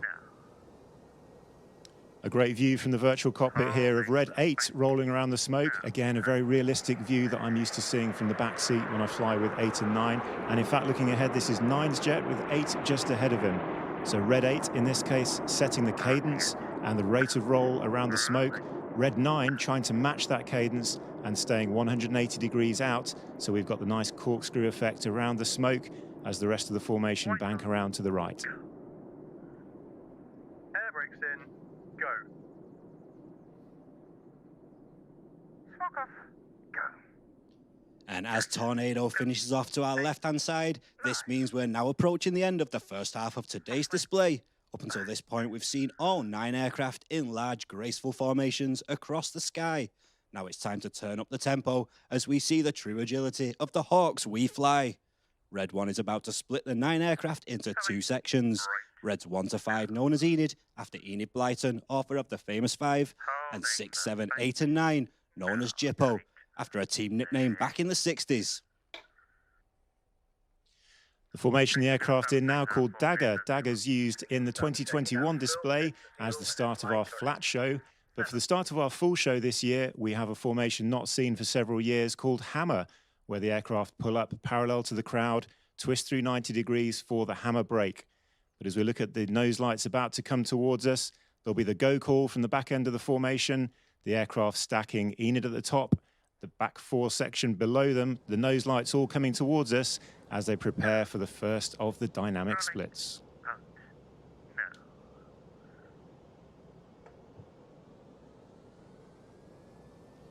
This view from the back of the formation showing Enid all in a line, ready to brake, and then the back 4 aircraft staggered, still giving the appearance from nose on that the aircraft are about to fly through the same point in the sky, but clearly needing a miss distance, something called the fudge, which is how we make it look as if the aircraft are going through a single point, whilst ensuring that they have safety confliction from each other.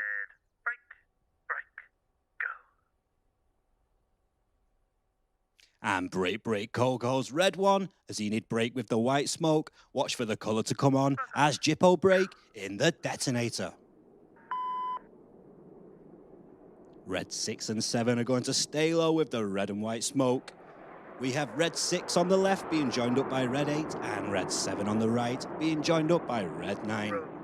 Our virtual red 6 this year is Barrett Skerry, callsign Magpie. Magpie from Scotland first joined the team in 2012.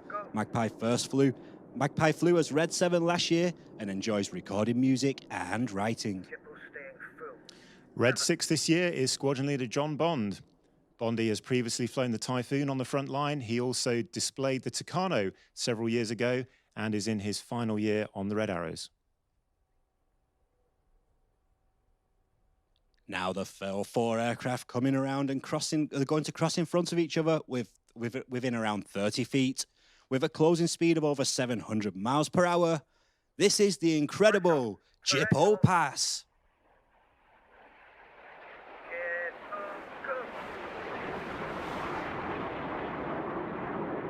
Reds 8 and 9 pulling into the vertical with the red and blue smoke trail. Virtual red 8 this year is Ollie Price, callsign Calico. Calico joined the team last year and flew red 2. Calico from the UK is a first officer on the Airbus A320, and in his free time he enjoys drone flying and spending time with his girlfriend. On the screen now you can see red 6 and 7 pulling back hard towards us. The nose lights will come on. The turn call will be made by red 6 as they reverse the red and blue smoke coming back on, crossing 100 feet apart in Cyclone.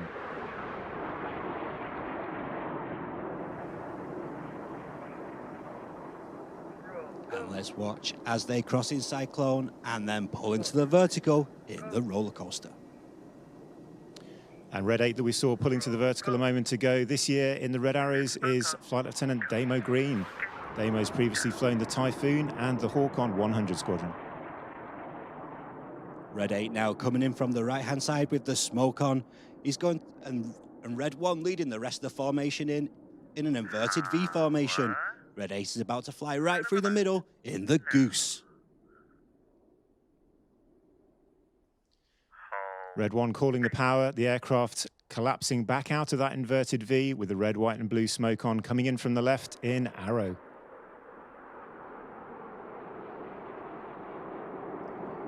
The 3 different shows that the Red Arrows fly, the full, the flat and the rolling, generally dependent on the cloud base. Sometimes dependent on the airspace above the airfield we're flying at. And manoeuvres like the Goose, where you saw Red 8 pulling to the vertical, he has to taper that pull in order to achieve either the recovery before the airspace or before the cloud tops ready for the next manoeuvre.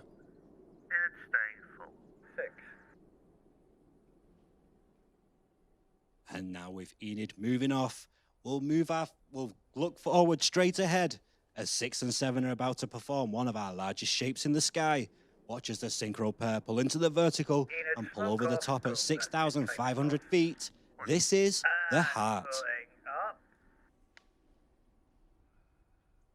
For the full Heart, Red 6 and 7 moving towards us in line astern, pulling up to the vertical before Red 6 gives the smoke on and the roll call. This year, we have a version of the Heart that we can use in lower cloud bases and lower airspace, known as the Rolling Heart. Same big dramatic shape, but angled down so the audience gets a good view of it under lower cloud. As 6 and 7 draw the Heart, let's keep our eyes up to the top left as Red 9 is about to come through and spear the Heart. Today, we would like to dedicate our Heart to everybody here watching with us today. Spearing the Heart today, we have our virtual Red 9, Petter Hovland, callsign Crow. Crow from Norway first joined the team in 2008 and led the team as Red 1 for 11 years. Petter is a 3D visualizations designer and enjoys playing guitar. Red 9 for this year is squadron leader Steve Morris. Steve has previously flown the Harrier and the Tornado GR4. He's had 2 stints on the team, totaling 7 years as a display pilot, with a tour instructing on the Hawk T2 in between.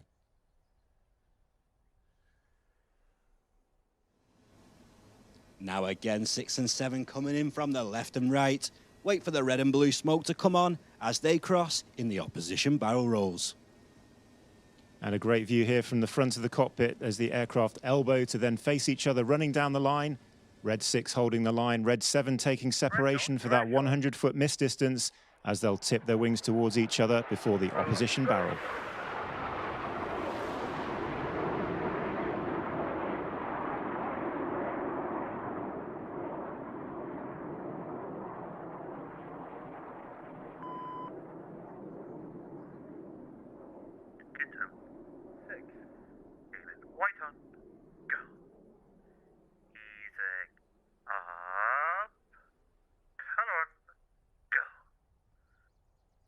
And now Red 1 calls colour on as Enid pull up. We'll see them performing a snake-like roll in the sky in Python.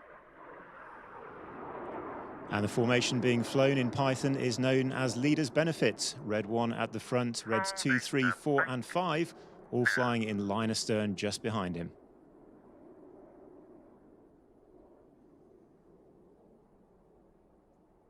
And as they fly by, they're about to perform the second roll in Python. On the right-hand side, during Python, is our virtual Red 4, Bjorn Evans, call sign Shaggy. Shaggy first joined the team in 2007 and flew 3 seasons with the team. He then returned in 2015 and has previously flown Red 2 and Red 6. Coming from Sweden, Shaggy works as a photographer, consultant and personal assistant. And Red 4 this year is Flight Lieutenant James Turner. JT has previously instructed on the Hawk T1 and flown the Typhoon both on the front line and as an instructor. Holding the bank now.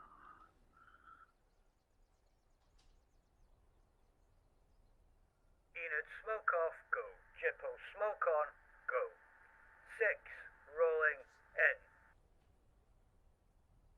Now 6 calls rolling in as 6 and 7 roll inverted and fly right above 8 and 9 in Mirror Flat. Flying upside down at the top of the formation during Mirror Flat is virtual Red 7, Jake Allison, call sign Swift. Swift from the UK joined the team last year and flew Red 3. In his spare time, he enjoys aviation and wildlife photography. 6, rolling. And Red 7 this year is Squadron Leader Gregor Ogston. Gregor has previously flown the Typhoon on the front line and instructed on the Hawk T2. And Mirror Flat, still a very popular manoeuvre. It's in our flat and rolling shows this year, with Mirror Roll being the good weather option. In a similar formation, Red 6 upside down, the remaining aircraft formating on him as he does an outside barrel roll. And now Red 1 leading Enid back in. He's about to give the command as Reds 2, 3, 4 and 5 roll from the inside of the formation to the outside, changing smoke colour as they go in the rollbacks. And as the rollbacks switch between the pairs of 2, 3, 4 and 5, the comm that comes out is clear from 2, then go from 3, ensuring that the safety confliction between the 2 pairs as they complete their symmetrical rolls.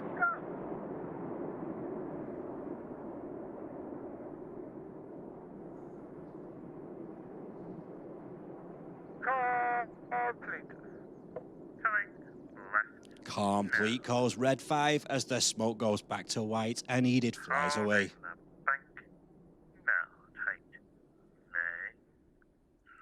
The red, white and blue smoke in the Red Arrows aircraft, all controlled from a modification on the pilot stick. We have 5 minutes of white, 1 minute of red and 1 minute of blue in each aircraft, carefully choreographed to make sure we don't run out during the display.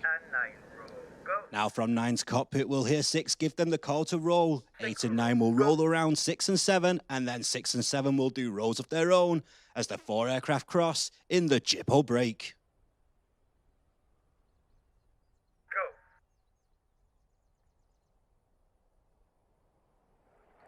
And that's a very nice fudge there in the Jippo break. The fudge appearing as if the aircraft are all going through the same point in the sky, where of course they have nose-tail separation, ensuring safety throughout that manoeuvre.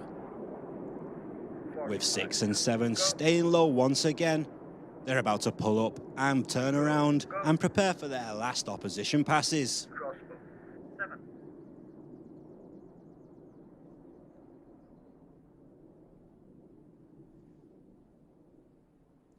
And the manoeuvre you're about to see was a modification of one flown in previous years. The name was put to the audience of the One Show to decide what it should be appropriately called, and the answer came back as crossbow. So now coming towards each other again with a closing speed of over 700 miles per hour. They will roll with the coloured smoke on, cross in front of each other, and roll inverted in the crossbow.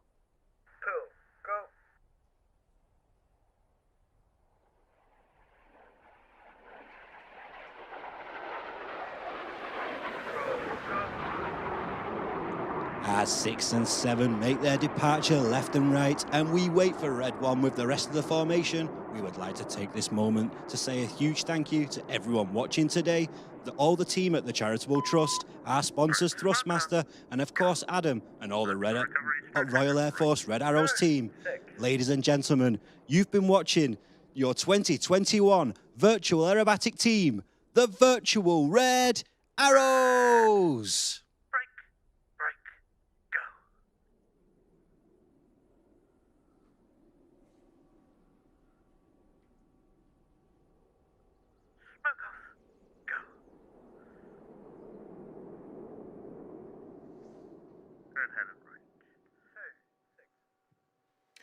Adam, Andy, thank you both so much for walking us through that. What a strange way to watch a Red Arrows display, but nonetheless really, really satisfying. And I'm going to start actually with a lovely comment here from Nige Lancaster Moore, which says, well done to the Virtual Red Arrows for providing that display. It feels like he's had his Red Arrows fix. He says, very realistic. Can't wait till we're at 2022. And he's one very happy chappy. So I think you've done well there. Thank you very much. Adam, I'm going to roll in with a couple for you, if it's okay. Just a couple from the public here. One from Nick Jabor on YouTube asking, how hard is it to fly upside down? So it's an interesting question. Part of military flying training, certainly if you're going down the fast jet route, flying upside down becomes not quite normal, but you do get very used to it indeed. So physiologically, there's things you have to do with your body to cope with it. If you're sustaining inverted flight, then generally you're pushing a little bit of negative G, so the blood is going towards your head as opposed to positive G, where it's going away from your head and you're straining against the forces to essentially stay awake. With negative G, it's the other way around, so it can feel very uncomfortable. When you do the amount of training that we do on the Red Arrows, you do get very used to it, especially Red 6 and 7, who do a lot of inverted work as part of their Derry patterns, where they end up coming down the line towards each other, but also in their normal maneuvers, and especially things like mirror roll this year, where Red 6 rolls inverted and then pushes up into an outside barrel roll with 7, 8, and 9 flying in formation. So it is a very strange sensation. It takes a little bit of getting used to, but once you are used to it, it becomes relatively normal business, certainly on an aerobatics team. And another question here, actually, which I think is perfect for both of you, but in the order I'll take Adam then Andy, if that's okay on this one. So how do you keep in such tight formation, and what do you each use for references, both in the real jet and in the virtual world? So another good question. The tight formation that we fly essentially comes with a lot of practice. So in order to maintain a position on an aircraft, you're essentially lining up two references to triangulate your position. If you just lined up one reference, then you could be up and down that reference and not quite get the right point. But by lining up two, you're fixing 1 point. Now that formation reference will change depending on where you are in the formation and the formation shape you're trying to fly. So for us, the team leader, clearly at the front of the formation, has the primary reference and is leading. Everyone else is actually flying primarily off the team leader rather than the aircraft next to them. So that means when you're flying in the different shapes, be it in Diamond or a Big Vixen or any of the other shapes we're doing this year, then those references are slightly different and you're then cross-checking against the aircraft next to you. So really it comes with practice, and then the smoothness and the small control inputs are what takes the practice. We have a term called going early with less, which means getting that anticipation of the control input going with a very small amount of input rather than being late and putting a big input in, which will then become unstable. So essentially, lots of practice and lots of different references with that small anticipated control input. And Andy, in the virtual world, how does that change for you guys? What's your setup process for one of these displays? Where is your team located? And how do you conduct that sort of activity in the VR? We have our airfield that we train out of mostly, but in regards to references, we base our references very much on the same as what the real Red Arrows do. We have our 2 reference points on the aircraft that we're looking at all the time. The references are always changing in each formation, and depending on, like Adam said, what position you're flying in the formation. Yeah, so we do it, we try to do everything, like say the Hawk we fly is, we try to make it exactly the same as the Hawk T1 that the Red Arrows are flying. So yeah, our references, our reference points, and the way we do it is almost, or we try to be exactly the same as the real Red Arrows. A question from one of our younger viewers, from Chloe, age 9. Where's your favourite display to go to each year? Well, of course, it would have to be RIAT. So the audience here are very knowledgeable. It's always a big crowd, a big variety of aircraft here, and it's always a highlight of our year to come and display at RIAT. So although it's sad that the live event can't go ahead this year, it's great that we can come and join you in the studio. We can talk to you online, and we can give you maybe more of an insight into the Red Arrows and the virtual Red Arrows than you might have had otherwise from a live display. So certainly you can't beat RIAT for a great UK show. And an interesting one, a slightly different one from Dieter Lehmans here. What do you do to uphold your nutritional sort of preparation for displays, and how do you keep up your stamina? A very good question again. To be honest, it's probably something that we don't do as well as we could do. It's tradition, certainly within the forces, that you tend to grab food as and when you can. Generally, it's maybe not always the most nutritious and best. So I think there's probably work to be done there in how we could maintain and improve our performance by eating the right foods, getting the right levels of energy and so on. But we have a busy schedule with the amount of practicing and flying we do, and it tends to be things like that that we don't allow enough time for. So probably something we can learn from other people on, certainly in other high-performance teams, and improve for the future. That's great, thank you. And the final one actually comes from Liam Wilson, another one that I've heard asked a few times now, which is why the air brake's left out so often during Red Arrows displays. So there's a couple of reasons for it. The main one being that the higher the power setting we're flying at, the more responsive the engine is. But if we fly at a high power setting all the time, then we'll just accelerate and the maneuvers will be faster than we want them to be. So by having the air brake out, we're actually putting the power against the drag that the air brake provides. And that means we can have the throttle at a slightly higher setting, so the aircraft is more responsive to stay in the right position with the leader. Now, the secondary effect that has is because we're at a higher power setting, the exhaust temperature is hotter, and there's actually a lot of turbulent air coming off the back of the air brake, which means when we then put the smoke on, it blooms a lot better and it's much more dense. So really 2 things, the first one being performance related and the second one being the added visual effect.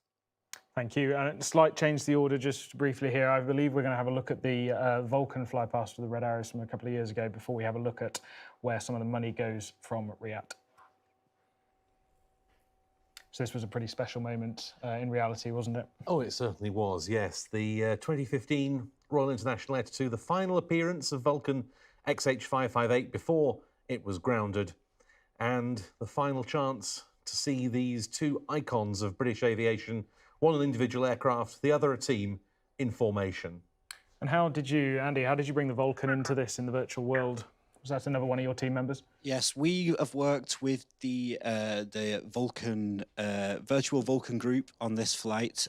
They want to make awareness of the Vulcan, and they want to dedicate this flight today to a very special person, Dr. Robert Fleming. Dr. Robert Fleming, who sadly is no longer with us, gave the airshow community a chance to see historic aircraft displayed all around the globe. So they would just like to say a big thank you to everything that he's done. And of course, flying mixed formations with the Red Arrows is something we still do. Generally, if we're with a large aircraft, then we formate on the large aircraft. If it's a smaller fighter, then they will tuck in, as the Vulcan is here. But again, some real great visual effect, but something that has to be briefed very carefully to ensure it's conducted safely. Wonderful to see the virtual Reds pulling up and away from the Vulcan there at the end of that fly past. Adam, Andy, thank you so much for coming in this afternoon. It's been great having you in the studio. We're going to go ahead now and just have a quick look at where some of the money goes when RIAT supports the Charitable Trust. Through your support of the Royal International Air Tattoo, the Royal Air Force Charitable Trust has been able to make a real difference to the lives of young people from all backgrounds. Our support of STEM initiatives helps nurture the aptitude of tomorrow's engineers.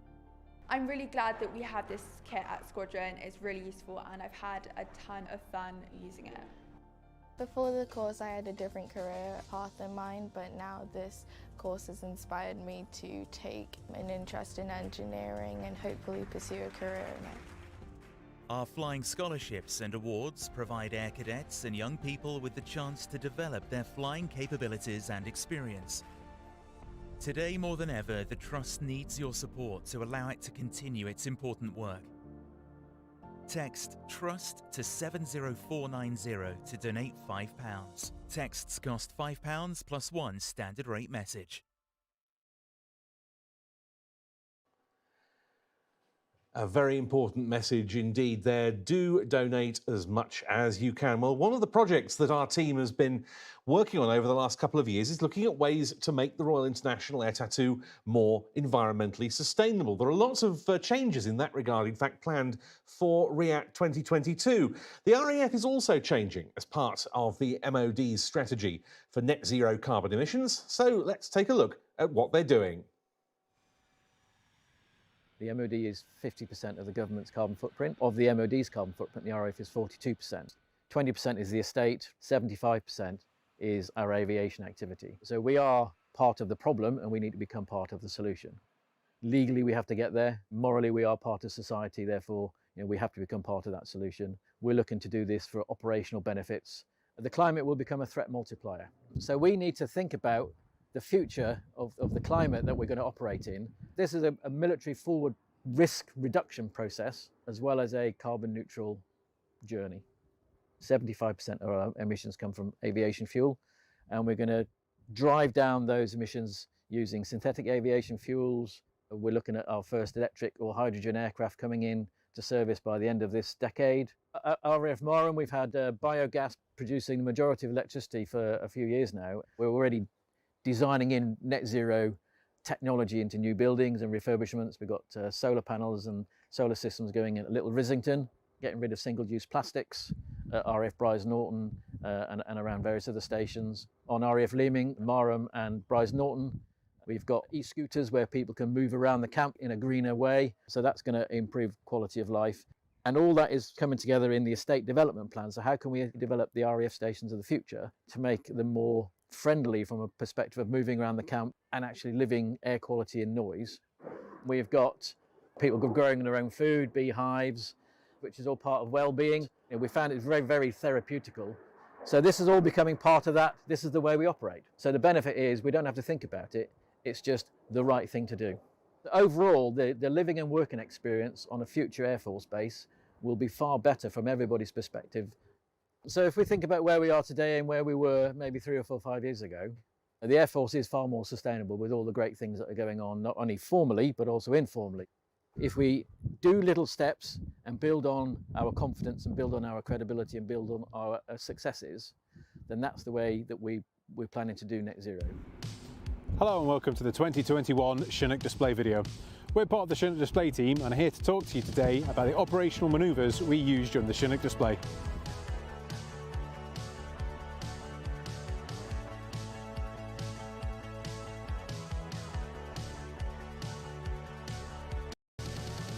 Here you can see us descending to 100 foot above the ground using our rad alt to judge the height.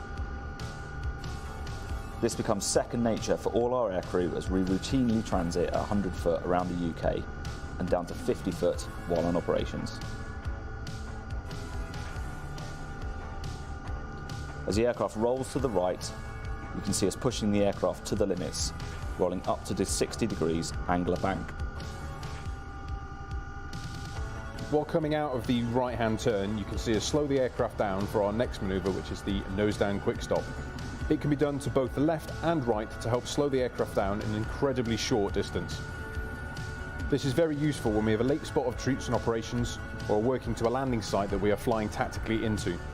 It's a difficult procedure to fly and takes a lot of getting used to as you're having to put the nose down to slow the aircraft rather than the nose up. If you've ever been to an air show, this is one of the crewman highlights. Don a big orange hand and wave to the crowds. But if this is your first time seeing inside a Chinook, you'll actually see a lot of aircraft components. During the flight, the crew will complete several scan checks, and by being able to see the components, we can identify if a fault has arisen. Part of the crewman's scan checks are to look at the engines. Difficult to do mid-flight unless we have bubble windows, which is what you can see. The rear port and starboard windows are actually concave and allow the crewman to look outside the aircraft, which not only aids with lookout, but also that fault diagnosis. Having established in the hover, we now go into an old manoeuvre, which we dub the Gorney Spiral Climb. Although it is a dated tactical departure, this manoeuvre now allows us to demonstrate the capability of the aircraft whilst showing it off to the crowds at air shows. During the climb, we rotate through 540 degrees before we convert this into a spiral descent with the nose down, adjusting us back to crowd centre. Here you can see us setting up for a running landing on the aft wheels.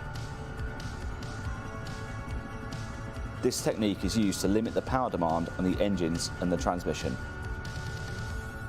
The aircraft is descended to 100 foot again and the airspeed reduced to 80 knots. We have precise limits for this manoeuvre to make sure the aft rotor doesn't get too close to the ground.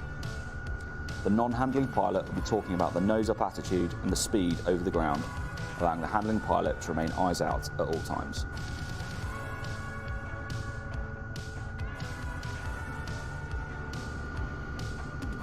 The rearwards taxi is occasionally used on the front line if we need to get out of a tight parking spot at an airfield.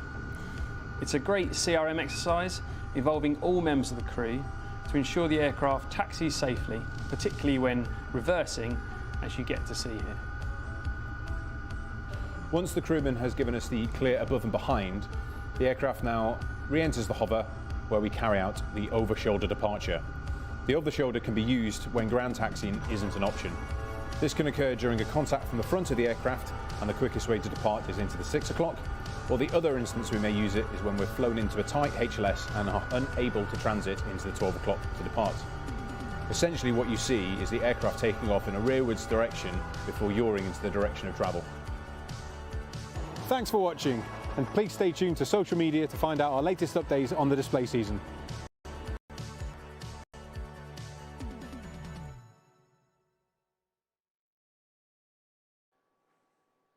We're very grateful indeed to RAF Odium for bringing us that insight into the RAF Chinook display team. And Andy, I know it's something you know rather a lot about, having been on the team in 2018. What are some of your memories of that RAF 100 display season?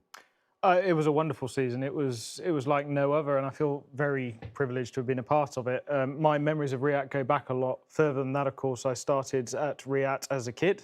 Then went on to the University Air Squadron and was here as part of a Red Arrows display. Seconded to the media team on the back end of my Shawbury course. And I've bizarrely found myself sitting here next to you as a result of that, what with manners being manned down. Display 2018 was a wonderful time for me. It's the sort of thing you only get a chance to do once generally in an RAF career. And of course, it was my home show as well, so it was absolutely superb. But there's a couple of really important messages I found in those videos, because we've got a video there about environmental sustainability, followed by a helicopter that's burning 1,200 kilograms of fuel every hour. So it's a really important message that the Air Force is putting out there. The Air Force is working really hard, especially at places like Marham, to come up with new, novel ways of reducing our carbon footprint and our energy consumption.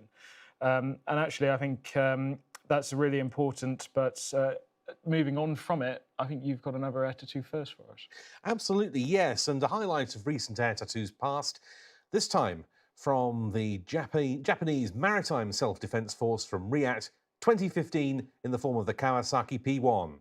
One of the very historic moments at RIAT 2015 was the appearance of two Kawasaki P1 maritime patrol aircraft from the Japanese Maritime Self-Defense Force.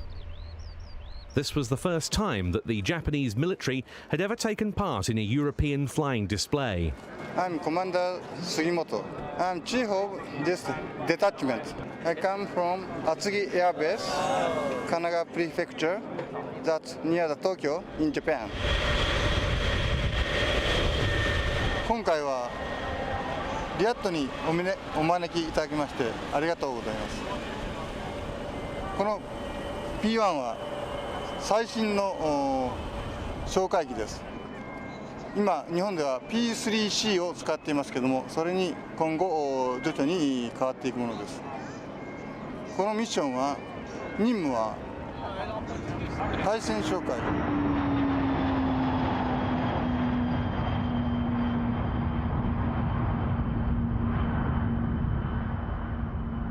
Very smartly into the air, as you can see, this 4-jet maritime patrol aircraft.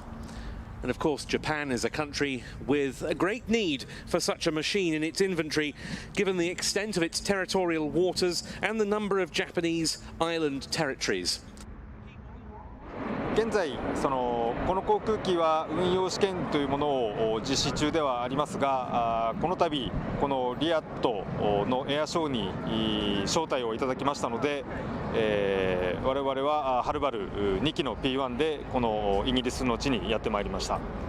非常に嬉しく思っております。 The next pass coming up at around 155 knots. And we'll see the electro-optical and infrared turret extended, and the weapons bay doors on the underside will be open. A very interesting chance to see into this aircraft's bomb bay.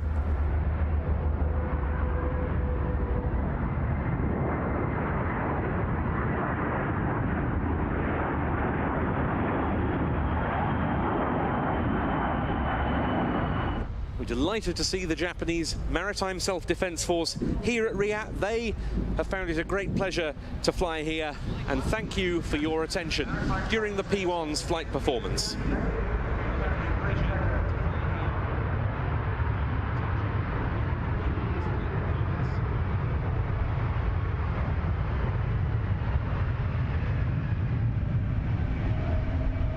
Hello, I'm Ian, I run Planes TV. We're looking after the live production of the Virtual Air Tattoo. I really hope you're enjoying the show. A lot of the flying display material from the recent air tattoos is from our archive, and that's available. The full shows in their entirety are available on our on-demand service at watch.planestv.com. But if you follow the link in the description below, you'll be able to sign up for 3 months at half price. I hope you enjoy that offer and enjoy the rest of the show. Well, that P1 looked fabulous, didn't it? And I'm sure a lot of you remember that, who are watching via the various means at your disposal. And thank you all for continuing to get in touch via YouTube, Facebook and Twitter with the hashtag #VirtualAirTattoo. And we've got another virtual display on the way, but before that, some more videos from around the world.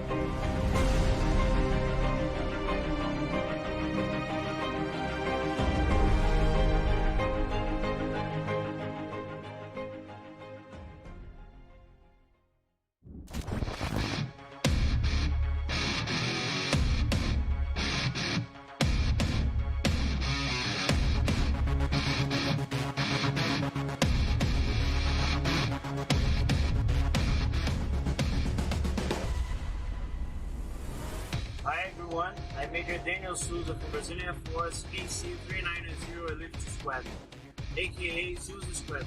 We'd like to salute Royal International Air Tattoo for its 5th anniversary.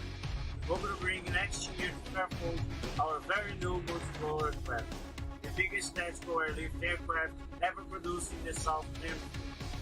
A product developed by the partnership between the Brazilian Force and Embraer, so that it would be a pleasure to take part in the great event. See you there.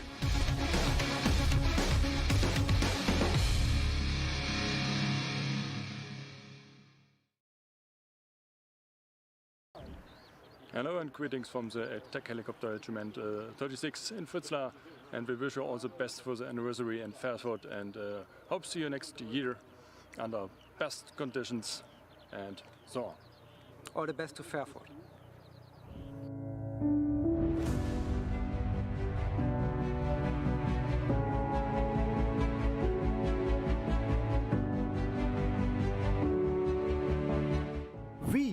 the number 2 multi-role squadron, call sign Minhas of Pakistan Air Force, are proud to present the pride of Pakistan, JF-17 Thunder, at Royal International Air Tattoo 2021.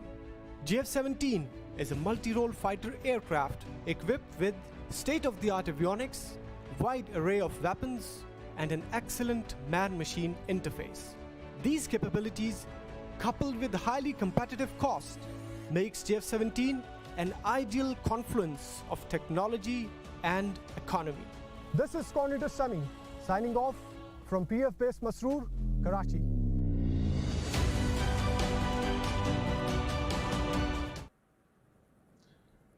Well, that was a terrific look there at the Pakistani Air Force JF-17. And we're going straight into the next of our virtual team displays now. This from the Polish Air Force, an item that's currently in the midst of its final display season. The Bialo-Czerwone Iskry, better known as Team Iskry. And flying the PZL TS-11, I believe these guys first attended the Air Tattoo in 1995. Yeah. Yeah, it was the first time the Polish Air Force had attended the show, and very welcome they were too, along with the Czechs and the Slovaks, of course. Always particularly welcome, given the contribution made by aviators from those countries to the RAF's efforts during World War II. Yes, here we see a total of 7 of the PZL Mielec TS-11 Iskra jet trainers. Very interesting aircraft, this. It's been in Polish Air Force service for a very long time indeed, since 1964. Only 2 countries, however, ever procured it, namely Poland and India.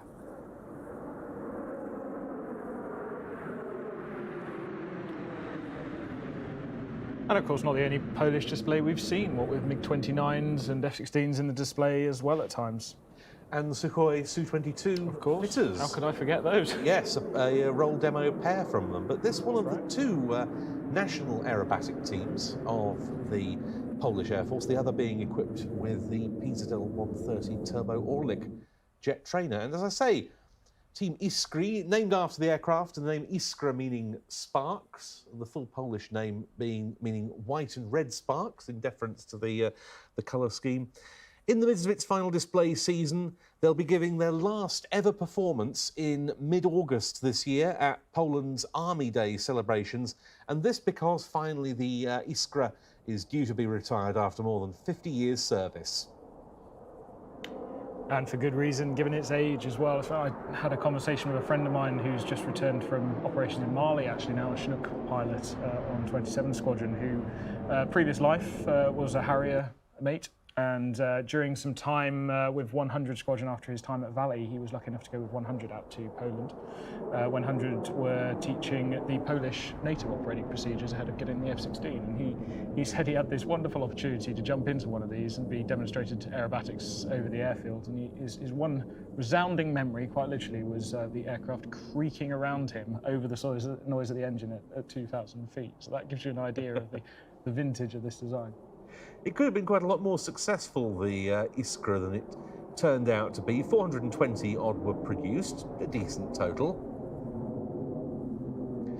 And that was because it lost out to its Czechoslovak rival, the Aero Vodokody L-29 Delfin, in the competition to supply the Soviet Union with a new jet trainer aircraft, rather to the surprise of many observers at the time who felt this might have been a superior product. But no matter, the Delfin was a very nice aeroplane, as was this. But now it's time coming to a close with the Polish Air Force. It also was used by the Polish Navy, and this in the reconnaissance role as well as in the training role. I'm just going to jump in with a couple of comments that popped up on my screen here. Anthony Monaghan we heard from earlier, but I'm going to mention him again. Thank you very much for the shout out, guys. Donation on its way. Can't thank you enough, because of course this has been a really tricky few years to navigate. That makes a huge difference, and I'm glad you enjoy this free display that we're trying to put on for you this afternoon. Another one in Pomfrey on Facebook, superb show, greetings from Lincolnshire. Love all the aspects of the show. Romanian MiG-21 was immense. Yeah, I'm sure we will remember the MiG-21s at Riyadh. Oh, yes. Fantastic. But back to this display, you'll see at the end here, I think there's a low pass, questionably above 100 feet, I seem to remember in this display. But you get a great view inside the cockpit of these virtual models, absolutely brilliantly modelled. Yes, superb, one of these isn't it? displays, I think it might be the F5 later actually, the pilot's even waving to you, amazing. But this aircraft had a curtain, I believe, in the back of the canopy, which was designed to be pulled across one of the pilots to enable instrument flying and the practice of flying in cloud on beautiful days like we seem to be suffering outside as we sit in here, Ben. Yes. Again, another product of its time. I don't think we'll ever find a curtain in a modern aircraft. No, something else that was rather of its time was one of the ways in which the Polish Air Force used these. I went to a number of their frontline bases in 2007, which was a tremendous experience. And at places like Malbork and Swidwin, the main bases for or among the main bases for the MiG-29 and the Su-22 fleets, they would always, the frontline units, have one or two maybe of these Iskras on strength as continuation trainers for instrument training, as you mentioned, and also to go up before the days or the evenings flying to do a local area weather check. Yeah, and again, that's a common thing that you see at a lot of fixed-wing bases in the UK as well. I believe to be replaced by the M346, so it'll be interesting to see if the 346 finds itself into the similar role of enabling slightly cheaper options to do those sort of tasks on the frontline squadrons as well. Yeah, a very capable aeroplane indeed, that. And it's interesting, the Iskra has outlived several potential successors, including one from PZL Mielec, again, the Polish manufacturer, the I-22 Irida, which was never series produced. I think it's a mark of what a good aeroplane this was, and indeed remains. There are a few of them in civilian hands, one or two of them in Poland, and I think also in the States. Here, a nice negative G outside turn being performed by the team soloists. The team started out with 9 aircraft when they first came over in 1995. They've had various sizes of teams since. And of course, Adam Collins was talking to us about negative G and talking to us about G-forces earlier, so it's interesting to see that 360 pass. But the other thing he was talking about was the escape options that pilots in the real world, especially in formations, maintain throughout the display. And of course, that's something that I guess you don't have to worry too much about in the virtual world, because unless you've programmed it to do so, you know your engine is going to keep running for the entirety of the display. And of course, it's very unusual to experience any sort of failure or critical issue during display flying with modern aircraft, because they're so well built. But nonetheless, as you'd expect, there are always options kept in the back pocket. As they fly past there in mirror formation, you see it's a very attractive little aircraft. It is. The Iskra, very elegant. Andrew Bollens asks us, are the Polish aeroplanes similar in specification to the Hawk? Well, it's slightly older technology, Andrew. This aircraft first flew in 1960. The prototype Hawk first flew in 1974, but designed for basically much the same purpose, albeit in different countries and with different eras of technology at the manufacturer's disposal. Yeah, not quite as powerful. Again, having spoken to a good friend of mine who's flown it, he told me not as powerful as the Hawk he was well used to. But and I suppose that's shown in the export success of the Hawk, because of course the Hawk has been one of the world's great success stories as far as exports go. This not quite so much, perhaps. This is a great little manoeuvre, if it's the one I'm thinking of, which is a trio of rolls. Yes, there we go. Each aircraft going up independently with a delay in between. And creating a trio of loops in the sky. I can't recall having seen that from anyone else. You may well have. No, I must say I can't. It does work very nicely, doesn't it, with the smoke trails? Now here's the low pass you mentioned. I don't know which era of display regulations they were working to for this display. I think the F5 a little later was much the same. But of course you can in the virtual world. Yeah. You'd be receiving a yellow or a red card very rapidly. Yeah, that'd be a too low, that one, yes. Again, Manners will have experience with that, making that judgment. And oh, yes. And my understanding of how the flying control committees work to judge height like that is much the same as we do in the helicopter world when we're looking at hovering manoeuvres or picking up underslung loads with Chinook, as you're looking for a backdrop marker. So you're looking where the aircraft is and where it crosses your field of view. And if you've kind of calculated for the flying control committees what it would have to cross to be below 100 feet, they can call it pretty quickly. Yeah. That's not suitable. Don't do it.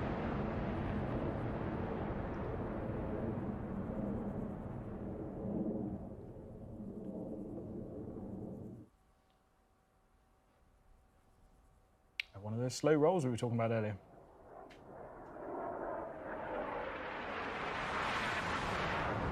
Very neatly executed indeed down the line.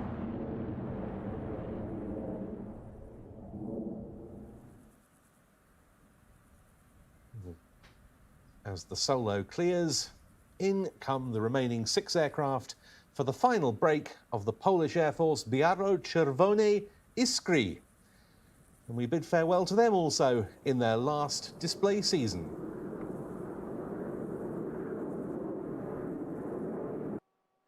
And a huge thank you to Eagle Dynamics for allowing us to showcase the digital combat simulator world, which is the framework around this Air to 2 and how we built it within the virtual world. And I thank you also to all of our sponsors. Without you, we couldn't have put on this free entertainment with the virtual Air to 2 this morning and this afternoon.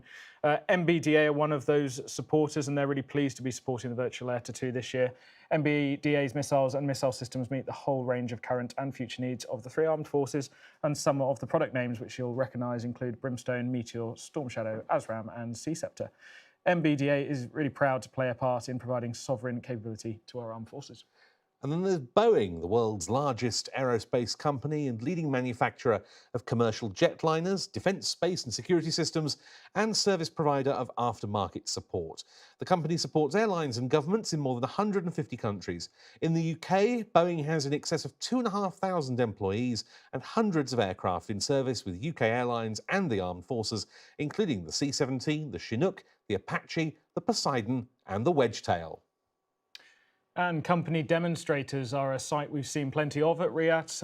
Many companies are always keen to come across to UK shores and demonstrate what they can do with their new types, new technology, etc. Ben, I'm really excited by this one because this is another one that really sticks in my memory from 2006. We're going to have a look now at the absolutely jaw-dropping MiG-29 OVT.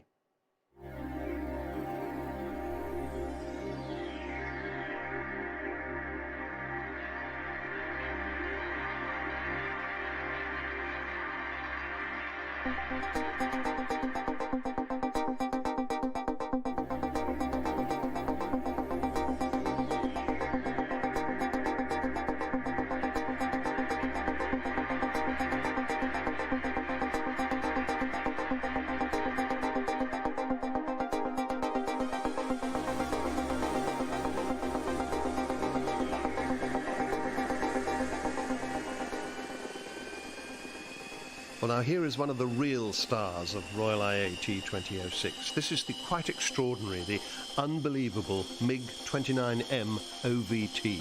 OVT in Russian meaning Thrust Vector Control.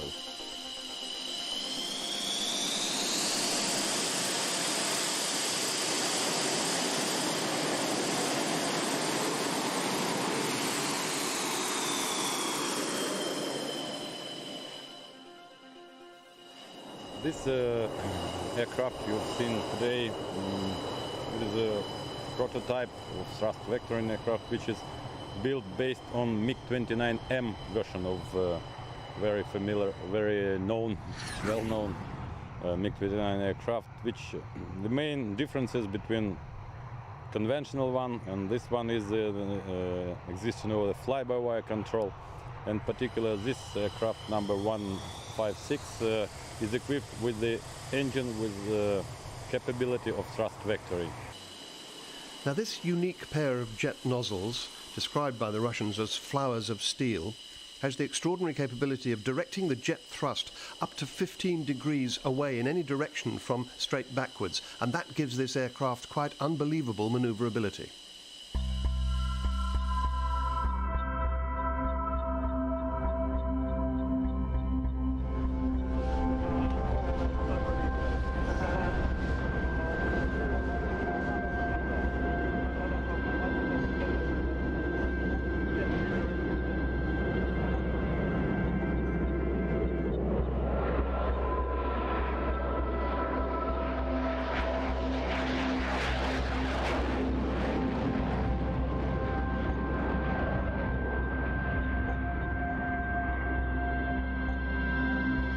Aerodynamics.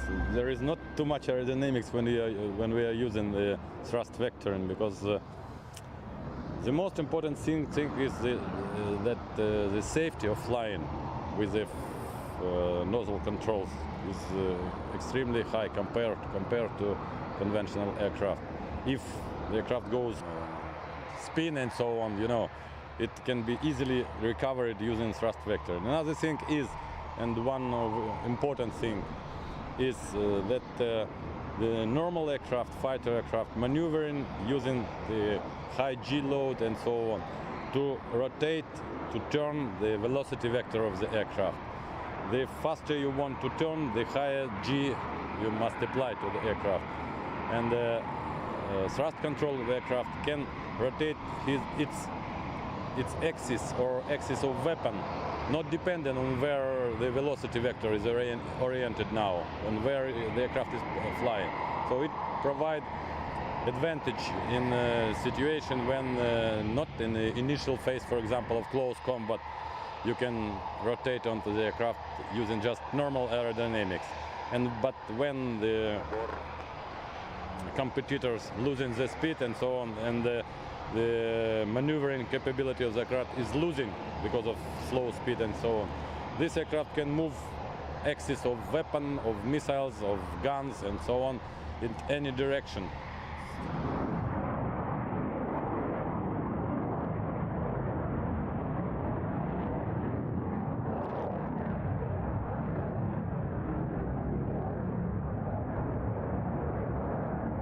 Another thing, and very important thing, when you look where your nose is pointing, it's not the same. The aircraft is flying another direction, you know, so the pilot must be careful. If even you point up, the aircraft can go down. In general, we are trying to show all advantages which provides by the thrust vectoring of the aircraft. So that maneuver we are performing still has no name, exact name. It's just we understand what we are doing. The only thing we would like to show the aircraft capability, controllability and stability, and packed it into understandable from the spectators and specialist maneuvers.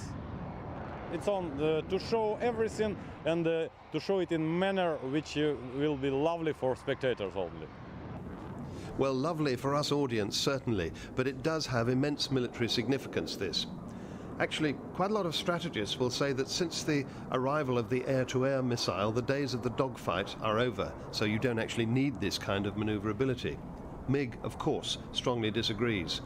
They say that modern countermeasures allow aeroplanes to avoid missiles, and a fighter will soon use all of its missiles up, and then it's back to dogfighting again, perhaps with a gun, which is where this kind of maneuverability comes into its own. And there is the most extraordinary Super Cobra, 150 degrees angle of attack it goes back to there. It's unbelievable stuff.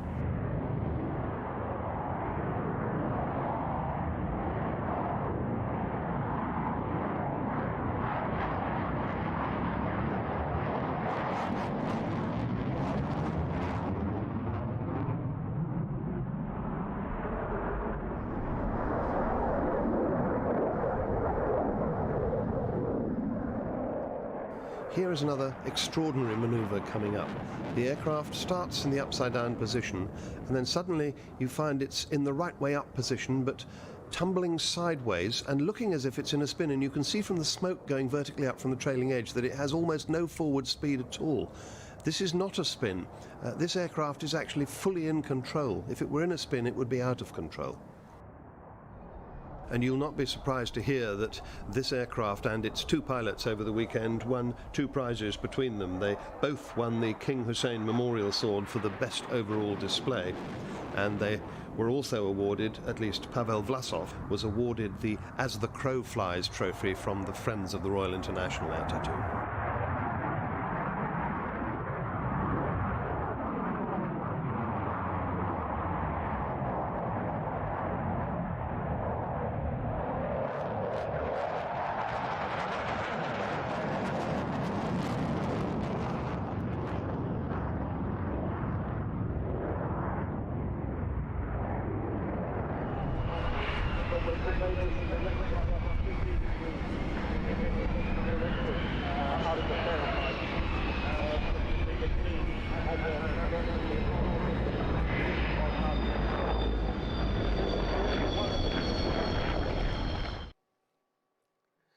The amazing MiG-29M OVT there from Riyadh 2006, and that's amongst the years of archive footage that can be found on wingstv.co.uk, and thanks to them for providing that film. Well, no celebration of the Air Tattoo's 50th anniversary could be complete ever without the presence of Tim Prince, one of the show's co-founders. He retired in 2014 as its CEO and director. Tim, a very warm welcome to the studio. Great to have you with us once again. Thanks, Ben. It's great to be back here. Seeing the MiG-29M OVT there, that was a type of display that, when it appeared in 2006, hadn't been seen before, because it was before the F-22 ever came. There's no doubt it's one of the most stunning displays ever seen at an Air Tattoo. It must have brought quite a lot of challenges in terms of regulating the display of an aircraft capable of performing those sort of manoeuvres. It certainly did, Ben. Luckily, our Flying Control Committee comprises a bunch of good guys who have seen it and done it somewhere or other, even though they hadn't done that sort of thing. But they went about authorising it in true Air Tattoo style to say, well, OK, it's easy to say no, how can we say yes? And they evaluated the two individual display pilots, if I remember rightly, and talked to them, and they were very happy with it. But it certainly did keep them on their toes. We've got loads of questions coming in for you from our viewers, which rather override the ones that I was going to ask you. Alice asks us, which aircraft would you like to see at Riyadh that's never been to the show before? That's a huge question. Oh, golly. The only one that comes to mind now, because I saw a picture of one being flown by Roger Beasley, one of our Flying Control Committee members, a Tipsy Nipper. How about that? Iranian Air Force Tipsy Nipper. Now, let's have an insight, as Peter asks us to provide. How much work goes into encouraging foreign aircraft to come to the show? Because with some air forces, it's a routine procedure. Some others, much less so. There's a lot goes into it, as Peter's been finding out, taking on the Air Ops role. You invite the ambassadors and the attachés and that to come to the show. We write to them, we write to squadron levels, we write to the chiefs of the air staff, we go through our diplomatic procedures. But the best thing is to get one of their representatives to the show and just see the value of the Air Tattoo to them, their people, their engineers, and all this sort of camaraderie and swapping of ideas that they all achieve through coming to the show. I've been very fortunate since I retired as the chief executive, in that my successors have both asked me to go out and see some of the chiefs. And I go out to say thank you to them all for all they've done over the years, because they're very much as part of the team as everybody else. And whilst I'm there talking about all the good times, they normally are persuaded to bring some other aeroplanes the next year, or indeed persuade some of their colleagues to send aeroplanes from air forces that haven't been before. Now, Dean asks, what was the most gutting aircraft cancellation for an Air Tattoo? I know there were a few quite high-profile ones, but do any of them stand out? Gosh. Now you're really you're talking to an old man here now. I'm 72. I suppose an interesting one wasn't quite a cancellation, where I think it was the first time the Ukrainians were coming, and we had assumed they were sending a pair of Sukhoi 27s, and Paul and I were sitting in the office, and we'd had no paperwork come through. This is going back quite a few years. And Paul was pushing me to do something about it, which was fine. So I eventually got all the way through to the Ukraine, to Kiev, and talked to their people there, just as I looked out the window and saw two Sukhoi 27s coming over the fence. Unfortunately, the paperwork arrived just after they arrived. But actual cancellations, none spring to mind at the moment. There are a couple I was thinking of. The Russian Beriev B-12 male that couldn't make it because of it couldn't physically make it. That's true, but Ben, your memory is better than mine. The one that actually does come to mind now is the Romanian IL-28. Oh, yes. The Beagle. And we'd been over to Romania. We'd helped them plan their air show, their first air show, their big air base, KB air base. And Paul, in his inimitable way, asked them if they could do up an IL-28 Beagle. Looks like a Canberra, but a bit different, to come over. And they thought, what a great idea. So they spent weeks and weeks and weeks painting up an aeroplane to come to the Air Tattoo. And sadly, come the air test, something went wrong and it crashed and they wrote it off. So that was a big loss. Yes, there was a similar thing, wasn't there, with the South African Shackleton on its way to the UK for Flying Legends and IAT that ended up, it's still there in the Sahara. That's right. Yes, we'd helped the South African Air Force with their 80th and 85th anniversary air shows. It was good. We used to go help overseas air forces to plan their shows, let them share the lessons that we had learnt over the years. And we didn't take money for the help, we took aeroplanes. And it was going to be a real coup to have the Shackleton. And Hartog Block, Flight Lieutenant Navigator, I think he was, he had done all the communications between us. And they'd loaded the aeroplane up with some outstanding red wines, which we were all looking forward to, as well as the Shackleton. But sadly, coming over North Africa, one engine went, then another one went, then another one went. And their glider had to land in the desert at night, which they did. They managed to land a Shackleton, all engines out, and I think the wine then came in handy as they celebrated their lives still being around. Yeah. Now, of course, many of these stories can be found in the 50th anniversary book, but one thing I don't think we reflected on when we were compiling it was something that Kim asks, which is, what is your proudest moment above all of the air show over the last 50 years?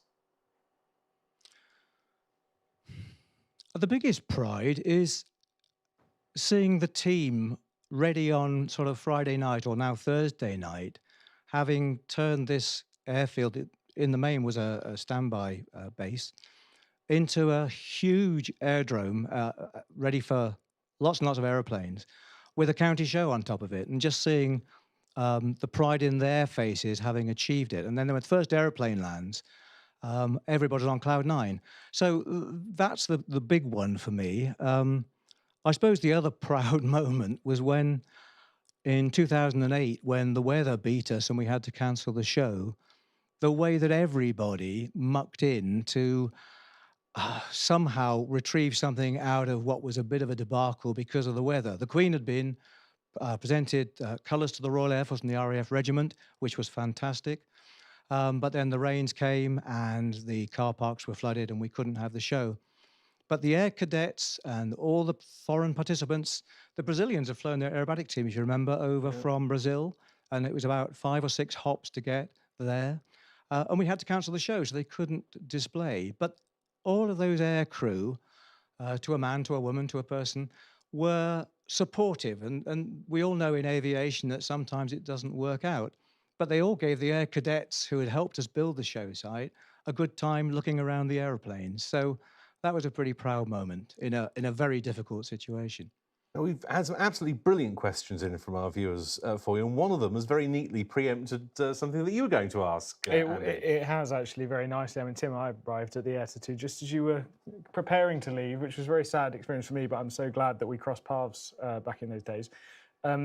What struck me since and never ceases to amaze me is the family that has grown around RIAT. You know, we have families turn up every year to enjoy the show, but we actually turn into a little bit of a family behind the scenes as well. And so many of the volunteer teams are so close-knit after all those years of volunteering. There are people here who have volunteered for decades, for pretty much the entire show.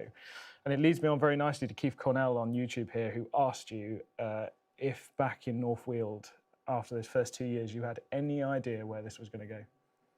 Oh, no idea at all. No idea at all. Yeah, we were air traffic controllers, and this was just a bit of fun hobby at the weekend. So it is now a fantastically great feeling, and yeah, I'd never have considered it. What's the wonderful thing about it is once we'd started this thing of people with like minds and energy wanting to prove that it can be done, and of course Douglas Bader helped us on that one. When he took over as the president, it was impossible to let it go. And the energy, well, as you guys know, as all of you know in this room, the ethos of the organization is let's find a way to do it, no matter what's thrown at us. And once you're involved in this lovely family, and that goes out to industry, the commercial sponsors, it's not just a matter of take the money and run. They become very, very much involved in shaping the show. the United States military, the Royal Air Force, become very much a part of it. I mean, base commanders here, if you could imagine what it must be for them to have this great big thing dropped onto their airfield. But we have chiefs of the American Air Force on our volunteer team on the hosting side. We've got base commanders past actually on the volunteer team giving up their annual leave. You know, it's quite a remarkable family that has got a life of its own. It's fantastic. It certainly is remarkable. And number 99 Squadron of the Royal Air Force, then with the Bristol Britannia, was one of the contributors to that very first air tattoo back in 1971. We've taken a special look at number 99 Squadron's aircraft then and now. One of the aircraft featured in the flying display at the first air tattoo in 1971 was the Bristol Britannia. We're here at Cotswold Airport to see the Britannia today.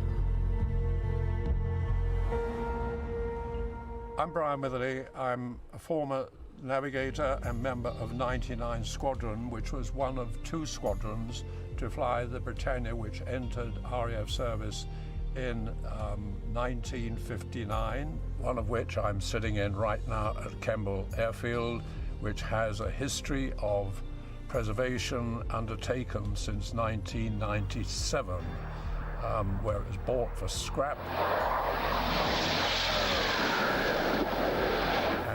It's now been restored, and it's a continuing voluntary effort. I stress that, a voluntary effort to restore her to something. She will never fly again, but she is restored to something that resembles very closely to what I sat in here as a navigator all those years ago, 1959. The aircraft were part of the support of the Defence White Paper of the time, which relied on air transport to support the major bases throughout the world, such as we retain them. This new aircraft, and it was new, it was a world beater for its range and its ability to fly by electronic means, if I can call it that. It was ideal for supporting British forces worldwide, and it was the major support long-range aircraft of the time. After many years of successful operations, the RAF and 99 Squadron retired the Britannia in 1975. And this is what they fly today, the C-17.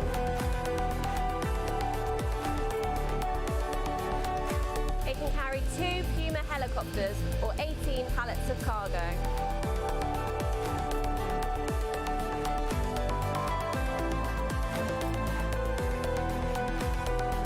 The RAF have 8 C-17s in their fleet, which are used for strategic airlift.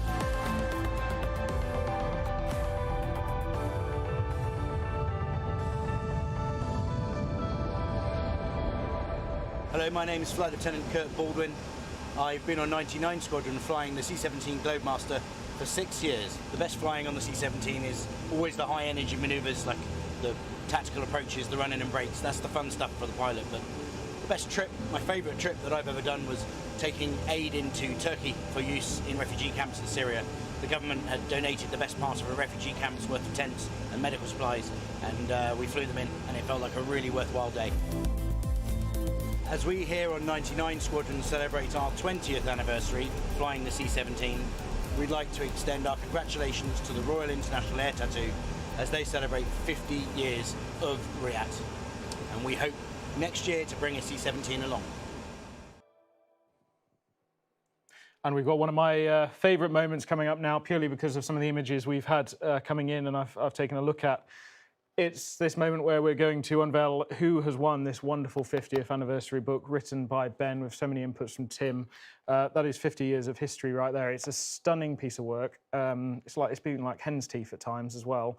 I get to announce the winners now, but I'd just like to say Helen, Ali, Rob and Sarah in the back room have been sorting through these pictures like at a rate you would not believe, and the best ones have been picked out. So we'll start taking a look at them. This is a cracking one here. Kirsty Hewitson, 3. You are the winner of the first one. Wow. Russ Lee, Tim, there we go, with the Typhoon in the background from this year. And this one I love. Making the AvGeek straight away. There we go. There's the Air to 2, virtual Air to 2 in front of Newborn. Gareth Roberts, congratulations. Craig Jaspers, there we go. Some great memories behind there. And this one I found particularly funny. Richard Reagan trying to get the best out of a very difficult situation, like indeed we all are. Well done, Richard. All of those very, very well deserved. And if you've missed out, don't worry. It's still available to buy via the Air to 2 website, so please get on there and do so if you wish. There are loads of great stories in the book of displays from over the years, Tim, and I mean, for so many of us who are modern military aviation fans and have been for a long time, the F-104 Starfighter, really special. So many displays of starfighters at the show, and it was one of your late colleague Paul Bowen's favourite aircraft, if not his favourite, wasn't it?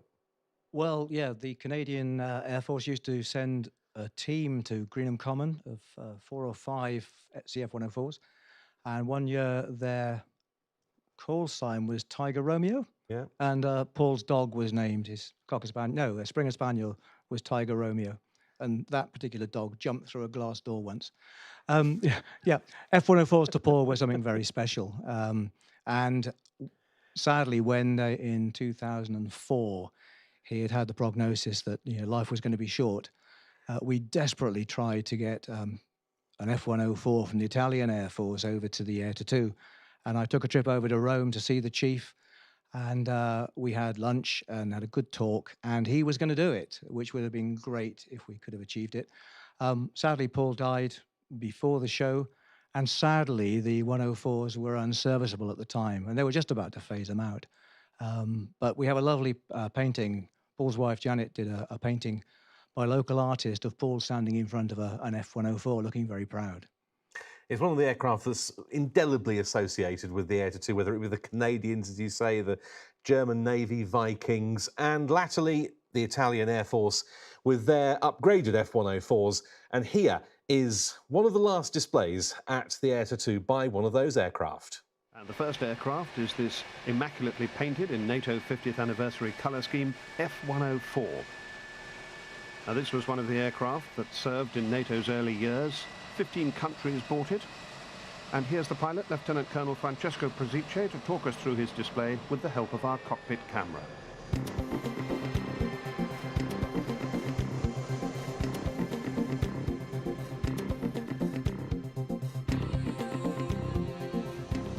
Ready for takeoff. The throttle comes full forward in afterburner.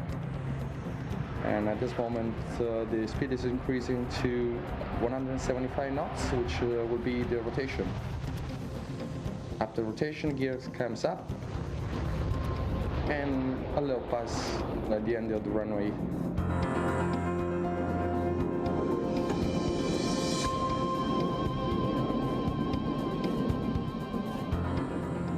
The F-104 was made mainly for air superiority, for air defense all weather. It was used in war during the Vietnam, but since then only the Italian Air Force is keeping the F-104 with the M variant in activity.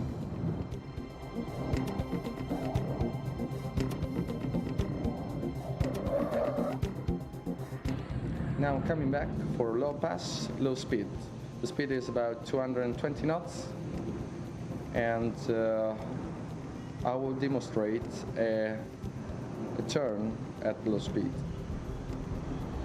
Altitude is 200 feet. Going to the display datum, where I will start with full afterburner, the low speed Schneider at 220 knots. The stick comes full backwards to keep the aircraft turning. The turning performance are not very good because the aircraft doesn't have wings. It's just a rocket with a pilot on it. The aircraft has a very good rolling performance, even though it's a very old aircraft. We are talking about 360 degrees in 1.5 seconds.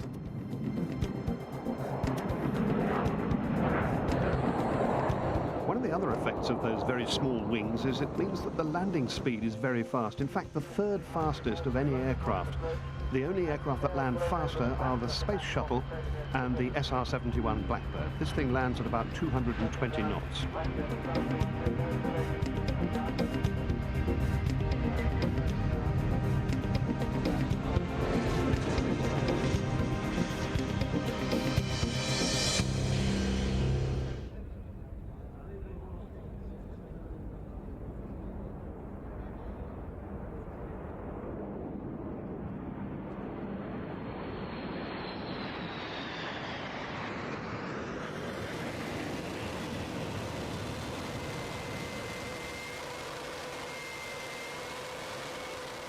Harrier's got a Pegasus 106 engine inside, which puts out 21,000 pounds of thrust. It's got 4 vectored nozzles, which rotate through 98 degrees from the horizontal down to just past the vertical.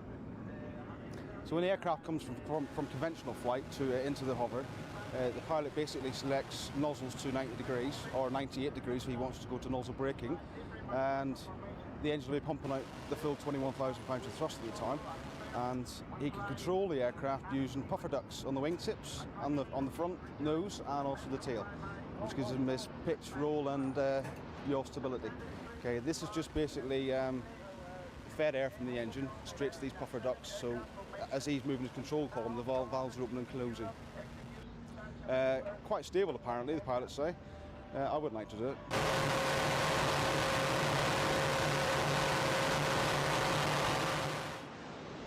I guess if you've never flown in the hover before, then it is demanding, but you do pick it up pretty quickly.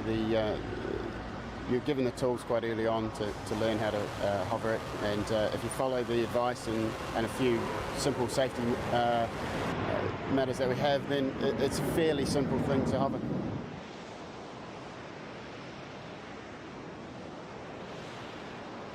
Now that black nose on the aircraft contains the Blue Vixen air-to-air radar, because this aircraft, the Sea Harrier, is a fighter. It fights other aircraft. The RAF's equivalent aircraft, which is a more advanced version of the Harrier, doesn't have a radar. It's a ground attack aircraft. So when the Navy disbands the last Sea Harrier squadron in 2006, they will in fact have no airborne air defence.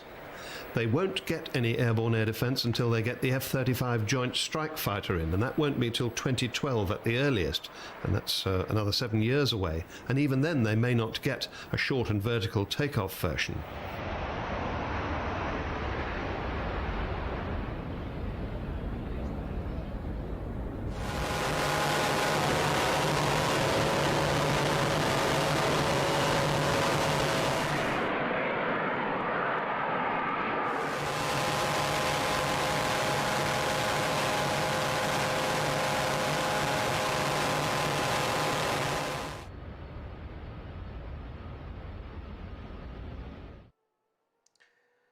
Some absolute classics there from React's past, and once again more archive footage can be found in some of the show programmes available at wingstv.co.uk.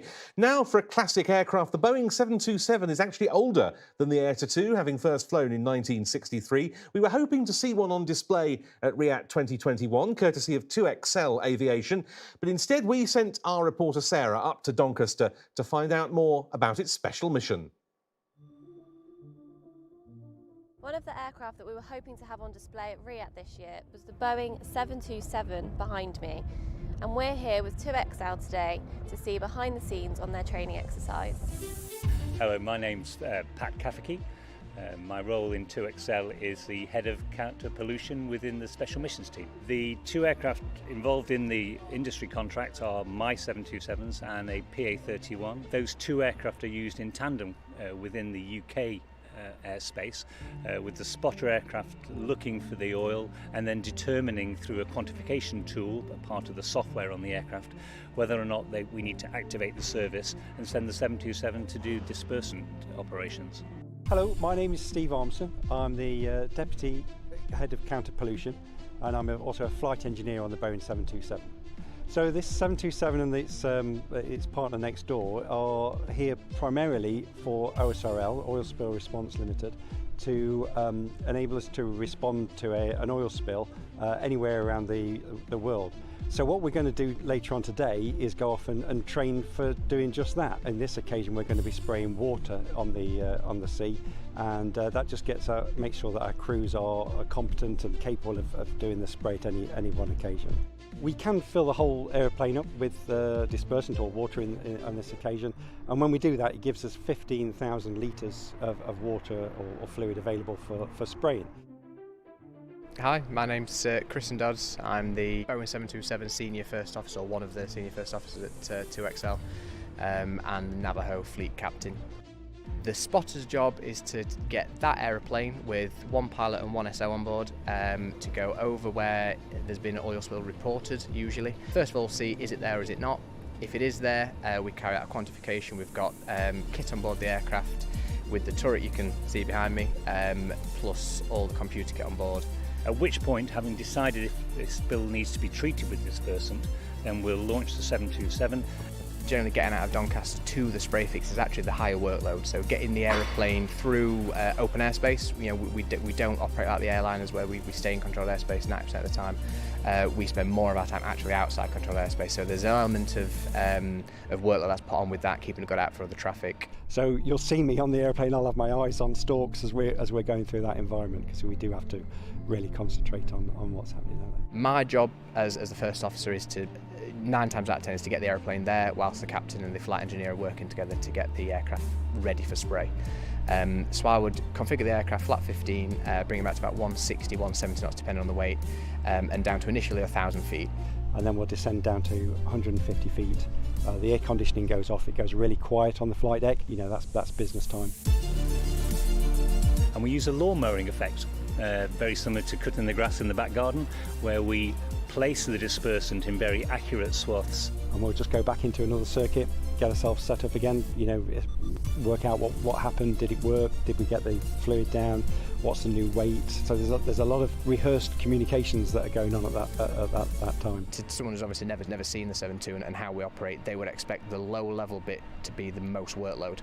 Actually, it's quite the opposite, and we make it so simple because the area where we need our concentration to be the highest, we don't want added workload. We don't want to be messing with books, and it's simply, we've all got our roles, and it's quite a calm environment. If it was anything else, obviously it wouldn't be so safe. If there's anything we don't like, it kind of goes without saying, but we just get out of the low-level environment. So we'll climb the aircraft up and then deal with any issue. Then we don't increase our workload at low level. We started off with 2 people here 6 years ago when I arrived, and you've seen how many people are operating here now. And the company has developed to such a point where we're able to produce things like this and other projects that we're looking to in the future. I would say, having been here for about 5 years now, 2XL are a very innovative group. They take on roles that other aviation services providers just wouldn't consider. You do get a real sense of pride in you. You've got a job to do when you get the call. The worst case scenario is that particular oil spill, if we weren't around, would eventually find its way to our beaches or wildlife, and it's nice to know that we're part of the huge system really to slow that down and eventually stop it cause any issues. And wouldn't it be great to see such a unique 727 at RIAT 2022? And we're now going to go quickly back to social media. We've actually got Amy from our very own media team who's been online tagging all of her friends, especially Andy. They're so grateful to all of the RAF Charitable Trust for making this show available for free when they can't be here. Thank you so much to all of our volunteers. It's a stressful and frustrating time as all of you watch the virtual Air Tattoo and can't be here. But let's hope 2022, we're all going to be back and doing exactly the same job we love the most. And that goes especially for those involved with the emergency services, we ought to point out as well. Thank you for everything you've been doing. Meantime, we've now got a true classic of Air Tattoo's past. The Messerschmitt Bölkow Blohm Ball 105 light helicopter is one of the most agile rotorcraft in the world. In the late 1970s, it started displaying at the Air Tattoo in the hands of a German army pilot called Captain Charlie Zimmermann. He was immediately an award winner for his incredible aerobatic displays. He last flew at the show at Fairford in 1985. 30 years later, the German Army Ball 105 returned to the show, and here is part of that display. This really is something. isn't it? This It helicopter is. display, and for good reason. That Red Bull have kept at least 2 of these aircraft, to my knowledge, on strength with them, because not only do they put on displays at shows, but they also make them available for movie use. They do, and this one was provided by the German Army's main training school, and it was flown by Hauptmann Thorsten Möbius, who flew it at 2 consecutive shows in 2015 and 16, and from this event in 15, he went away as one of the flying prize winners. And it's unique in some of the manoeuvres it can do, and we will talk about that briefly in a moment, but for that reason, really, it's been extremely successful. About 1,400 built, I believe, which is a ridiculously big It was, yes, and it was an early product of the West German post-war aircraft industry.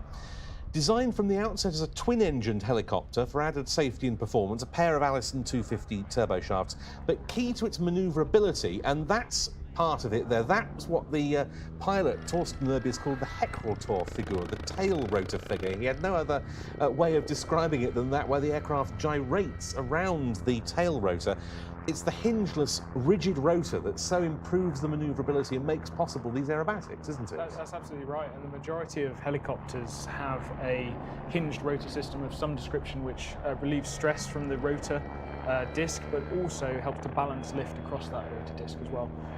This is totally unique in the fact that the blades were glass reinforced plastic, or a large part of them was, so the bending all happens in the blade, which is quite incredible, and that allows it to be bolted directly to that rotor hub, which allows aerobatic manoeuvres like that, and that's particularly impressive, being able to put yourself into a vertical dive and then, oh well, let's just add another aerobatic manoeuvre in there whilst doing that show. Yeah. Very, very impressive.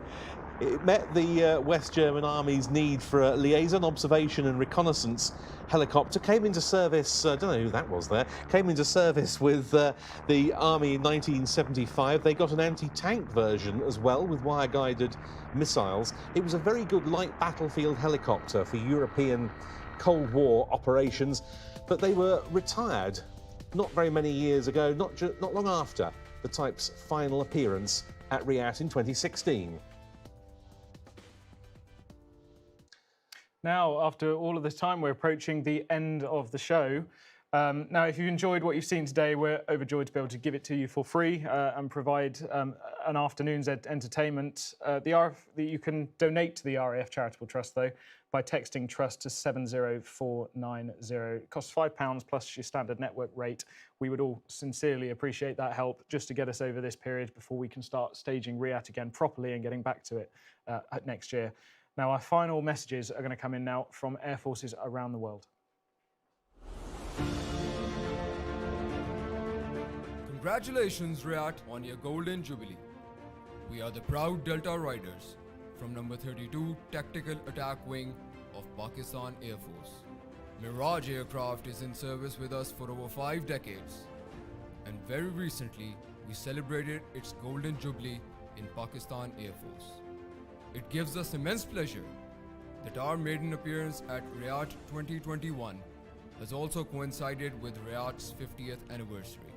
We would also extend our profound gratitude to our partners in Dassault Aviation Industry, whose ever-available cooperation and support were essential component of this 50 years long journey. On behalf of all Mirage air and ground crew of Pakistan Air Force, I wish you all safe flights and happy landings. Hi, I'm Colonel Nadiruzzon, commander of the 51st Fighter Wing, home of the 132nd Squadron. As you know, we are the only operational unit to operate simultaneously 2 weapon systems, the IMX in the air-to-ground and recce roll, and the Eurofighter in the air-to-air, air-to-ground and recce roll. Due to COVID-19 restrictions, this year we will virtually share with you what we do here at home and abroad in order to keep the world safer. I hope you will enjoy this video. Ciao!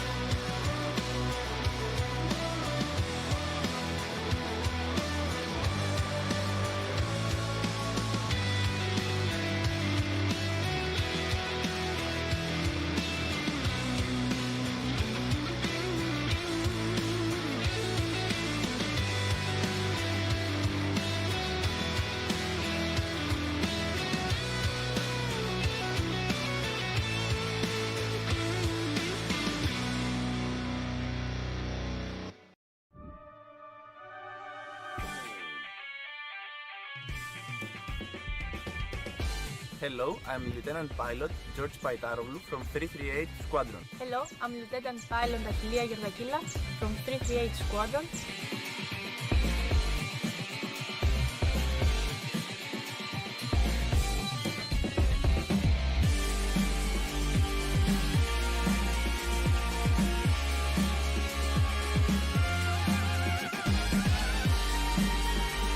We would like to wish the Royal International Air Tattoo a very happy 50th birthday.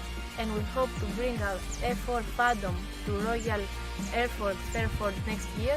We have fond memories of our attendance of the show in 2016. 2017, when many people were waiting for our arrival in order to meet our legendary aircraft.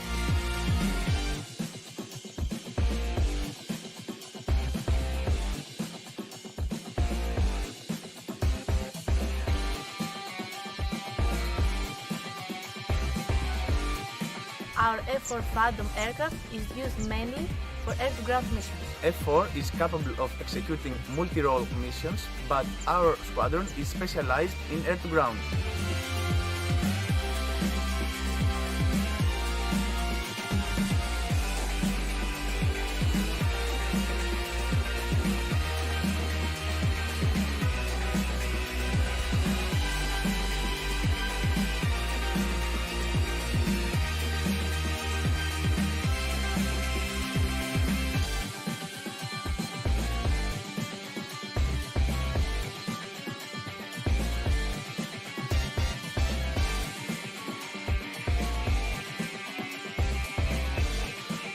It was an outstanding experience and we really enjoyed it.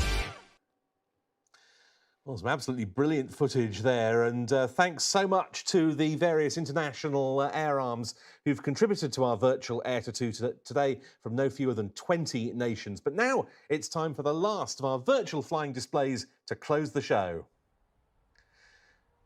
It comes from the Turkish Air Force and it's their national aerobatic team, the supersonic Turkish Stars.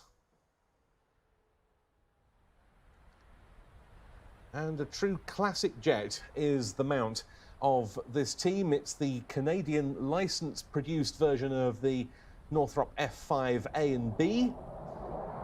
This the Canadair-built NF5 version, N standing for Netherlands, because these are all ex-Royal Netherlands Air Force jets, some of which may well have appeared at the Air Tattoo back in the days when they were in service with the Dutch, and then they came back in the 1990s to the show in Turkish hands. Indeed, and this is the first time we've actually seen the simulated world do something a little bit wacky. I've been impressed throughout this that it's very, very difficult to see the difference at times, but this is an interesting one. All that smoke in the air, and you can see it just struggling to work out which smoke trail should be should be the top one. But these guys from Konya Air Base in Turkey, yes. I believe in the real world. And a gorgeous jet, the F5, which is why, of course, it's been, again, another very successful aircraft across the period of its career, and we've seen it in so many display teams' hands. Team formed in 1992, named the Turkish Stars in 1993, and they first came here to the first Royal International Air Tattoo in '96, and immediately made a name for themselves thanks to the very enthusiastic commentator, who was advised by the lead commentator at another air show in Britain to take a lie down in a darkened room. I can think of a few commentators I'd advise that to. And, you know, again, I'm going to comment just briefly on the virtual world here and the fact that real pilots and real jets have their peripheral vision to work with all the time. And, of course, I don't know what it's like to wear one of these VR headsets, but nonetheless, they are doing a pretty complicated aerobatic sequence with a headset on. And I doubt very much they've got the same peripheral vision, feel of the aircraft, sense of where they are in space as a real pilot does. So it's a very, very impressive thing to watch. And of course, these teams brief together, as I think we've said before, and they may be flying it from different rooms in different parts of the world, but the commands that are going in are much the same as on a real display. They'll have studied their real display counterparts. And the commands from the leaders in almost all of these aerobatic sequences with more than one jet tend to go along the lines of a warning, then an execute command, so that even on the extremities of the formation, that control input goes in at exactly the same time, so you don't get the wobble that would come if each jet responded to the one just inboard of it. And I've been really impressed by these displays. I haven't seen very much of it at all. It's been really, really solid, hasn't it? And they have indeed, and certainly the comments from our viewers bear this out. Joan says, thank you so much for bringing us the virtual Air Tattoo. My donation has been sent and can't wait to get back on the airfield next year. Thank you so much, Joan. We really appreciate it. Liam Strefford. Us twins, Liam and Nathan Strefford, are loving today's show, watching from our Royal Air Force decorated room. Can't wait for RIAT 2022. Brilliant job from everyone. Alex Rhodes as well on Facebook, absolutely amazing. A big thank you to all of the team. A happy 50th anniversary. My first IAT was 1994 and only a few missed, so now hoping to attend next year. 73 next year, well done. So yes, 73, and of course we'll be celebrating the 75th of the US Air Force. We will. So that'll be good. Talking of US display teams as well, and the close proximity you see between these jets, one of the displays I really would like to see find its way across to RIAT is the US Navy Blue Angels. Oh, yes. When you think about how close those F-18s fly in formation, I would be more than happy to see them come across the fence at some point in the year. Yes, me too, definitely. One of the things I like about the Turkish Stars is that they have their support aircraft painted in the same colours as the display team. They've used Transals, Hercules, CN-235s, all in the team colours, really distinctive, a very nice touch that actually apes what the Blue Angels do with the Hercules, correct. of course. Yep. Many great photo moments result as well, both airborne and on the ground. Yes. And of course, every national team, you know, the country is very proud of them, but the Turks really stand out for me. You know, they like to, they turn up an event and they let you know they're here. Yes, indeed, as we were talking about very with proud Solo of what they Turk. do. Yeah. Some more comments from those of you who are watching. Mrs. Coops on Twitter says, Ben and Andy really enjoying today's show. Well done, Andy, for stepping in. Yes, definitely well done. 2022 will be back on Fairford soil. There's quite a few volunteers feeling out of sorts, having not made our annual pilgrimage this year. Next year, gang, it's happening. It certainly is. And then another one from JTW Aviation. It looks like LMAG to me on Twitter. It should have been all about the wall-to-wall sunshine. Well, it definitely is outside here at Douglas Bader House in Fairford today, because Ben and I are slowly melting into the desks. But aviation highlights, great company and happy memories, absolutely. Hashtag virtual air to do, especially Ben and Andy doing a great job of reminiscing those memories. Roll on RIAT 2022. Absolutely. And we're going to have Paul Atherton here, CEO of RIAT, just to close down the show shortly.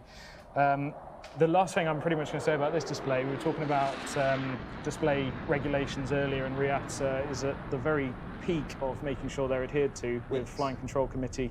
You can see out on the airfield there, those orange markers, which we haven't really spoken about. And of course, when you come to Fairford, those are in place. And they mark out. Yes, they are, yes. Unless the helicopter's blown them over. Well, yeah, all right. I don't think we did that at Fairford, but it may have happened. Yes, absolutely. They mark out those display lines that, of course, these pilots are adhering to, and that's why they're day glow. If you see them in the middle of the display area at RIAT, that's the purpose of those, and you'll see the big pyramid one in the middle, which is the display datum, which, of course, the point that all these displays are centred upon. Yes, those are the 230-metre line markers we saw there, aren't they? That's right. The orange ones on the far side of the runway. Yep, and Ooh, most fast jet displays. Well, there's your yellow card then. I don't know where that is.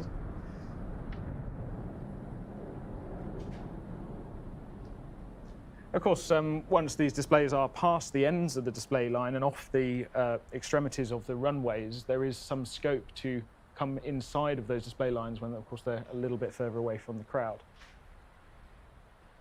Another comment from our viewers, Maria Teresa on Facebook says, thank you so much to you all. I spent a wonderful day with you. I enjoyed all of it from Italy. Thank you very much indeed. And it's great to see the interest that this is getting from overseas as well, isn't it? I mean, of course, the show pulls in so many overseas participants, and we are so grateful to all of them who will be talking about potentially coming next year, supporting the 2022 show. But, you know, people travel on their own back to come to this show because it is the leading show in present times, and I'm absolutely overjoyed to still be associated with it. Yeah, that goes for all of us, and indeed so many of the other volunteers and indeed aircrew who will have been watching today. And they will be chomping at the bit to get back. And of course, that leads me on to say that tickets are on sale now. They are selling. We are able to take bookings for Air Tattoo tickets next year. We fully hope we're going to be here enjoying this sort of image in UK skies in this sort of weather. and a manoeuvre that we see a number of display teams pull off beautifully throughout all of the air displays every year. This, I seem to remember, is particularly well done in the virtual world. A hard thing to coordinate, again, because I'm sure, yes. the places you're looking in the real world, you can crane your neck all around, and the virtual reality world has made that possible, but it's still a tricky old thing to do. Because there's also the possibility in the real world of it blowing away. Yes, yeah. Or and again, it being against a white background. That's right, and that's the other benefit, of course, of being able to set your wind to 0. Yes. Now, here's your red card, I think. Oh. With that cross control. You see the pilot waving there, but without doubt too low for anything that would be accepted at Riyadh. But the cross controlling there is interesting. You can see the jet going in one particular line, the rudder kicked off to the right, and then the wing dipped to the left. Holds a straight line straight down the runway, but allows that dipping of the wing to make it look all the more impressive. And very impressive indeed. The last of our virtual flying displays here at the Virtual Air Tattoo 2021. It came courtesy of the Turkish Air Force aerobatic team, the Turkish Stars.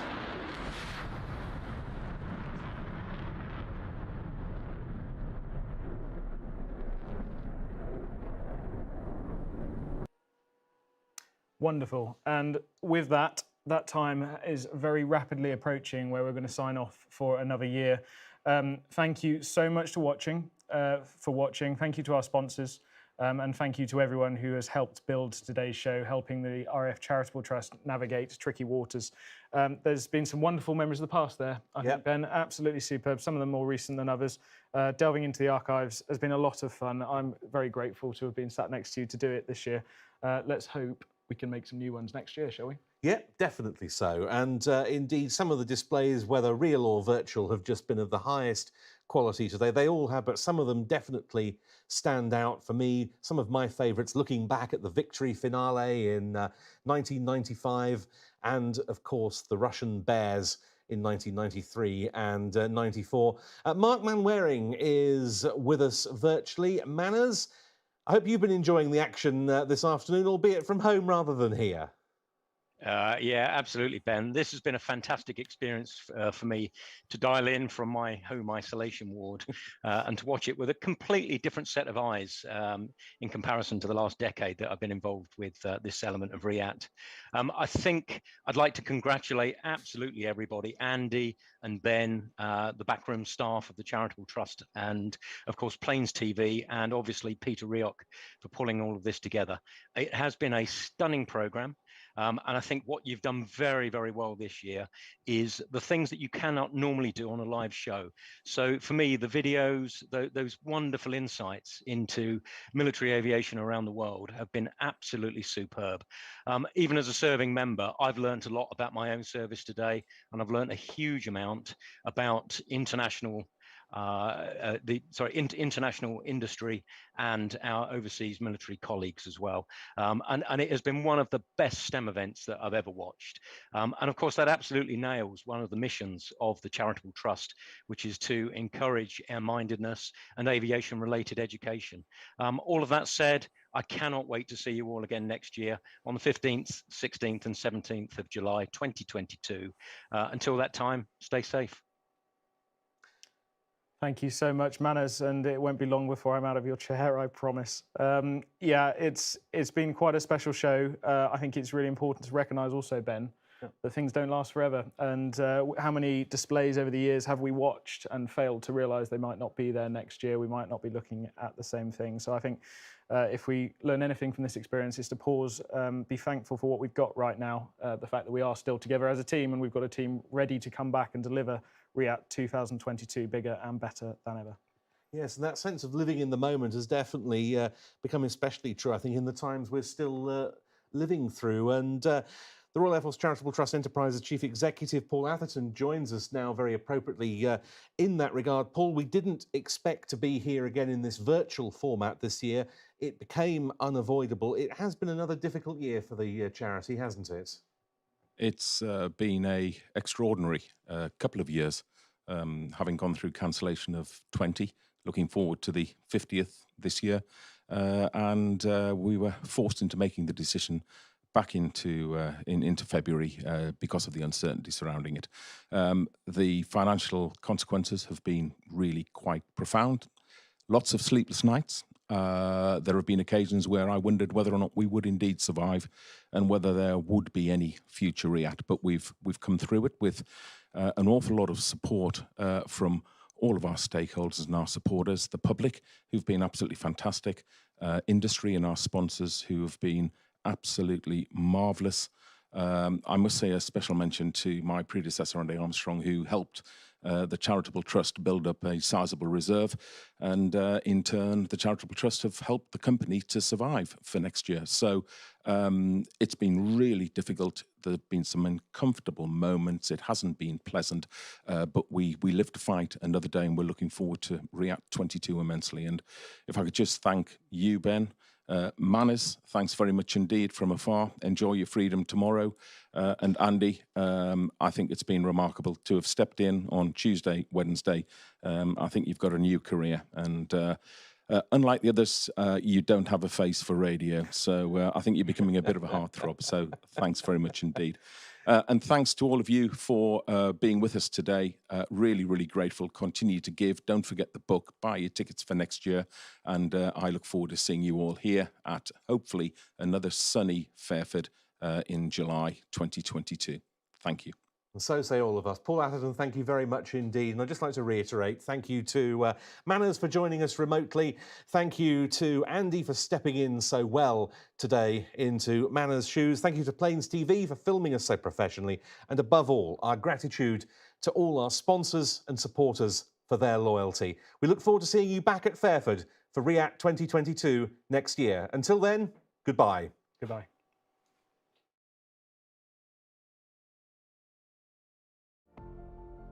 Through your support of the Royal International Air Tattoo, the Royal Air Force Charitable Trust has been able to make a real difference to the lives of young people from all backgrounds.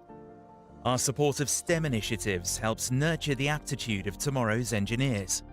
I'm really glad that we have this kit at Squadron. It's really useful and I've had a ton of fun using it. Before the course I had a different career path in mind, but now this course has inspired me to take an interest in engineering and hopefully pursue a career in it. Our flying scholarships and awards provide air cadets and young people with the chance to develop their flying capabilities and experience. Today more than ever, the Trust needs your support to allow it to continue its important work. Text TRUST to 70490 to donate £5. Texts cost £5 plus one standard rate message.